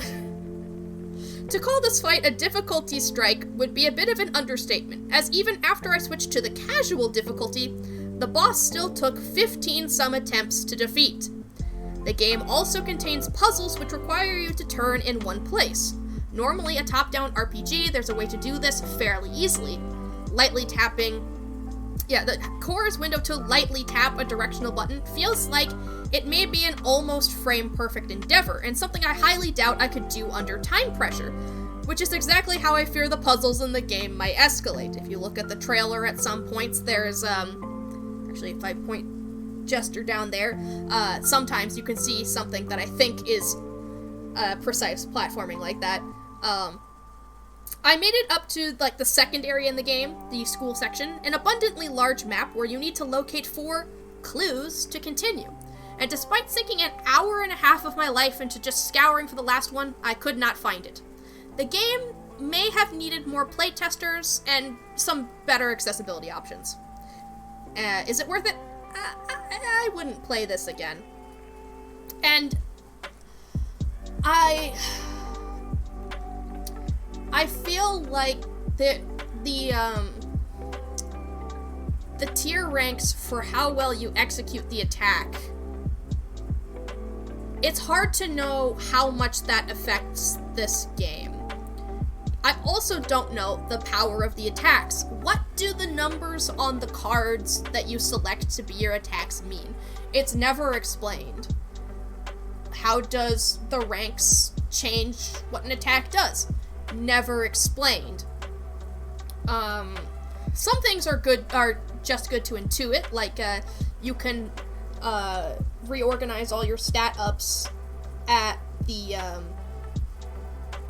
store, or hang on, I'm not done complaining. Where was I? Fuck. I feel like there's a lot of good things about the game, and there were some really good laughs as well, but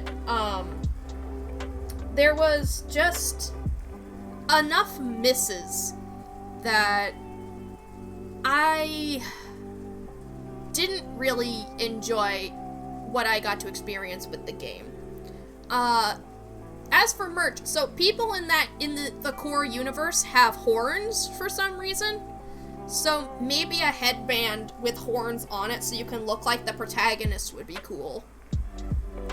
There's my recommendation. As for how I enjoyed core, I'm gonna put it here. Homestuck? God damn it! Thanks, I hate it. Thanks, I hate it. Alright, we got the final four, guys. We got the final four. Let's bring it home. Legend of the Lost Dragons. This is my gameplay footage, not an actual trailer for the game, so expect to see a lot of deaths. So Legend of the Lost Dragons is a roguelike Zelda game. So, let's combine two very difficult game genres together and see what happens, right? Nothing could possibly go wrong. Whirlpool!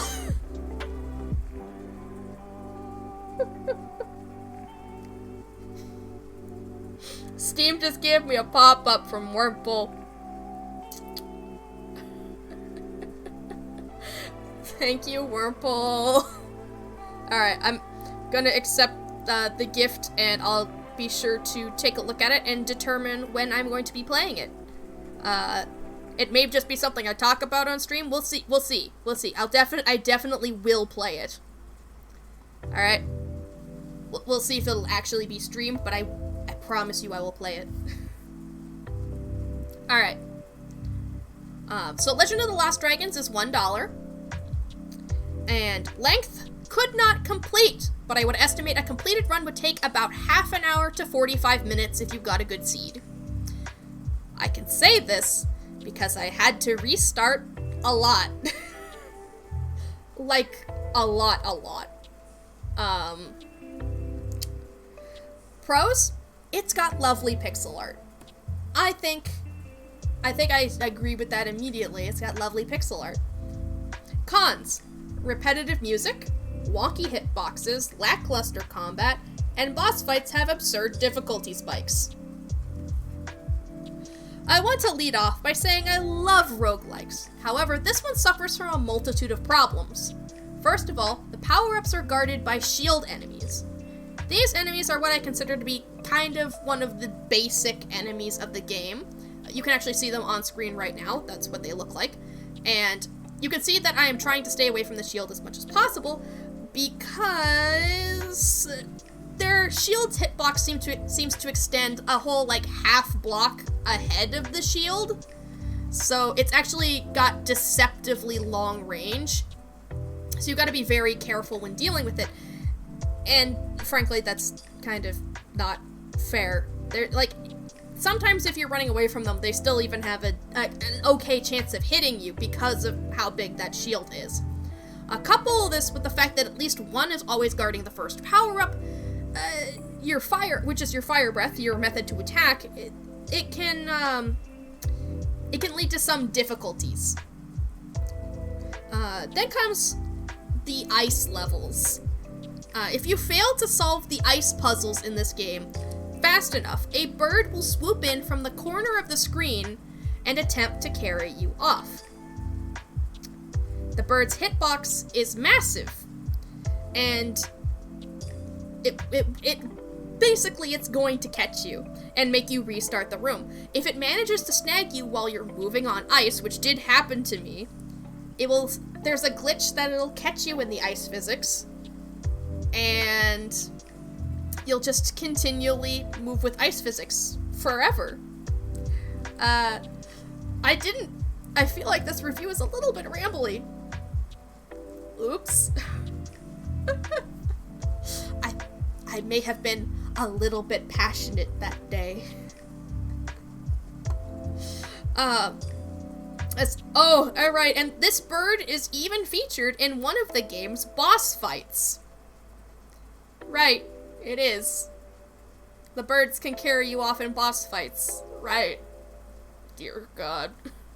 Legend of the Lost Dragons is difficult in ways I personally deem unfair, and it leads to a frustrating experience. Is it worth it? I wouldn't recommend, but it's only $1, so if you want to try it, there is nothing really stopping you. Shuckle had feelings. I did have feelings. For the record, that on screen there is not one of the, quote, ice puzzles. But, it is, that was the bird. That was the bird that I did successfully manage to dodge. I can't be distracted by myself playing video games. That's not fair, man. That's not fair. Okay? Okay. So, I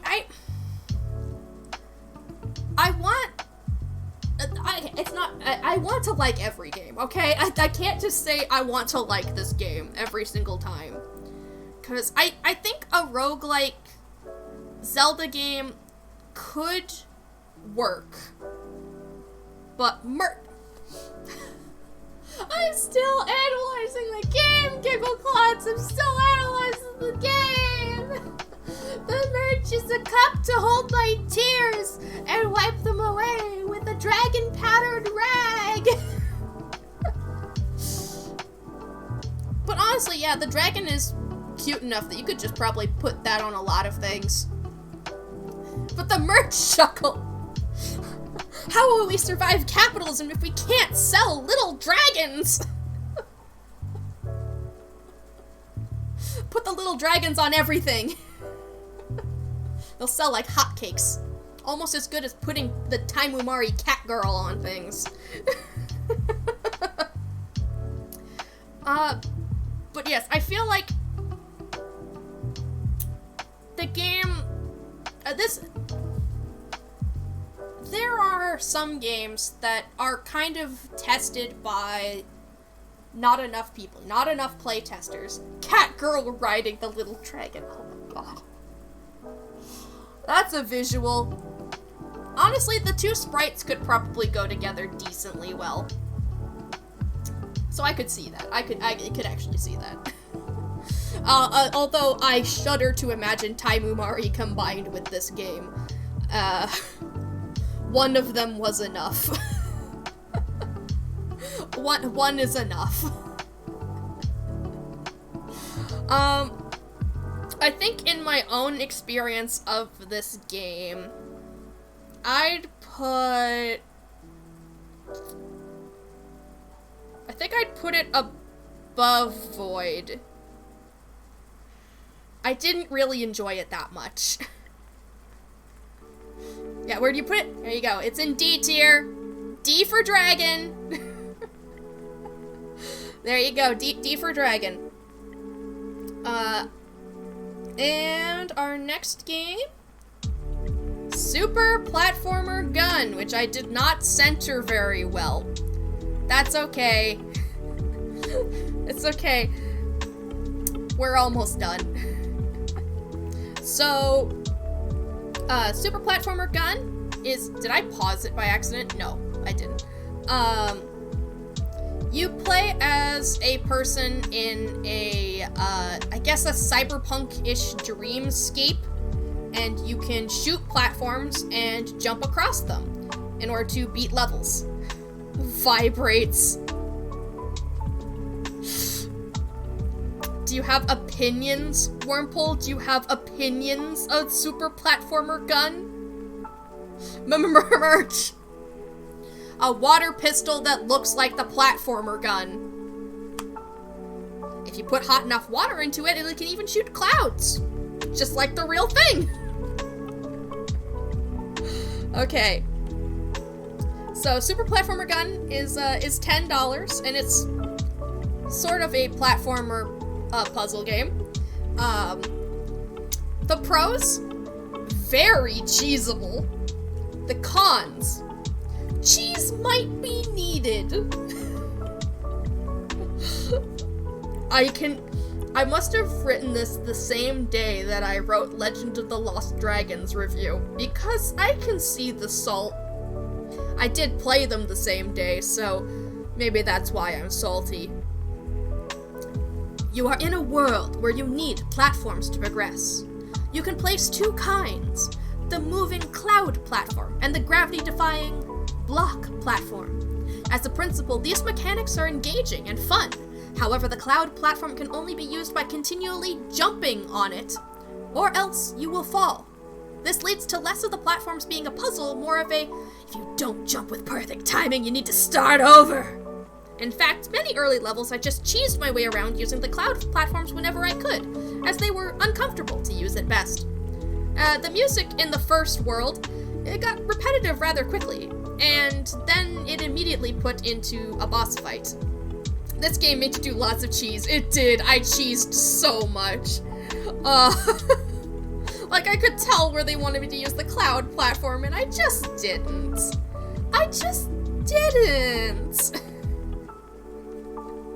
I can't remember how many levels of the boss I managed to get through, but most of them I cheesed over, because the intended method annoyed me too much to even consider attempting, until it became mandatory.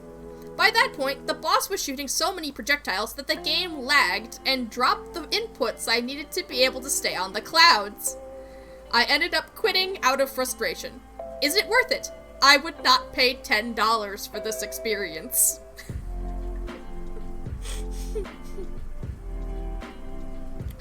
Yep. Definite salt. Definite salt.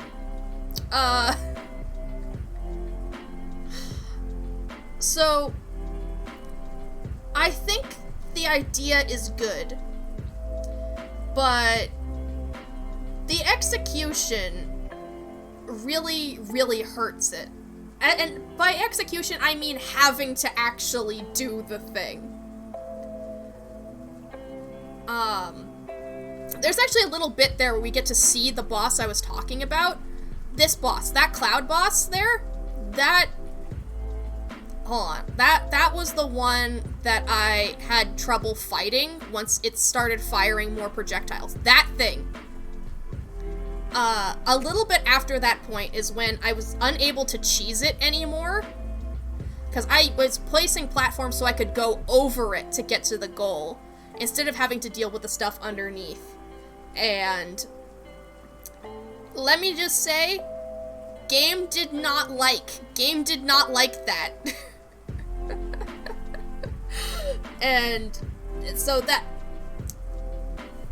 yeah, I feel like some more polish was needed. A lot of these games' issues could be solved by having a couple more beta testers. A couple more. like I actually liked it a little bit less than Legend of the Lost Dragons. You two were made to be together, side by side. The two of you are excellent together. It's, I've gotten sodium poisoning from all the salt. Alright. Hard to play those on the same day. Yeah, I just so happened to pick the games that I didn't know they wouldn't go well together. But that brings us to IGEO, or IGEO. I don't know which it is. But, this is my footage, by the way. This is me actually playing the game, because I couldn't find a good trailer. So, you play as a yellow cube, and you can push other shapes into each other to combine them. When you combine them, they have different effects, such as right there, that cube disappeared. Meanwhile, the cones, if you combine them, they turn into blocks, etc., etc. You have to push them together in the right combination and in the right way in order to beat the levels. Now, I think this game is very good. Now, here's the thing. It was made in, I think, 72 hours. I just want to take a moment to acknowledge how impressive this is. At least I believe that's what they said on the store page. I could be wrong. Developers correct me all the damn time because I misread what's on their store page. So, go check them out. Go check them out. I do know that they are working on a sequel as well. So, this game is $1. This game is $1, and its length, about an hour. There are 20 levels. The pros is that it's easy to learn and clever mechanics. The cons, it's diagonal movement with WASD.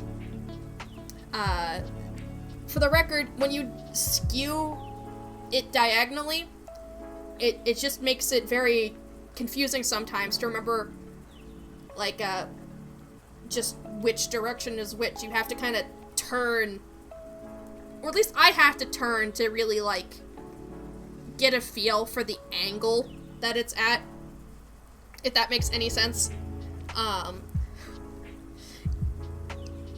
There's also no undo function, so if you mess up, you have to start the entire level over again, which can be a bit of a pain on some of the longer levels.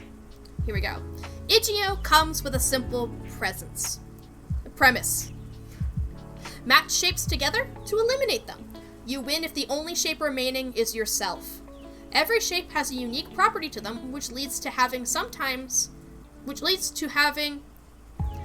sometimes match shapes in different orders, or even eliminate them from the map entirely. That sounds like I'm ordering a hit out on these shapes. This concept is handled very well, with the exception of the controls. WASD movement on a diagonal grid always confuses me personally, and it adds an unintended layer of difficulty to an otherwise excellent control scheme. And there's also no undo button. If you make a single mistake at the end of a level, I hope you're ready to restart it from the beginning again. Other than that, the game is well made and easy to learn. A great time if you enjoy puzzle games. Is it worth it? A very good price. It's $1. It's $1 for 20 levels, and I think that's really good. Yeah, and the sequel, IGEO DX, is currently in development. So keep an eye out on that. Keep an eye out for, like, an official Steam page eventually. I think I can put this in a similar tier to A Snake's Tale. Tumblr just unironically said, oh, well, what's this? God damn. What year is this? 2014?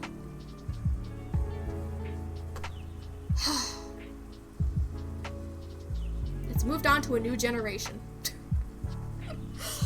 So, I think IGEO is kind of in the same vein as A Snake's Tale. Merch, all I can say is whenever I look at this game, I think of Fruit Gushers. Whether that's good merch or not is up to interpretation. It's just what I think of, man. It's just what I think of.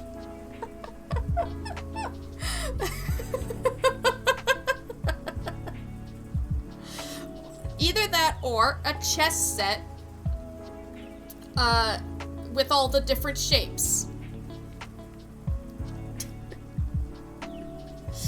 Okay, the actual shapes itself, I imagine you could organize pretty well to make a nice t-shirt graphic. That's my more serious one.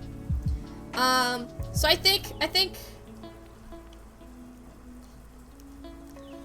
I'm gonna move it over here. Yeah. Then we have our final game for this season of Tiny Game Tuesday. Grotto. Now, if you weren't here for Grotto, let me just warn you that, yes, this game is mature. Look at that. It's very mature. Grotto! There are adult themes in this game, and there is some gore in this trailer, so if you don't want to look at gore, this is your chance. There's the gore. But it's going to be on repeat. So basically, this game is a choice-making game. It's a very dank game. Oh my god, yes, it's so dank. Why's the lo-fi music gotta keep stopping like that? Why is it so quiet? There we go. Okay. Have a merch idea. Temporary tattoos of the signs. Oh my goodness, you're a genius. You're a genius. Yes. Temporary tattoos of the star signs. Excellent. Excellent. That's the final merch idea aside from just anything that's a t-shirt. Anything that's a t-shirt would be a great merch idea for this game. So, the price is $13, and the length is like 4 to 6 hours. It took me over 6 hours to complete because I was reading it out loud, but you can easily cut down on that with like your quicker decision making, or not having to read the game out loud, or skipping the dialogue, you monster! The pros is that we got a gorgeous art style, a moving plot, stunning character designs, and good optimization. This game, I expected it to, like, maybe have some issues, because sometimes 3D games do, but it's really, really well optimized. Yeah, I did stew on a lot of decisions. Yeah, it can be difficult to make a choice.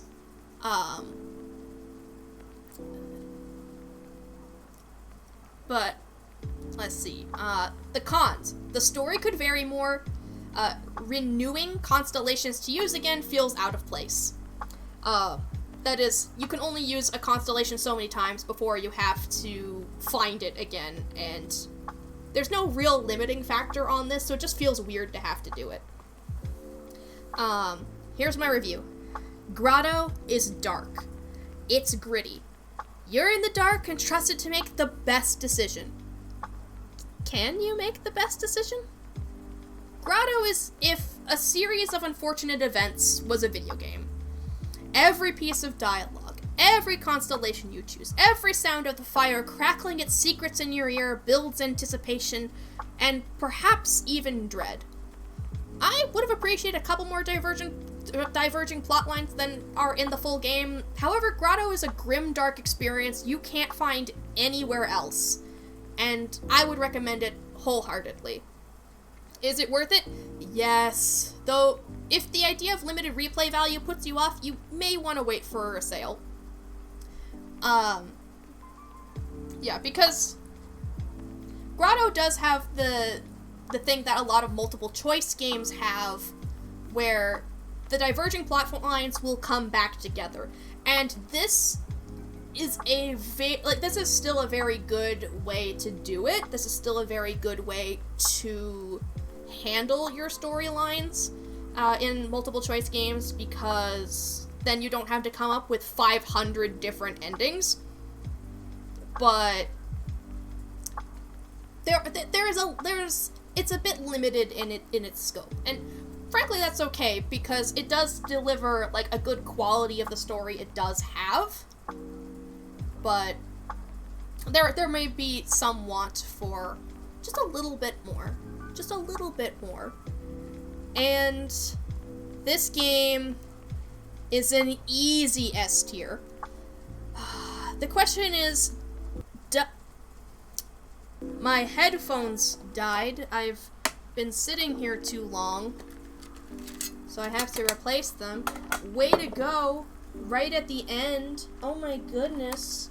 Wow. Headphones, yes. Okay. Okay. So, I don't know where to put this because I also love Mutazone and Golden Treasure the Great Green. All three of these games are so good. I think all three of them are definitely better than Fortune 499, although I also love this game so much. So I think...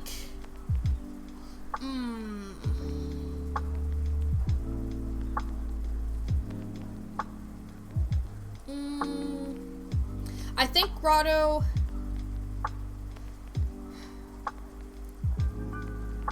I think Grotto hits a little bit harder than Great Green does, so I'm gonna put it a little bit higher. It's also kind of poetic to have Mutazone and Grotto together because Mutazone was the first game of this season and Grotto was the last game of this season. And yeah, I think that's where I'm gonna put everything. I think we're done! I think we're done! I think this is the final tier list. Bookends well. It does. It does. We played so many games for Tiny Game Tuesday in the past 6 months.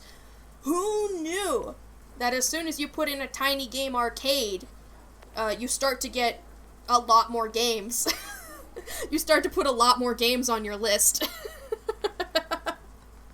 But, like, a lot of them were really good. Like, even Rogues Like Us, I think, is good. Like, even stuff in the B tier, I would recommend to people to play. It's when we start to get into C and D, I'm like, maybe, but even then, like, not enough B tier. Again, if you want to make it B tier, just go ahead. I have the tier maker. You can make as many of these with just B tier as you want. So I'm gonna go ahead and save this. Gonna download that image for myself. Boom.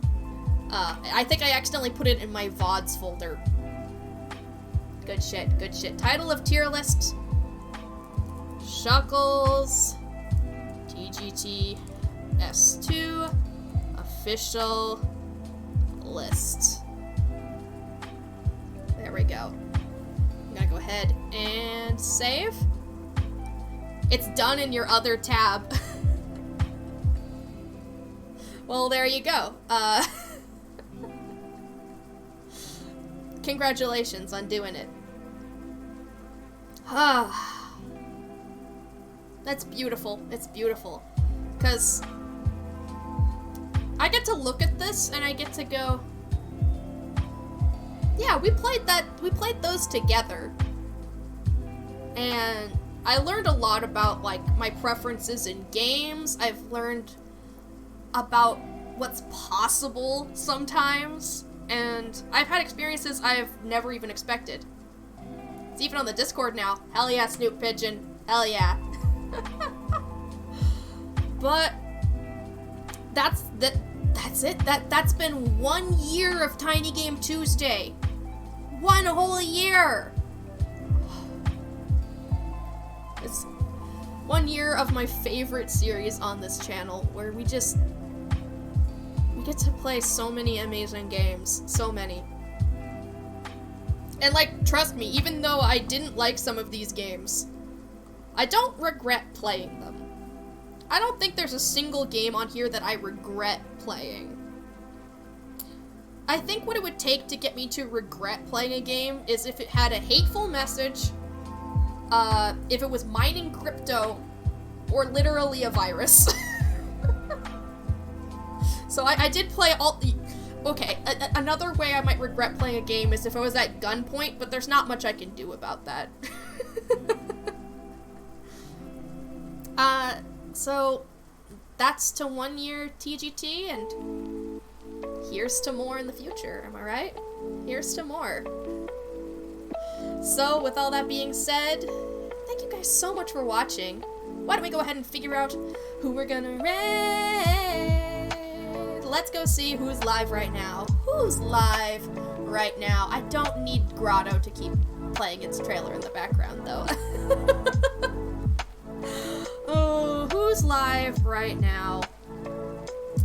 Ooh, we've got somebody playing Celeste. We've got somebody playing Golf with Your Friends. We've got somebody playing Eventide, Slavic Fable. I feel like, fuck yes, more indie games. Yes, there will be more indie games coming. I'm going to be taking a week off, so like, not a week off total, but I am going to be skipping Tiny Game Tuesday next week because I need to do research, and this took a lot out of me, so I need to recuperate a little bit, and hopefully you guys are fine with that, because I put a lot of work into this. I did. I wanted to make sure that it was even better than last time, and I love how this little video preview played out. Sometimes it's a little bit cropped a little bit too much for my liking, but I don't know how to like compensate that really. So I think that's just a natural occurrence that has to happen to fit everything on screen. So I kind of want to see what Eventide Slavic Fable is. So I think we're gonna go ahead and visit Scandalous. Scanda is a wonderful content creator who does play indie games, kind of like me, but she is just a pretty chill person. So let's go ahead and send you her way. So thank you guys so much for watching. I do have some plugs here. If you want to support me on Patreon, there's my link. If you support me there, I get 95% of all money that is given to me, so it's a great way to support the channel. And I also have a YouTube channel where I post VODs and edit down my content into a bit shorter form content, and I have a lot of fun doing it, and it's a great way to help me be discovered. Cloaked! I see you're back just in time for the raid. So, perfect timing. Bye. Bye. Here's my raid message. Go ahead and copy that and put any emotes on the end of it. Any of them at all, so that way we can bring the party to Liz. Because she is a wonderful person, and I know she's going to take great care of you. I also have some TikToks. If you would like to help me be discovered that way, that is another great way to do it. And go check out all the games. Go check out all these games. They're all good in their own ways. They all have something good about them. So please go take a look. Please go take a look. And remember, I love you. Goodbye.